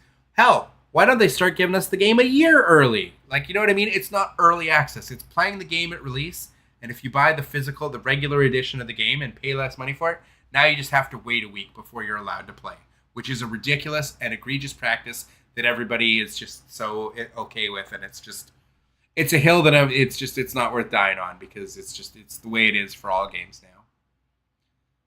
I miss Eddie Guerrero. I think we all do. Rest in peace. Rip to one of the greats. Same here. I miss Eddie again. Everybody does. Miracle says, "Didn't Mr. Dubs didn't know you were a fellow Canadian? Nice, yes. Are you planning on going to the Elimination Chamber pay-per-view? I will be in attendance." No, I'm on the West Coast, so I went to Survivor Series. Actually, I have my little vlog up for Survivor Series. But my girlfriend and I we went to Survivor Series, so that was fun. Very expensive. Definitely can't afford to go to Elimination Chamber as well, or fly for any of these things. Little too pricey, but when they came around my stomping grounds, it was nice to be able to go see a pay-per-view because I'd never been to a pay-per-view before. So Survivor Series was fun, a lot of fun. CM Punk got a huge reaction. That was it was a fun pay-per-view. War Games was cool, so it was nice to be able to be there for a pay-per-view. But yeah, if you want to check it out, my I believe my vlog is still should still be up on the channel from it. Already sad Island won't be ready for day one. Again, where is this coming from that the Island mode won't be ready for day one? Who's saying this? Likely won't open till at least March 14th. Why would you assume that the Island wouldn't be launching with, like, it's the biggest feature for this game? Where are you getting this information? Like, please, Donald, if you have this information, if this was, like, officially announced anywhere by any of the developers, please forward me the info, because there's no way that the Island isn't going to launch for, like, 2 weeks after the game comes out. That's their big feature. It's the biggest part of the game. I'm going to be on PS4, though. Happy, though, still got the game. So, yeah, you're not getting the Island at all. So, PS4 is not getting it at all. So, I think PS4, Xbox players, and PC players are being completely ripped off. Like, the game should cost, like, at least $20 less per copy for them. Because you're literally missing, like, a huge chunk of this game. It's basically like you ordered a Burger King, or, sorry, say you ordered a Big Mac meal, but you're only getting the sandwich. Because you only have PS4, or you only have Xbox One, or you're only on PC. So all you get is a sandwich. But you paid for the entire meal. I am on Xbox Series X, so I get my fries and a drink. You're missing out on the fries and the drink, but you're paying the same price that I am. Doesn't make sense, does it? It's ridiculous. By the way, the special guest referee matches have been expanded. Yeah, I'm well aware that. That's cool. I'm happy because, again, we had special guest referee matches where you could be the special guest referee in, like, every type of match. So I thought it was really weird that we only got it in singles matches last year, but I am happy we are getting it back again, where you can do it in multiple matches. Yeah, that's what I mean, Dubs. I got the Bloodline edition for PS4, WWE 25, and happy support old gen.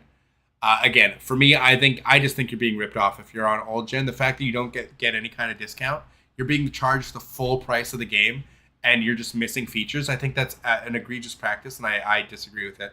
I think it's horrible that they can charge the same price for less of a product. You're getting like 20% less of a product, but you're paying full price. Like, it's ridiculous. Who wants to join me on the Island? I just got my PlayStation about a month and a half ago. You got the Dead Man Edition. Nice. Yeah, I'm getting the Dead Man Edition as well. Is Ultra Pro Wrestling on what platform? So Ultra Pro Wrestling is supposed to come to Xbox, PlayStation, Switch, and PC. So it's supposed to come to all of them. But again, we don't know the release date. They are hoping for a 2025 release date. But if it gets pushed back into 2026, it is what it is. I think they just need to take the time they need to make sure they perfect the game, make sure the career mode's extensive, super replayable, everything's like bug-free and working as intended, and servers are good, all that kind of stuff. So I encourage all those hyper-focused games to take their time with Ultra Pro Wrestling.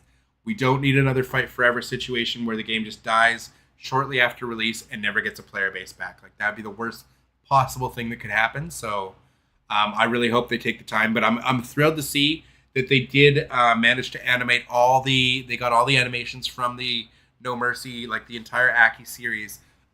Those are all animated now. So over 5,000 animations. They're doing God's work over there. It's really incredible, some of the stuff they've been able to pull off and they've done so far. So I'm very optimistic for Ultra Pro Wrestling for sure. I really, really hope that they're able to just to nail the fun factor. Like, the game has to be really fun, and it has to have a lot of single-player offline replayability to keep a player base so that players are playing online. Because online's a big part of it, but if you don't have the player base, no one's going to be playing the online because there'll just be nobody playing the game. So you have to have a very, very extensive single-player experience, like a career mode that's really, really replayable and a really extensive creation suite to keep players hooked on the game. You know what I mean? So I'm hoping they're able to nail it out of the park. Small team, fingers crossed, indie devs. There's like 5 of them making the game. So it's an undertaking for sure. But I definitely love what I've seen so far, and I'm very excited for the game for sure. But 2K14 wasn't a 2K game that was actually made by THQ. Okay, again, THQ was a publisher. THQ wasn't making games. Yuke's made the game. THQ published it. It wasn't made by 2K. These games aren't being made by 2K. They're being published by 2K. Visual Concepts currently makes them. Before that, it was Yuke's. Yuke's made all the WWE games, like all the SmackDown versus Raw games. They made all those, the whole SmackDown series, all the way up until 2K20. 2K20, they left halfway through development. So, 2K14 was still the same people who made 13. Yes. But so was 15, 16, and 17. It was different publishers. THQ went out of business. THQ was a publisher. Just like THQ did not make the Aki games for N64. THQ was the publisher. Aki Corporation made the Aki engine. Yuke's has been making the PlayStation side, which later turned into the SmackDown vs. Raw franchise, which later turned into the WWE 12, 13, and then 2K14 through 19. The last full game they made was 2K19. And then they left. And then they made AEW Fight Forever, which was terrible, sadly. But yeah, it was Yuke's that made all of those games. THQ published them. 2K published 2K14. And it's published the games ever since. But again, you can say it's a THQ game, but again, they're just the publisher. Has nothing to do with the development whatsoever. So it's like a super moot point. It's just going from publisher A to B, neither of which had anything to do with the development. Because people make that argument all the time, and I'm like, what do you mean it's a THQ game? It was a game that they stopped being the publisher for halfway through, but they didn't develop it. Yuke's did. And Visual Concepts develops them now. I'm glad we get a new ladder animations and ladder finishers. I'm so happy we're able to do finishers off ladders again. Like Swanton Bombs, 450s, 630s. I think that's fantastic. Devs already... Oh my goodness. I'm so behind on the chat. Devs already... Island won't be open until at least March 14th. But we'll see on the island. Okay, we'll see. So again, you'll have to forward me any, if there's like a tweet or something from one of the developers, or if there's like wherever you're, because this is the first time hearing of it, you'll have to show me where you're getting this info from, that the island won't be ready for launch. Because I just haven't heard it yet. Right? You could be right, and I'm happy to read whatever it is wherever you found it, if that's actually the case. It's crazy. We are still waiting to go to our first pay-per-view. Congratulations. Good for you guys. Glad you enjoyed yourself. I've been to my fair share of them. Yes, tickets are definitely too expensive nowadays. Hell, this game is too expensive, so I will not be getting it at launch. I don't blame you. The sales don't take long. This game does not take long to go on sale. I believe 2K24 they ended up being free on the PlayStation Store on PS. If you had PS Plus, it was free. Like a few months after release. So if you wanted to pay for DLC, you could do that. But otherwise, like, it was free. So if you're not in a rush, definitely I always encourage people to wait. But there's no reason to ever pre-order anything. Just wait till someone's played it and can give you a proper review on it. You know what I mean? Or you can see it in action for yourself before you make a decision like that. I'll pre-order because I'm making content on it, but for like a regular consumer, there's no need. And if you do, and especially if you're pre-ordering a digital edition, why would you do it any more than, like, say, half an hour before the game comes out, so you give yourself time to download it, at least, to play it at launch? But otherwise, there's no need. You don't need to pre-order it 3 weeks early. I'm going to play it on Series X and S like I did for 2K24. Well, I'll be able to play with you then, Tyler, on the Series X. I'll be on the Series X. You'll be able to come join me for streams when I'm playing games, looking for viewers to join the stream.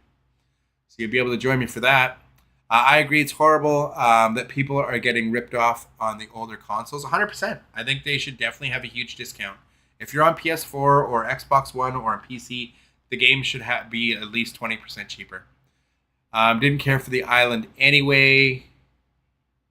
It's not just the island that the older consoles are getting ripped off from. It's the other features, breaking the barricade, the LED boards, and the small stuff. I didn't know that stuff wasn't coming out of the old consoles. So again, it's basically, well, it's not quite as bad, but in 2K15, you basically got a worse version of 2K14 if you were on old gen. And if you were on the Xbox One or PS4, you got a completely different game. It had less features, less match types. We lost a whole bunch of stuff, but it was a completely new engine and better graphics. Whereas if you got 2K15, you just lost some of your features and match types, but the game and the engine was the same, and you just got an updated roster, which was worse than the 2K14 roster. So you just got a worse game. So 2K15, 16, and 17 still released on old gen with the old engine. So they were just worse and worse versions of 2K14 with less and less features and nothing being added to them, just new rosters. So they'll milk what they can, this cow, for money, this on the old consoles. So it doesn't surprise me that old consoles losing more than just the island. So that's pretty sad, but I didn't know that.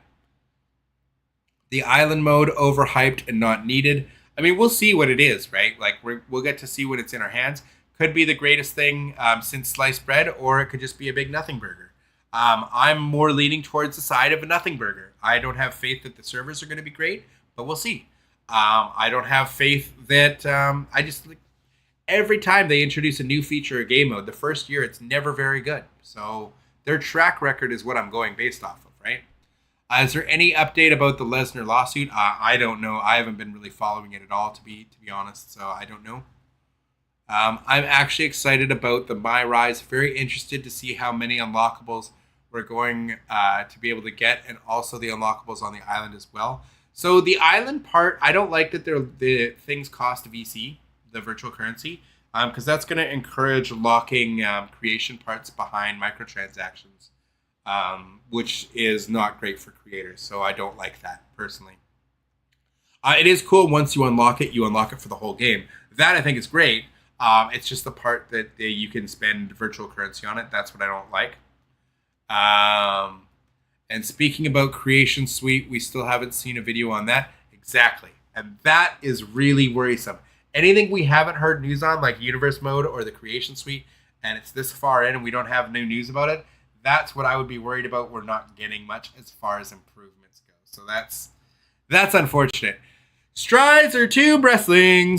Main event. Strizer is in the building. Clint, what's going on? You're still going, Dubs. What's up, bro? Hey, bro, I gotta give these folks a chance. I said if we can get this video to 1,000 likes while I'm still live, I will give away a copy of 2K25 to someone in the chat. But we gotta hit that 1,000 likes while this is still live, while I'm still going live. So let's see what our likes are at. We're only at 35 likes, you guys. Oh, my girlfriend was number 35. She just liked the video from the other room. That's hilarious. Thanks, baby. I appreciate that. You're the best. I love you, babe. That's awesome. My girlfriend's such a sweetheart. So she's my like number 35 on the video. Fantastic. But yeah, pardon me? She's trying to help you guys out, get me to spend some money and go get you guys a free copy. Any word on double stack tables this year? So from what I've heard, that we're not getting the double stack tables this year, which is sad. It hasn't been confirmed or anything, but what I heard, we're not getting it back this year. I'd really like to see it. It's been forever, it feels like. I remember 2K14 had them, but was that the last game, or did 2K19 have it? I can't remember. I do remember 14 had it, but I don't remember if 19 had it. I know we haven't had it in like 22, 23, or 24. But we definitely need stacking tables back. Welcome back, Steve. Phone died. Back now. I saw Haku on the roster. Have not seen him since, I think, Here Comes the Pain or SmackDown Shut Your Mouth. Before that, it was Ming on WCW NWO Revenge. Ming and the Barbarian, baby. Yeah, Haku is back. It's nice. I thought we'd had him since then. Was he not in 2K14? I don't remember. 2K14 had a good roster, too. We need Brock back, Jeremy. I mean, sadly, I don't think we're seeing him back until all his legal troubles and everything, litigation is all in the rear view, and he's acquitted of everything or whatever, or there's settlement or whatever. That's got to be way in the back or rear view mirror before I think they're going to bring him back, sadly. I definitely think they'll add Lesnar back in the game eventually. Like, if that's behind him. If he's, like, found guilty of stuff and all these horrible things, then no, never, right? But if that all gets, he gets acquitted of all that or whatever, and all the legal crap is in the rear view mirror, I could see him coming back. But I would see him probably coming back to the product itself, like live TV and stuff beforehand, because they definitely want him. Like TKO definitely is a fan of Brock Lesnar, UFC and everything, right? And if not for this, I could have honestly seen him doing a thing where he could have had the odd UFC fight even. If none of this litigation stuff had come up and he was still like within the whole TKO like ecosphere, I could have seen him having UFC fights. He's getting a little bit too old for that now, but still, you could have had the odd freak show fight as a one-off, and then have like a WrestleMania match, as well. But I think he'll be back. But again, all his legal troubles have to go in the rear view before they ever bring him back. That's for sure. Next Gen Creation Suite, going to be locked stuff. I mean, the locked stuff in the Creation Suite, again, there's going to be stuff. So the stuff we get on the island for the Creation Suite, I think you're just missing out on old gen. You're just not going to have that stuff in your Creation Suite at all to begin with. So you're just getting less content, which is sucky. And yeah, but it does kind of suck. There's going to be stuff locked to the island, but it also gives you a reason to play it, to unlock stuff and get stuff to do. So there's pros and cons, right? Like a reason to play stuff. Like it's good to have rewards in the island to encourage you to keep playing, right? Like, so it's kind of both sides, right? We also got this new thing in the island called Island Points or something like that. Okay, cool. I'm not the island points I'm not aware of. I just know you've got your like rank, like your bronze, your tier, whatever, and you can add your attributes. You can like earn attributes and earn VC and stuff, and you can also use VC to bump your attributes and stuff like that, as well as buying some of the attire items. And there's like clothing items. There's like a Nike store. There's all kinds of real cool stuff. Clint, hit that like button, dudes. Appreciate you, sir. Thank you for popping into the stream. Good friend of the channel. If you guys are not familiar with Clint, Main Event Strizer is his main channel. He has multiple channels, but that's his main channel. Go check him out as well and hit and smash that subscribe button to him. He's got wonderful 2K content as well as wrestling content, and we do some collabs for things and do stuff on between our two channels. Like to get together whenever we can. But Clint, I mean, if you're free right now, you can hop on a Discord call with me right now if you want to hop on the stream. I can pull you up right here. Let's see if I were to go like that. Oh, maybe not that one. Where's... Look at this. Look at this. Look at that. You see that? See that? Oh, look at that. Look at that. Look at that. I could just put your face right in that little box right there. Look how easily I could bring you into the stream right now. Still have all that stuff right there. Look at how quickly I can get Strizer into the stream if you want to come in. Isn't that funny? Yeah, if you wanted to hop in and discuss the roster in 2K25, you're more than welcome to come join me if you like. Which edition did I get? You got the Bloodline edition. I got the I didn't get the Blood Money edition. I'm sorry, I mean Bloodline edition. I got the cheapest version I could possibly pay for to be able to play the game on day one for my stream and for the channel. So I got the Dead Man edition. Will we be able to use the WWE Superstars hairs on our custom created wrestlers this year? That's so cool. Or we will be able to. Yeah, I know. That I think is amazing because they've had cool hairstyles on a lot of wrestlers in-game, on their in-game models, that just look so much better than what we get for our creation parts. So it's great that we're finally getting that. I mean, not all the hairstyles are perfect. Some of them still look bad even on the in-game models, but a lot of those, they have a lot more options than we do in the Creation Suite. So it's nice to see that we are getting that as part of the Creation Suite this year. I'm very happy for that. I believe it was 2K19 the last time we had double stack tables. Yeah, I couldn't remember if it was 14 or 19. But I just know that 22 we lost so much, right? Because of them switching from Ukes to Visual Concepts. If they add Brock again, they need to add Vince back. That wouldn't be no fair. You understand that there's two very different sets of circumstances and issues there, right? Like Vince is never ever coming back. Like I don't think any kind of verdict or anything would matter. I don't think you'll ever see Vince near anything ever again. The Brock situation's a little bit different, I think. Again, I don't know too many details on it, nor do I care. I think there's just a lot of gross things and horrible accusations that went out there. But I never want to judge anybody until, everyone's innocent until proven guilty and whatever, have their day in court and all that. But the accusations against both men are terrible. I've never thought Vince McMahon to begin with was a very good person. He always seemed like, I think there was some, his character was always creepy on the shows too. So, but Brock, who knows, right? We'd have to see. But I don't want to pass judgment on people unless they've at least had their day in court. But if they're both found guilty of really anything, you'll never see either of them ever again. Like that's it, right? So they're horrible accusations against them, right? Could Lesnar be a DLC this year? No, that's no, no. Psycho Sid DLC. Psycho Sid is another name that we have not seen in these games in a long time. I'm shocked Psycho Sid has not been in more wrestling games. He would be another great addition. He was in one not too long ago. I remember I can like hear his music in my head to see it. Remember seeing his entrance. Maybe 19, maybe it was 22 or 23, but he always been in somewhat recently. But yeah, Psycho Sid's always a great addition. I always liked him. The best predictor of future game quality by AAA companies is the past games they put out. I feel like 2K knows there's more info they could put out. Universe, GM mode, etc. This game is looking sus. So again, there's a 9-month window to develop things.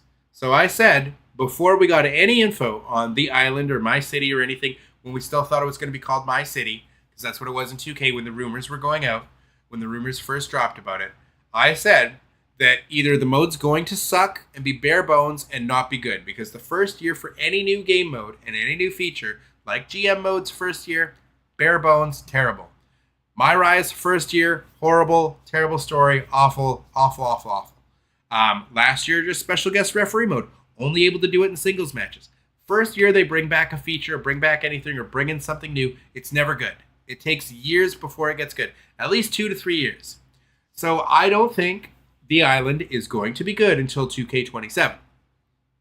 I don't think it's going to be very good this year. I didn't think it was going to be good then. And I said, if we get The Island, like when I was talking about My City, before we knew it was called The Island, I said, that means we're not going to be getting any updates to like GM mode, Universe. My Rise is going to be bare bones. Well, look at that. We only got one My Rise instead of 2 this year. I said, like, all the updates are basically going to be nothing because all the development in that 9-month window will have gone into The Island. So, we're not seeing much on Universe. We didn't get much out of GM mode other than 4-player online. We've got the My Rise cut in half. So the Island might be half decent just because that's where all the development time went. But I was saying if we get regular updates like we do every other year, because we never really get a lot in these games anywhere. Anyways, what did we get last year? Ambulance match, casket match, special guest referee. Didn't get really much updates to too many things otherwise. Got a few things, but not a lot. And that was 2K24. So I didn't. That's why I'm always skeptical because of the short development windows these games get. So I would not expect to see a lot out of Universe mode or anything else. Anything we haven't seen yet, Creation Suite or otherwise, anything that hasn't been shown off, don't expect much. I'm going to try and give you that forewarning right now. Hopefully we get an APA back in the game considering we are getting Ron Simmons. I think JBL was in the game too. JBL's there. JBL's in the A's. Pretty sure. Jada Chikara Jackson. Jibbles? Oh, Jake the Snake? Jibbles? Jibbles. Yeah, Jibbles is in the game. So you got the APA. You got them both. Because again, he probably has more models in the game. He's probably got more than one version, sadly. Clint says Brock versus Jake Paul. Can we get that in a boxing match? Even that would be terrible. Put them in an MMA cage. Jeffrey Collins, don't get me wrong. I love Brock. Brock is definitely a beast. What will we do in the Island when we unlock everything?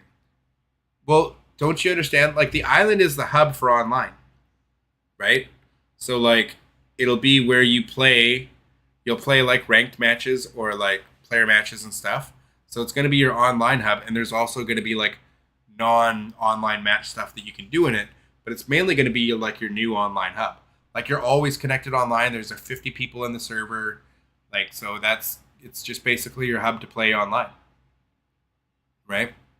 And you basically have your My Rise character or your My Superstar that you've built up with all your points and stuff, and you play them online against other people. That's why it's pay to win, because you can pay for virtual currency, which can be used to stack your attributes. So you're going to be playing against players who've paid to win. That's why the mode could be the worst thing that they've ever brought into the franchise and ruin the franchise, or it could be a lot of fun. We have to wait and see. I'm more on the pessimistic side than I am on the optimistic side, personally, as far as overall thoughts on the island, or like what it's going to be like. Be bored unless they add new items. I hope they have offline island mode. They don't. It's online only, up to 50 players. I don't want to play PvP every time. It will get tedious. Well, again, there's single player things to do on the island, but you still have to connect. It will still be a permanently online thing, which means you'll only be able to play it for a year and a half before the servers go offline. So don't expect anything else. You do have to play online. It's up to 50 players connected at a time, but you don't have to play matches. You can play ranked matches. You can play non-ranked matches. But there is stuff to do outside of that. I just don't know how much stuff. We don't know yet, right? Can WWE 2K add Lesnar into the game later on when the game comes out? No. He's not getting added to the game until the legal issues are out of the way. There were rumors he was coming back for the Royal Rumble. Had that happened, he would have been DLC probably. If not, he would have made next year's game. But all the talk of him coming back at the Rumble went away when he was named by whatever, the lady in the lawsuit. Like he was named by name, and then all the talk of him coming back for the Rumble went out the window, like immediately. And that was like close time towards Rumble. Like I believe it was within like the week of the Rumble or something, or within a couple weeks of the Rumble. So again, it was just rumors. I don't know if they were actually going to bring him back for the Rumble or not.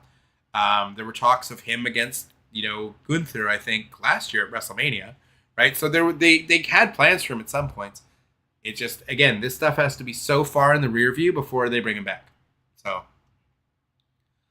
back had Switch tablets.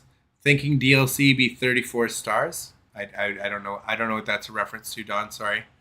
Let's go, Strizer. Mad Dog Steve, big fan of Strizer here. Beautiful. Friend of the channel. Taker Edition can't go wrong. I will subscribe to everyone in chat. Just don't know how to do it from my phone because I'm on the YouTube app on my phone. Sad Deadman Edition was only digital. Sad on that. That's such a miss. The fact that they don't have a physical copy of the Deadman Edition. Like I showed my WWE 13. I'll show it to you guys here. I have my WWE 13.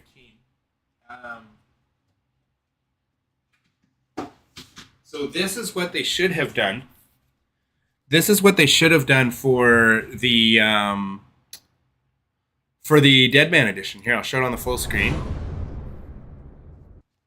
This is what the Deluxe Edition should have been. You should have had a special cover, special version of the game. See, I still have my WWE 13 in there. But you also got signed memorabilia. This is what you used to get.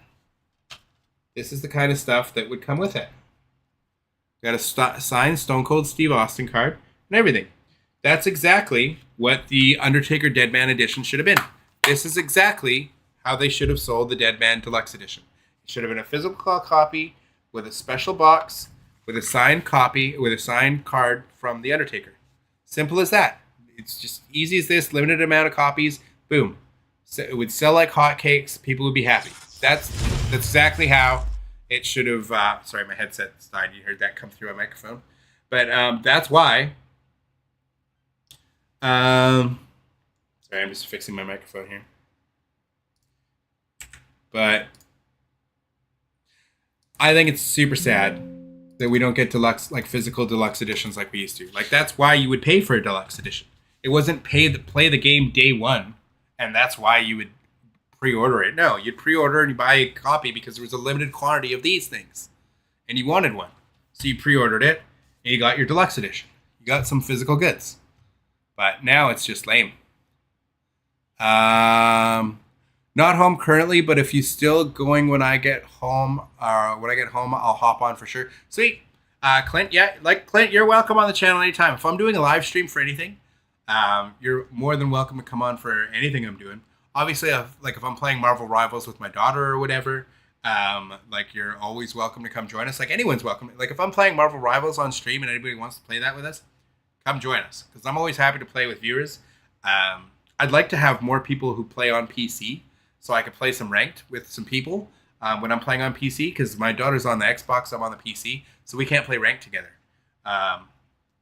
But it's still a super fun game, but I just like playing with homies. So if you ever see me streaming anything, you can always come, feel free to join me. Yeah, Vince was a little iffy. Yeah, Vince has never come back to the game. Is there a community creation for Lesnar? People will make a version of Brock Lesnar on community creations, but one thing is if we're losing cross-platform community creations and we don't have the PC versions of those community creations, you're not going to get as accurate versions of community creations. They won't be quite as good. And it's not like last year where they actually have a model of Brock Lesnar that's in the game that they can pull out and put on community creations like they could last year. So we're not going to have that this year. At least I don't think so. And again, PC, if you're on playing for the island and you're on PS5 or Xbox, you're likely not going to have that PC community creations if we are actually losing the cross-play community creations. Or cross-platform, community creations, which I think we are. Sid was in 19. That was the last game he was in. Okay, yeah. Psycho Sid's great. I miss him. He was great. Rest in peace. Another great. Lowell, yes. All updates will go in the island for sure, but 224 DLC was lit, though, on the DLC. I don't know, man. I pre-ordered and paid for all the DLC, but I did not pop on that game a single time after the DLC came out. I never played with the CM Punk, the Jade Cargill, the Dudleys, or the DDP. Never played with any of it because the save file corruption bug still existed in that game and it was still running rampant. So I stopped making content around 2K24 and stopped playing it entirely when I heard that save file bug was still happening, because it happened to me in 2K17 and that ruined the franchise for me for quite a while. And I've never gotten over that. The fact that that bug has been in the game for over a decade and they haven't fixed it. This year I have a plan for it. If it's still in the game, I'm going to push and try and make it happen on mine. And try and make sure I have it recorded and then make a whole new set of videos on how they need to, the things they need to fix in this franchise. It's very frustrating when that stuff happens. And they have a game-breaking bug that's been in the game for a decade that'll wipe your entire save file. They can't fix that, but they can add microtransactions and charge you $200 for an edition of the game and still throw in microtransactions on top of that. That's crazy.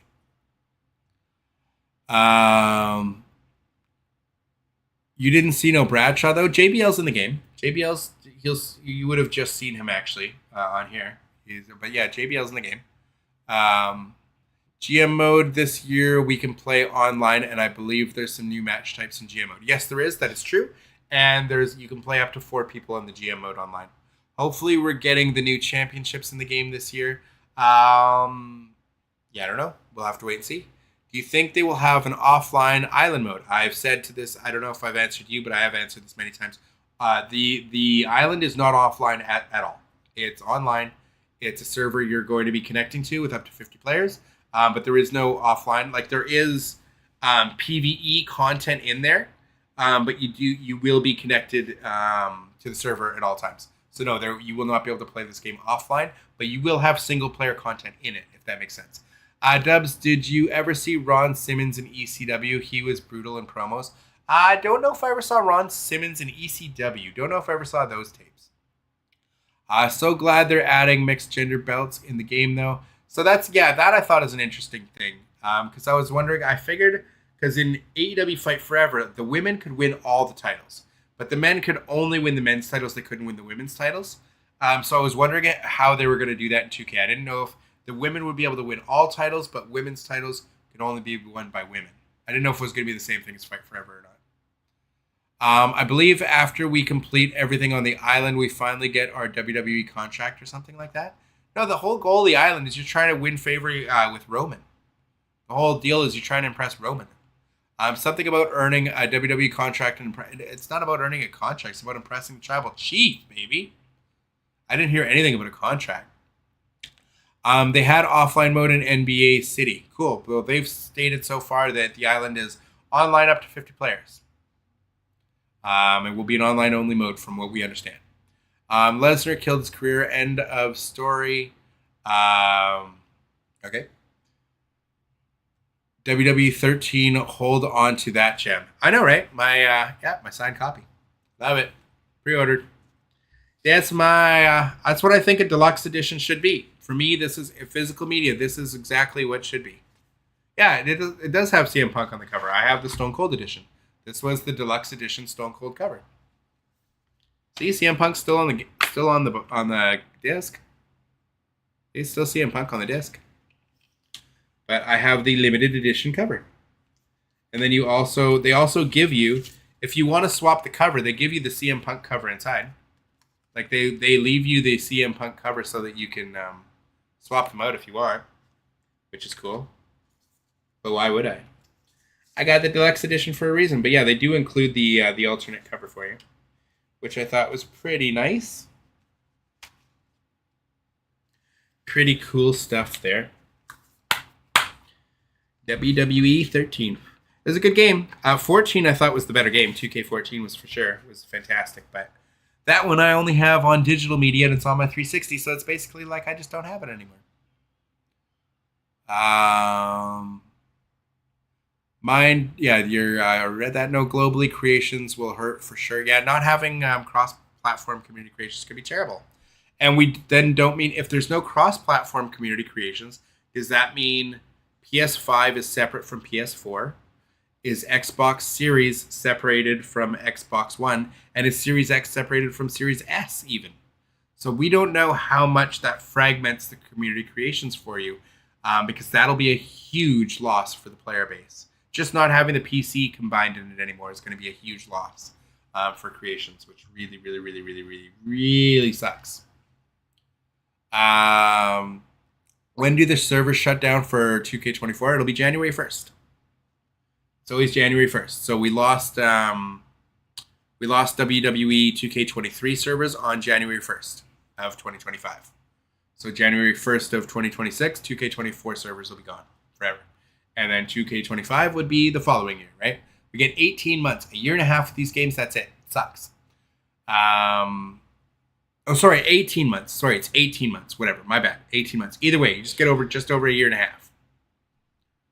Did y'all see the new ladder animations when you grab for a championship and money the banks, or how you can still swing from the object as you're continually able to grab it?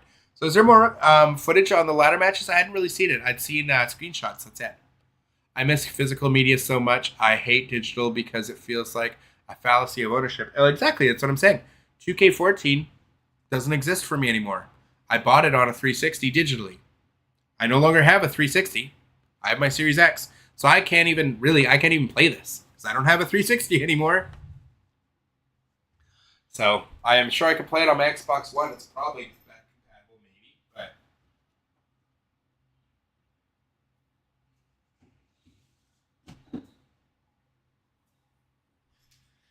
but I'm never getting rid of it because that's my collector's edition. But that's what a collector's edition is supposed to be. That's what they always used to be anyways. I miss physical media so much. I hate, why server have to stop and not continue? Because 2K are in favor of making money and they want stock price to go like this. And they don't want to spend the money on keeping servers up and running for a game, even if you spent $200 on it and then thousands of dollars on microtransactions. They do not care about you, the consumer. They only care about you, the consumer, so much as that the stock price doesn't go down, right? So as long as their stock price keeps going up and WWE games is such a small, tiny piece of 2K's greater business that it really doesn't matter what we care about. We're not really going to affect the stock price. Like, they could not, losing the WWE license would not be good for them, for 2K Studios. Sure. But otherwise, we don't really affect their stock price that much. So they don't really care. They don't want to waste the money on maintaining servers for a game. a year and a half after release, which is ridiculous. Ridiculous for the amount of money they should charge for this game, right? Yeah, it's very sad. And again, that's why I think it should be illegal for these games to have microtransactions in them. They charge $180, like over $180 Canadian, for the Bloodline, the Blood Money edition of this game, and they also have the gall to have microtransactions in the game on top of that. And it's a game that's only going to be supported for 18 months. So, yeah. I just am so against any game that does not have a free-to-play version having microtransactions in them. And I hope it becomes illegal at some point, because it's criminal. If that's your way of monetizing the game, like Marvel Rivals, a free-to-play game, fantastic, no problems. Have your battle passes, have your your skins. That's totally fine. That's how you monetize the game. But in a game that's charging you to play, nope, I don't agree with it. But that's my take. Oh, what is the likes at right now? Are we anywhere close to that 1,000 likes? Oh, we're at 40, so far away. Thank you for having me in the stream today. Love the vibes. I appreciate that. No worries. Thank you for coming to join the stream. Appreciate everybody for watching as always. But yeah, this was mainly, I just wanted to do a little live stream with you guys to see. I thought the reveal was going to be a little bit more exciting. Is there anything else on the old Twitter? Let's see.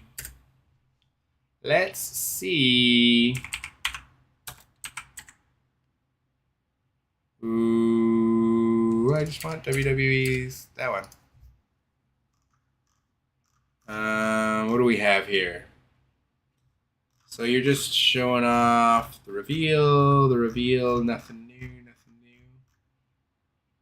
Seth Rollins entrance. Can't play that. Oh, that'll demonetize us quickly. Seth Rollins entrance. I do like this model. He's got very much the Macho Man vibe to this. And you'll be able to use this hair for your creator wrestlers. So that's pretty cool.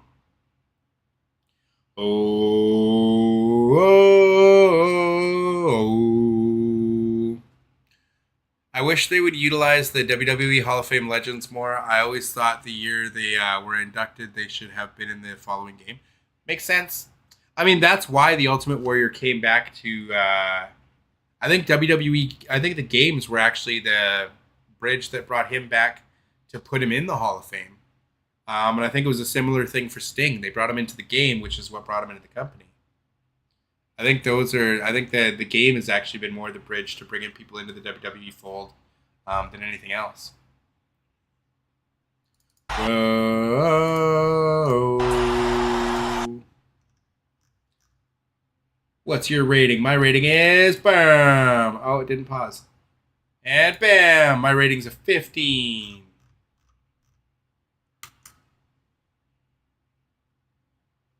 Yeah, so I think that's it. I was hoping we would get a little bit more.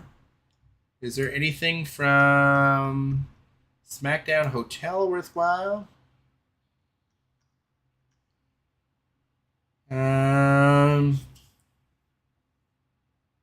Island Game Edition screenshots. Maybe anything new and interesting in the screenshots? Their site's going really slowly today. That's kind of weird. Very, very slow today. And that's sad.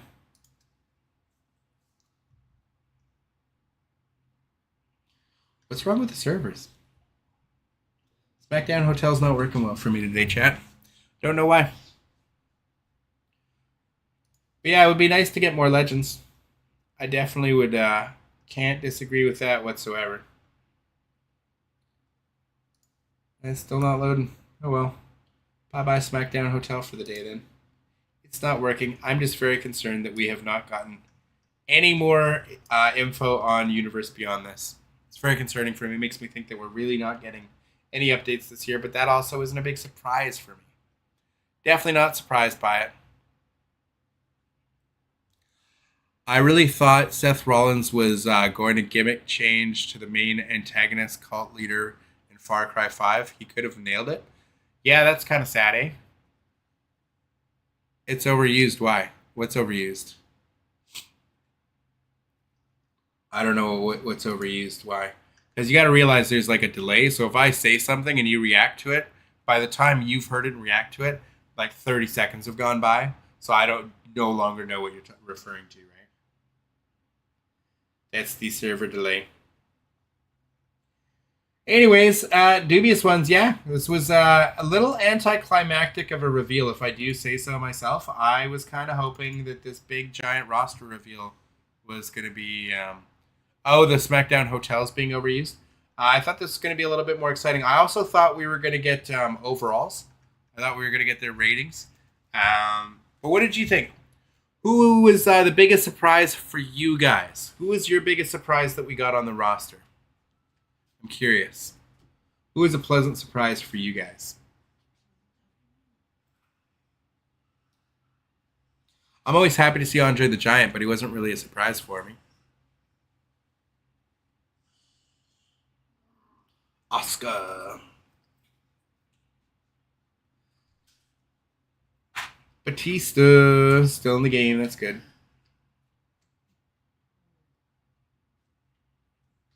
Yeah, seeing the head shrinkers, that's kind of a bit of a surprise to me. And Haku. Haku and the head shrinkers, probably. It's just like most of the legends, they've already been in a game, fairly recently. So, like, none of them are big surprises. Do you know what I mean? Wade Barrett for you. Do a playthrough of Backstage Assault. Yeah, that's not going to happen. That game was terrible. Oh, those WCW games by EA Sports were so bad. They said in the last ringside report that we was going to get more match types coming soon. So the match types have been confirmed that it's the Bloodline and the Underground match, and we saw a preview for the Underground match. We just haven't seen one for the Bloodline match yet. Duke Hudson, Giovanni Vinci, Baron Corbin, okay, Sonya Deville, others that were released but they still appeared in the game. Okay, that's great. So some people are excited for that. That's cool. I think it's cool that they're still in the game as well, that they didn't get removed, because in prior years they have had them get removed. So that's cool. I agree. Mad Dog Steve, yeah, no, Backstage Assault, sorry. No thanks. But I am thinking about playing through maybe some of the ones that I never played before. For like, I just don't know if the story mode in like, say, Here Comes the Pain, or one of the SmackDown versus Raws, because I heard the SmackDown versus Raws, the story modes are quite good, like the 06, 07, stuff like that. So I'm thinking about doing like maybe a stream playing through the story mode in one of those games. I just didn't know which one was the best. So far, the votes were for the very first SmackDown versus Raw, which I think was 07. Alexa Bliss, that was yours. Sonya Deville was hot. Sonya Deville, Alexa Bliss, yeah. Yeah, I'm happy to see Alexa Bliss for sure. I'm not surprised she's in, though. But happy to see her. JC Jane, Jade Cargill, Jada Parker, Jakara Jackson. Oh my. Oh my. Oh, dubious ones. Well, again, this was just Elektra Lopez. There you go. This wasn't meant to be like a super long stream, but I mean, anytime you guys are popping into chat and you guys want to chat, I'm happy to keep on hanging out with everybody. Oh, I missed whatever that was retracted. Yeah, the Here Comes the Story Pain story mode was great. I would love to see that again. Okay, so maybe I'll play the Here Comes the Pain one.Maybe I'll give that a try. I just feel like something at some point when I have some time.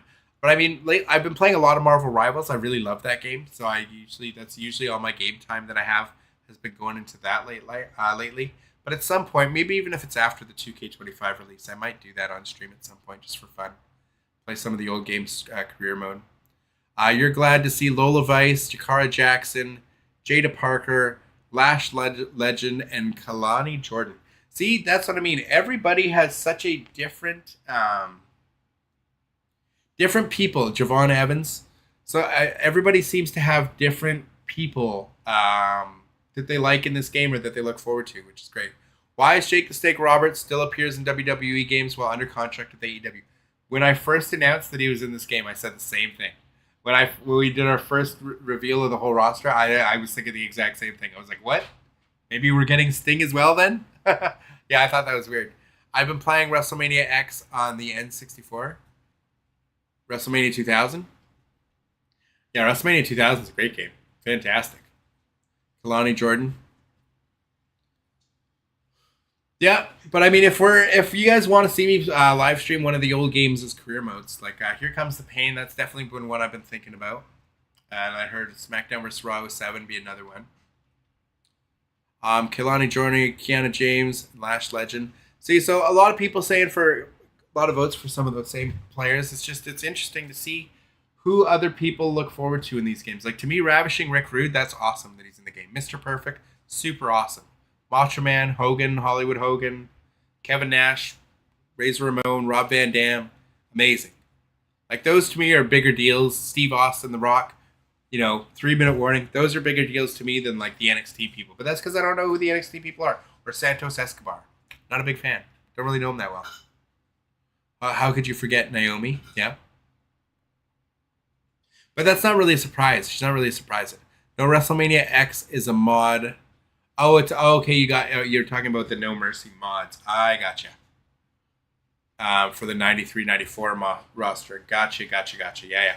I've never. Well, I can't say I've never. I have played some of the mods way back because again, they've been modding that game forever. So I played them probably in the early 2000s. Some of the mods that people had made, maybe like the early 2010s or something. But I have not played a No Mercy mod in a very long time. But they definitely look pretty cool. Like the Here Comes the Pain, or no, the Feel the Bang mod, the WCW one, that looked pretty cool.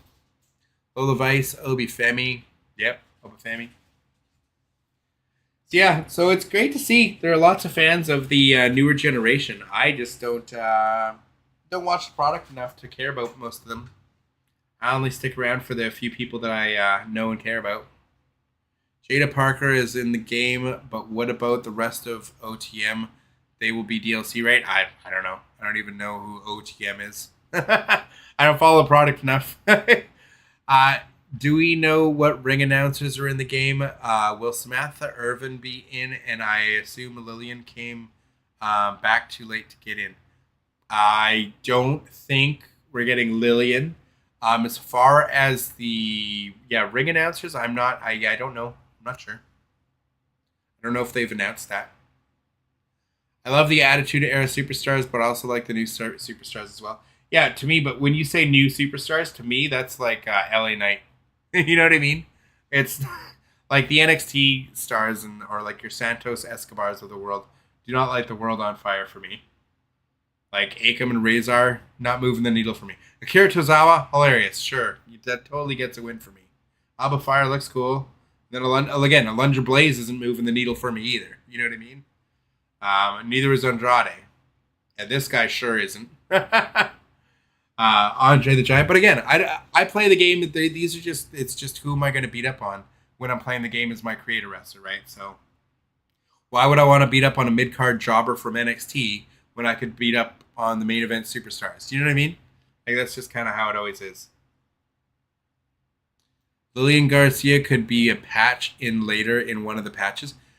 I don't understand, like, for the people who say things like that, like thinking that they're going to patch in a lot of great things into this game later, where is your reference point of them ever doing anything like that ever before ever? Like in the history of 2K being the publisher or Visual Concepts being the developer for this game, when have you ever seen them do a major patch or anything like that for any of these games? Ever. When would they have the time when as soon as this game gets released, they're developing the next one for another annual release? When do you think they're going to have the time to just patch in a new ring announcer into the game? Like, it's just not going to happen. I just don't understand where the people who think these things might happen, like, where's your frame of reference? Where's your history to support this? You know? One of the best moments on Raw is Triple H pedigree Stephanie McMahon on the announcer's table. I wonder why you think that one. Scarlett. Needle Mover is the Island Tama Tonga. Tama Tonga is Islander Tama. Sorry. There you go. Yeah, that's the big Needle Mover. Love it. Nah, Samantha Irvin isn't going to be in the game. She left a little bit after, same time as Ricochet did, so she's not going to be in the game. I also like the new stars that are on the main roster.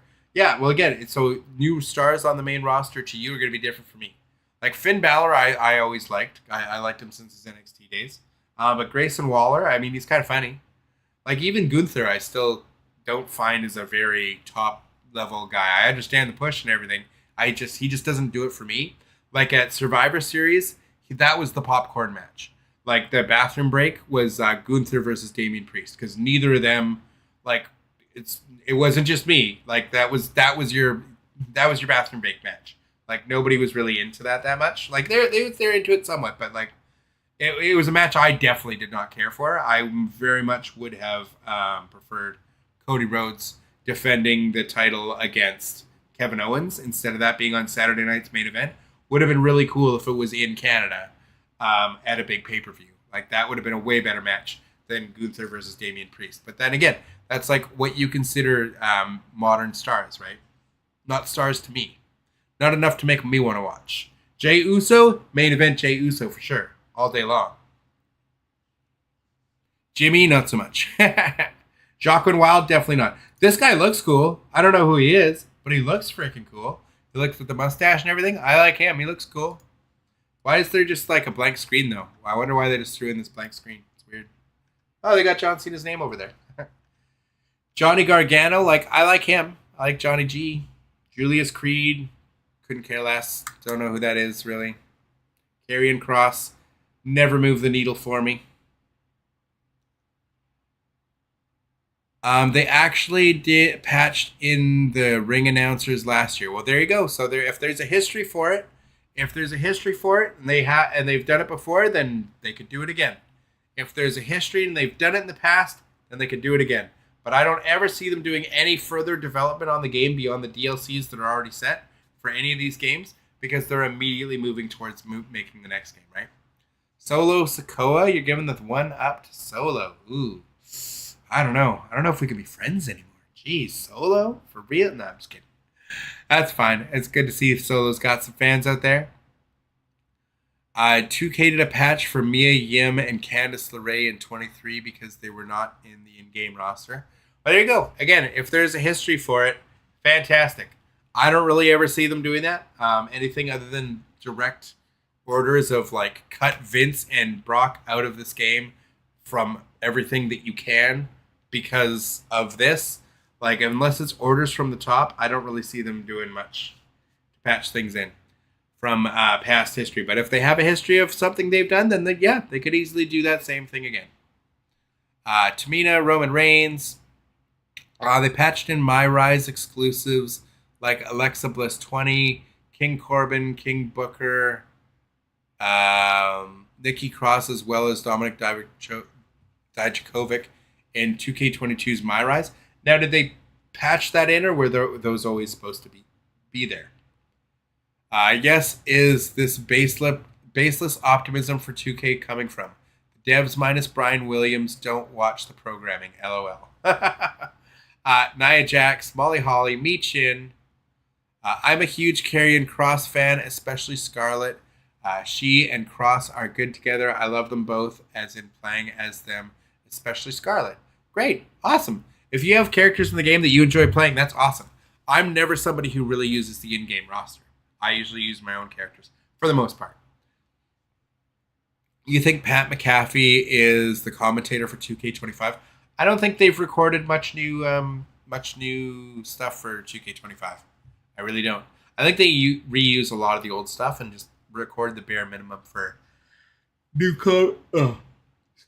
for a new commentary.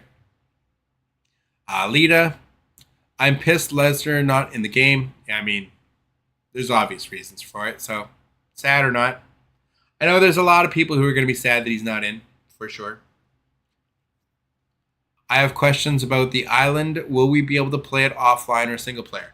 So again, there is lots of PvE content. There's going to be lots of single player stuff to do, but you will have to be online from what we understand. It's going to be online up to 50 players, But I believe it's an online-only mode. You will have to be playing it online for it. For it to work. Like for like you have to be connected to the server. So I don't think there's any way to play it not online, which is why I think you won't be able to play it in 18 months when the servers are no longer up. So I think you'll only get your 18 months with the island, and that's it. Could be wrong, but from what I understand, it's online only. I like Ken Shamrock. Yeah, I was a big Ken Shamrock fan in the Attitude Era for sure. Like he had some great feuds with The Rock at WrestleMania. Like he was brought in that Bret Hart, Steve Austin feud. I thought he had great feuds with The Rock. Was doing great as Intercontinental Champion and was on pace to become champion. Had he stuck with them, he definitely would have been at the top of the card, probably with the likes of your Triple H's, Stone Cold's, Rocks, and all them, because he was already feuding with those guys, right? He's already on that level. So I would have been very surprised if he didn't become world champion had he stuck around in the company. But yeah, I was a big Ken Shamrock fan as a kid. They were My Rise exclusives, but they were patched in later on. Yes, but were they always planned for the game, or like why were they patched in? Like were they not? Like were they planned to be in the game and they just hadn't finished making them yet, or like how did that go about? Because I don't remember how that came about. John Cena, Hunter Hearst Helmsley. So we will need PS Plus. I'm assuming so. Sadly, I'm not 100% sure on that. Don't go out and buy PS Plus ahead of time. Wait and find out. Wait till the game releases and we're able to get concrete evidence for you before you go waste money. But as far as I know, yes, you will. But again, not 100%, so don't go out and buy it before you need to, just in case, right? But as far as I know, it's going to be online only, 100%. That's what I've come to understand. But I'm sure they will correct us if that's not the case. But if they said online, up to 50 players in a server. Even Triple H as well. He feuded with Chris Jericho as well. Yeah, exactly. Eddie Guerrero, Hearts, yep. Rest in peace. Mr. Guerrero. They got two versions of Joe Gacy, Dexter Lumis, and Nikki Cross. That makes sense. Thank you. You're welcome. My pleasure, Ryan. No problem. Cactus Jack. Yeah, you're getting the three faces of Foley, which is cool. Always cool. DDP. Doink the Clown. I mean, again, just because they're shown here doesn't mean they're not getting multiple versions of that character. Like if you don't see a second one, because we already know Seth Rollins has his Seth Rollins 22 gear. Same thing for Roman. We know we're getting current day and at least the showcase versions. So just because they're not in this little roster reveal with both their attires, even though some of them have two characters, like we've seen Dude Love, Cactus Jack, we've seen Six, we also see X-Pac. So I think like when they have different names, maybe they get two. But if they have just different costumes, they're not telling you. You know what I'm saying? Because we have Hulkamania. The Islander Tama. Hilarious. But we do have Hulkster, the Hulkster.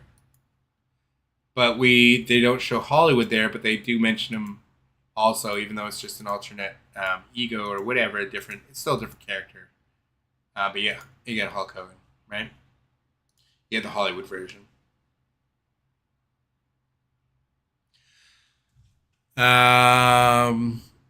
They were planned to be in the game, but they were put in My Rise then later and added on to the full games via patch. Yeah, that's what I'm saying. So they were always planned for it, right? And that's what I'm saying. And for stuff like pulling stuff out that was in that they have to patch them into the game, like people are like the modders were already able to pull them out and put them on community creations anyways. I think that's actually why that happened for those characters, because they were already getting put up for free on community creations, but it was causing issues in the game or something like that. I seem to remember something like that. Roman Reigns, acknowledge me. I've wanted WWE to bring back Brawl for All. Really? Why? That was terrible. They could do Brawl for All and have Logan Paul in there slugging it out with God, who won it? Bart Gunn. They bring Bart Gunn back, or Butterbean. Butterbean can go box Jake Paul.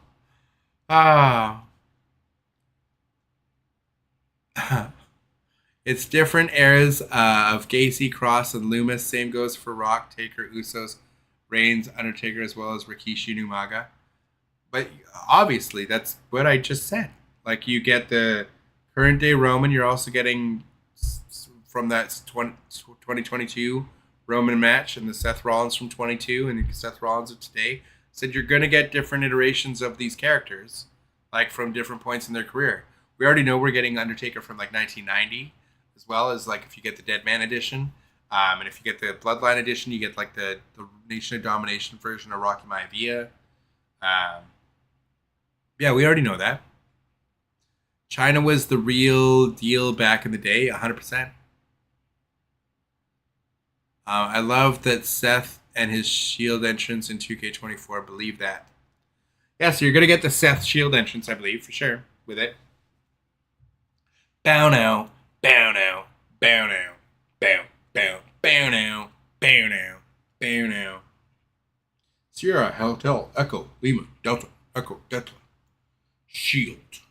Bow now, bow now. George the Animal Steel and Gigi Dolan. Grayson Waller. Oh, the Head Shrinker Fatu is just another version of Rikishi. Sure is. But if they have a different name, they showed them both. I think it's cool that we're getting the Head Shrinkers, though. I played as the Head Shrinkers in, like the old Royal Rumble games for Genesis or like the Rage in the Cage for like Sega CD. They were in some of those games. The Head Shrinkers. Those are the last games I remember playing as them in. We need legends like Earthquake coming back and Val Venus. Those are good suggestions earlier in the chat. I agree. Echo, Lima, Delta, Shield. Too bad Jay could not get a proper entrance this year, right? Agreed. They said this year that we will be able to use the 24/7 title, the Hardcore Championship belt, and wrestle with any wrestlers of gender. So cool. I mean, we've always been able to use those titles. The problem I have with the Hardcore title, in Universe mode specifically, is that it doesn't make the matches hardcore. You have to do that yourself manually. It doesn't default it should be a stipulation on the title, and it's never been in properly, where all the matches are a no disqualification match. And I've never understood that. You have the Hardcore title. Why isn't it just by default any kind of no disqualification match? It can be in a Hell in a Cell, it can be in a cage match, but even if it's just a one-on-one match, it's still a hardcore match. It was always so silly to me that wasn't a thing. So hopefully they fixed that, but I didn't hear anything about them fixing that, so I doubt it. Yeet. I don't remember the Head Shrinkers being in Royal Rumble on the Genesis. Yeah, they were in one of them. I don't remember which one it was. It was either Raw, Royal Rumble, or Rage in the Cage for Sega CD. One of them. I just remember. Head introducing first from blah, blah, blah. Head Shrinker Samu and his opponent, blah, blah, blah, blah, blah, blah. Head Shrinker Fatu.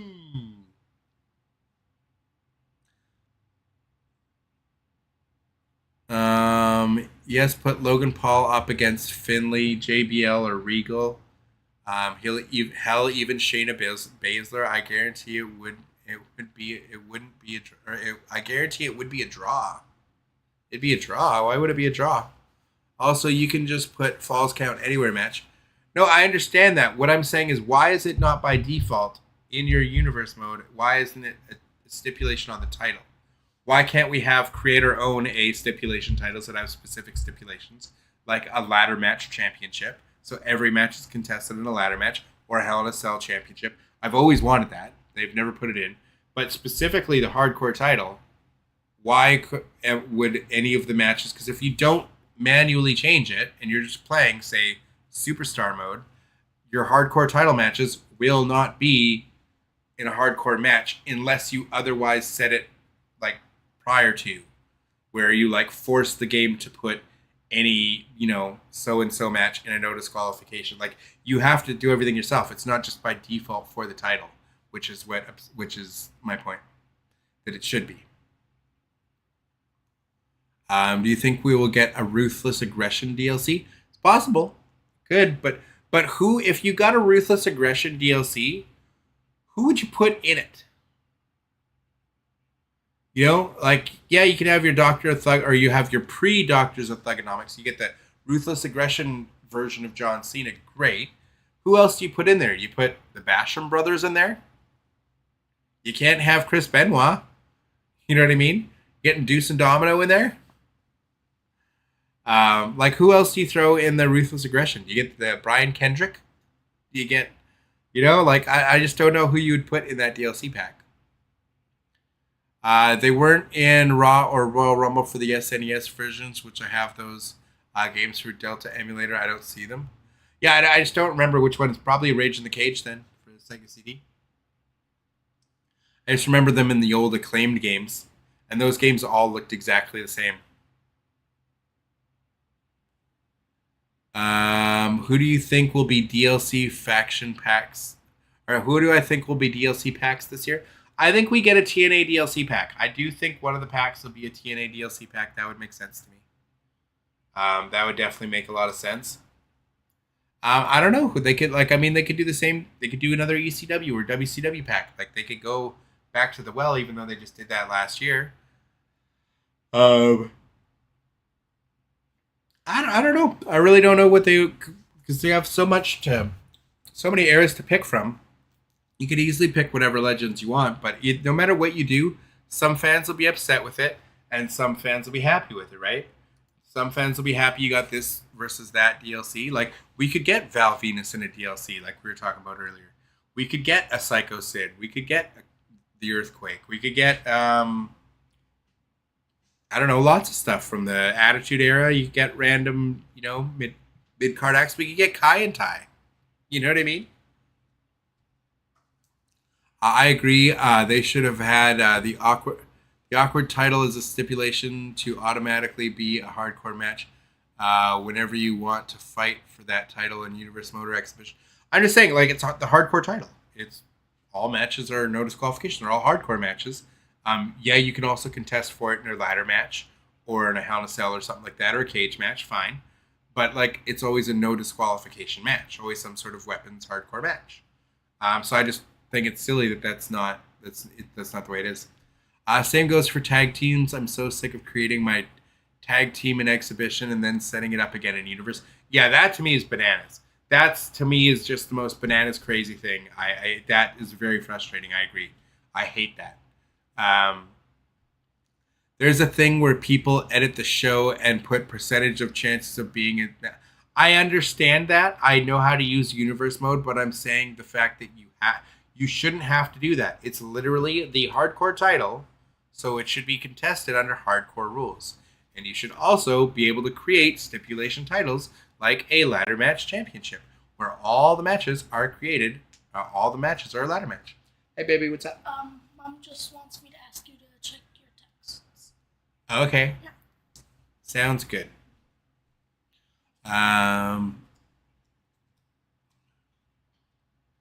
There's a thing where people. Okay, yeah, sorry, I just read that. Sorry, I'm old. I meant draw, as in it would bring in butts into seats and money. Oh, okay, yeah, it's a draw. I gotcha.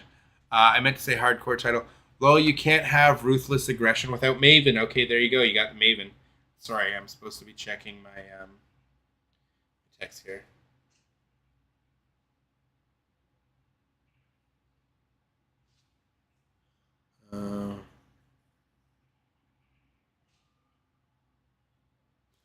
But yeah, I don't know. It's just something I've always wondered. Like, stipulation titles, I think would be a cool addition for Universe mode as well.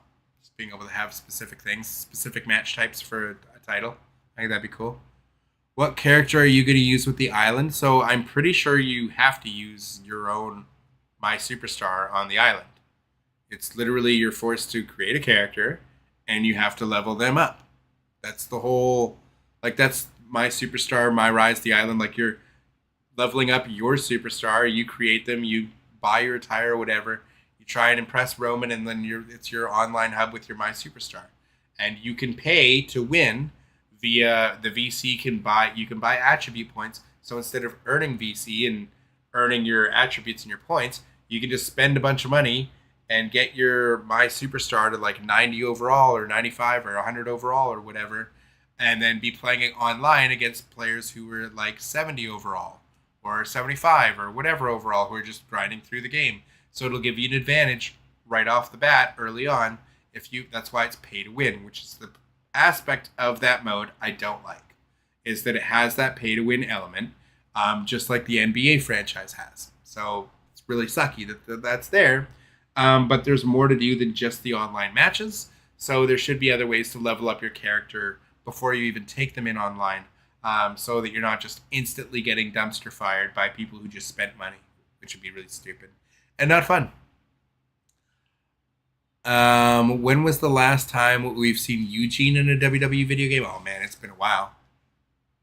Val Venus is not good on good terms with WWE. Also, he's known for saying a lot of dumb stuff on social media, which is why Val doesn't know how to stop running his mouth and saying controversial things in wrestling. Okay, I did not realize that. So there you go. That's why he's not coming in these games. Laugh my ass off. Kai and Tai. I remember Funaki was so underused. Oh my god, he was freaking great. He was. Same with Nunzio. Great seller, great worker. Okay. That's not what I mean. What's your gimmick going to be on the island? Is what I mean. What do you gimmick? What do you mean? Like I don't know anything about gimmicks. Like I'll have like broke wallet gimmick. Yeah, I won't be spending money on virtual king. I don't know. What do I know? How would I know about what my ring attire is going to be when I don't even know what the creation options are? They might limit you to just having like basic ring trunks or a pair of jeans and a t-shirt or something until you spend money or earn the stuff. So I have no way of knowing until we see what creation options we have in front of us. I mean, ideally, if we were able to just import your creator wrestlers from years past, I would have just taken my like 2K14 creator wrestler and brought him forward all these years later and just used the same one and updated a few things on him here and there. But the amount of time I've had to put into creating my character year after year after year, it's monotonous, man. It takes a long time, and it's just a pain in the butt. And I really wish you could just at least take one character forward with you every year, because I'd still be playing with my character from like 10 years ago and just maybe update how he looks a little bit, because the graphics get better, you get more hairstyles, more beard options and whatever, so maybe change him a little bit, but yeah. Funaki was a former hardcore and cruiserweight champion. Yeah, Funaki was great. Who didn't love Funaki? He was hilarious. I forget, what was his one line that he'd always say?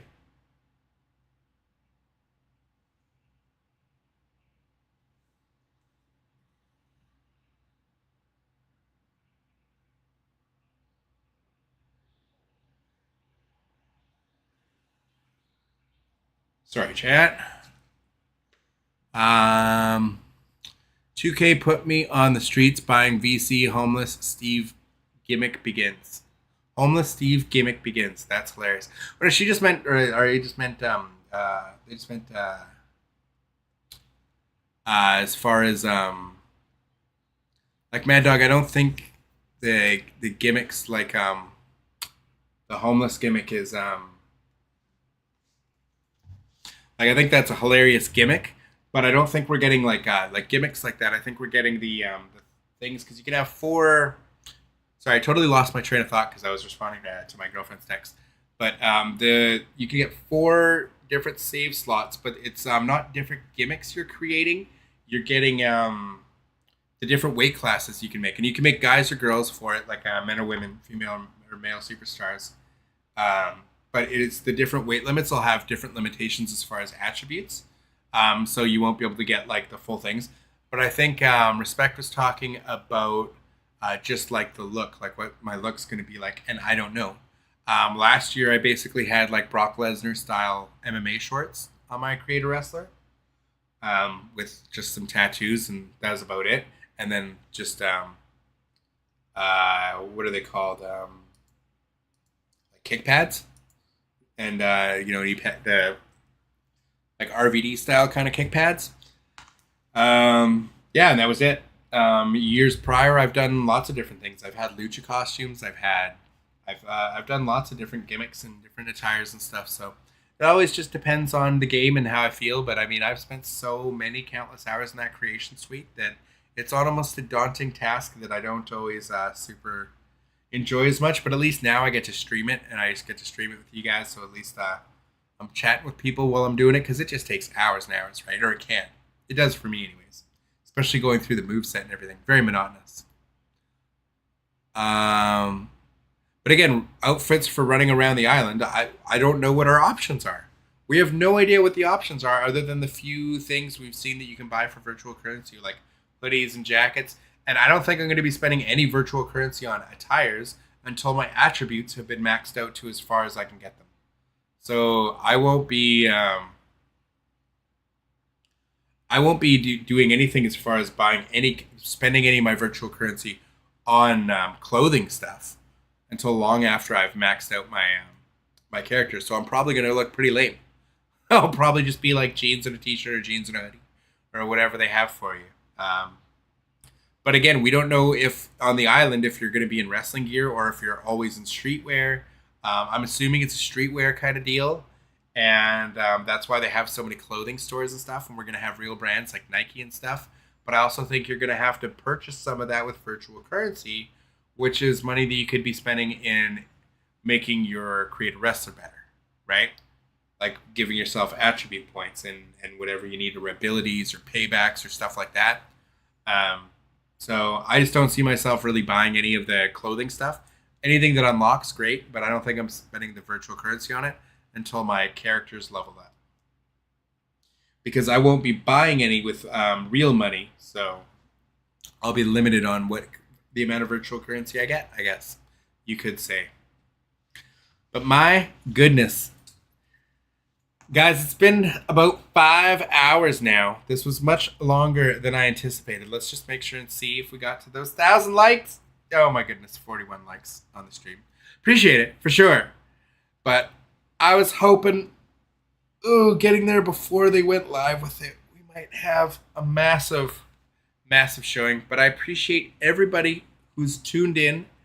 Thank you all. I hope you enjoyed the stream. Make sure you go and follow me on Twitter at Mr. Dubs86. Link will be in the description down below for you. So that you never miss a video. I'll always post whenever I'm going live for anything and whenever I'm posting a video.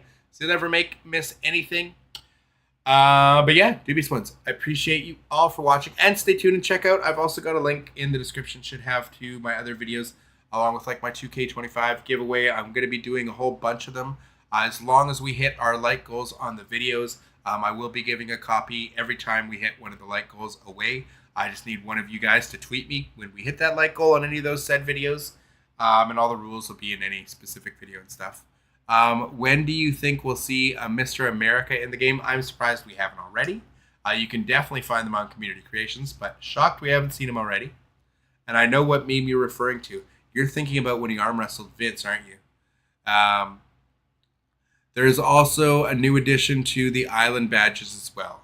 So, I mean, we've never had the island before, so anything in the island would be a new addition, right? I'm assuming. But, Dubious Ones, that's going to do it for this one. Sorry if this wasn't more exciting. I actually expected to see, like, Lex Luger's cool, but I actually expected to see a few more surprises in the roster. Like, just because of how big they made it seem like it's, like, the biggest ever. But nobody really stood out as, like, brand new, like, oh my god, I can't believe they're in the game. You know what I mean? Like, we didn't get a Goldberg or a Sting or a, you know, that name didn't stick out to me this year as far as, like, anybody in there. Thank you, Miracle. I appreciate that. Mr. Fuji's there. That's cool. Mr. Perfect, always great to see. But yeah, there was no one that really stood out to me. Being a big, you know, standout name that's just like, oh my god, I can't believe they got this person back or this person back. But, we got CM Punk last year actually back in WWE. So I guess, you know, miracles can happen every year. But anyways, Dubious Ones, I appreciate you all. Thank you all for watching. I will catch you all in the next one. And until then, I will see you all later. Thanks for watching. Peace.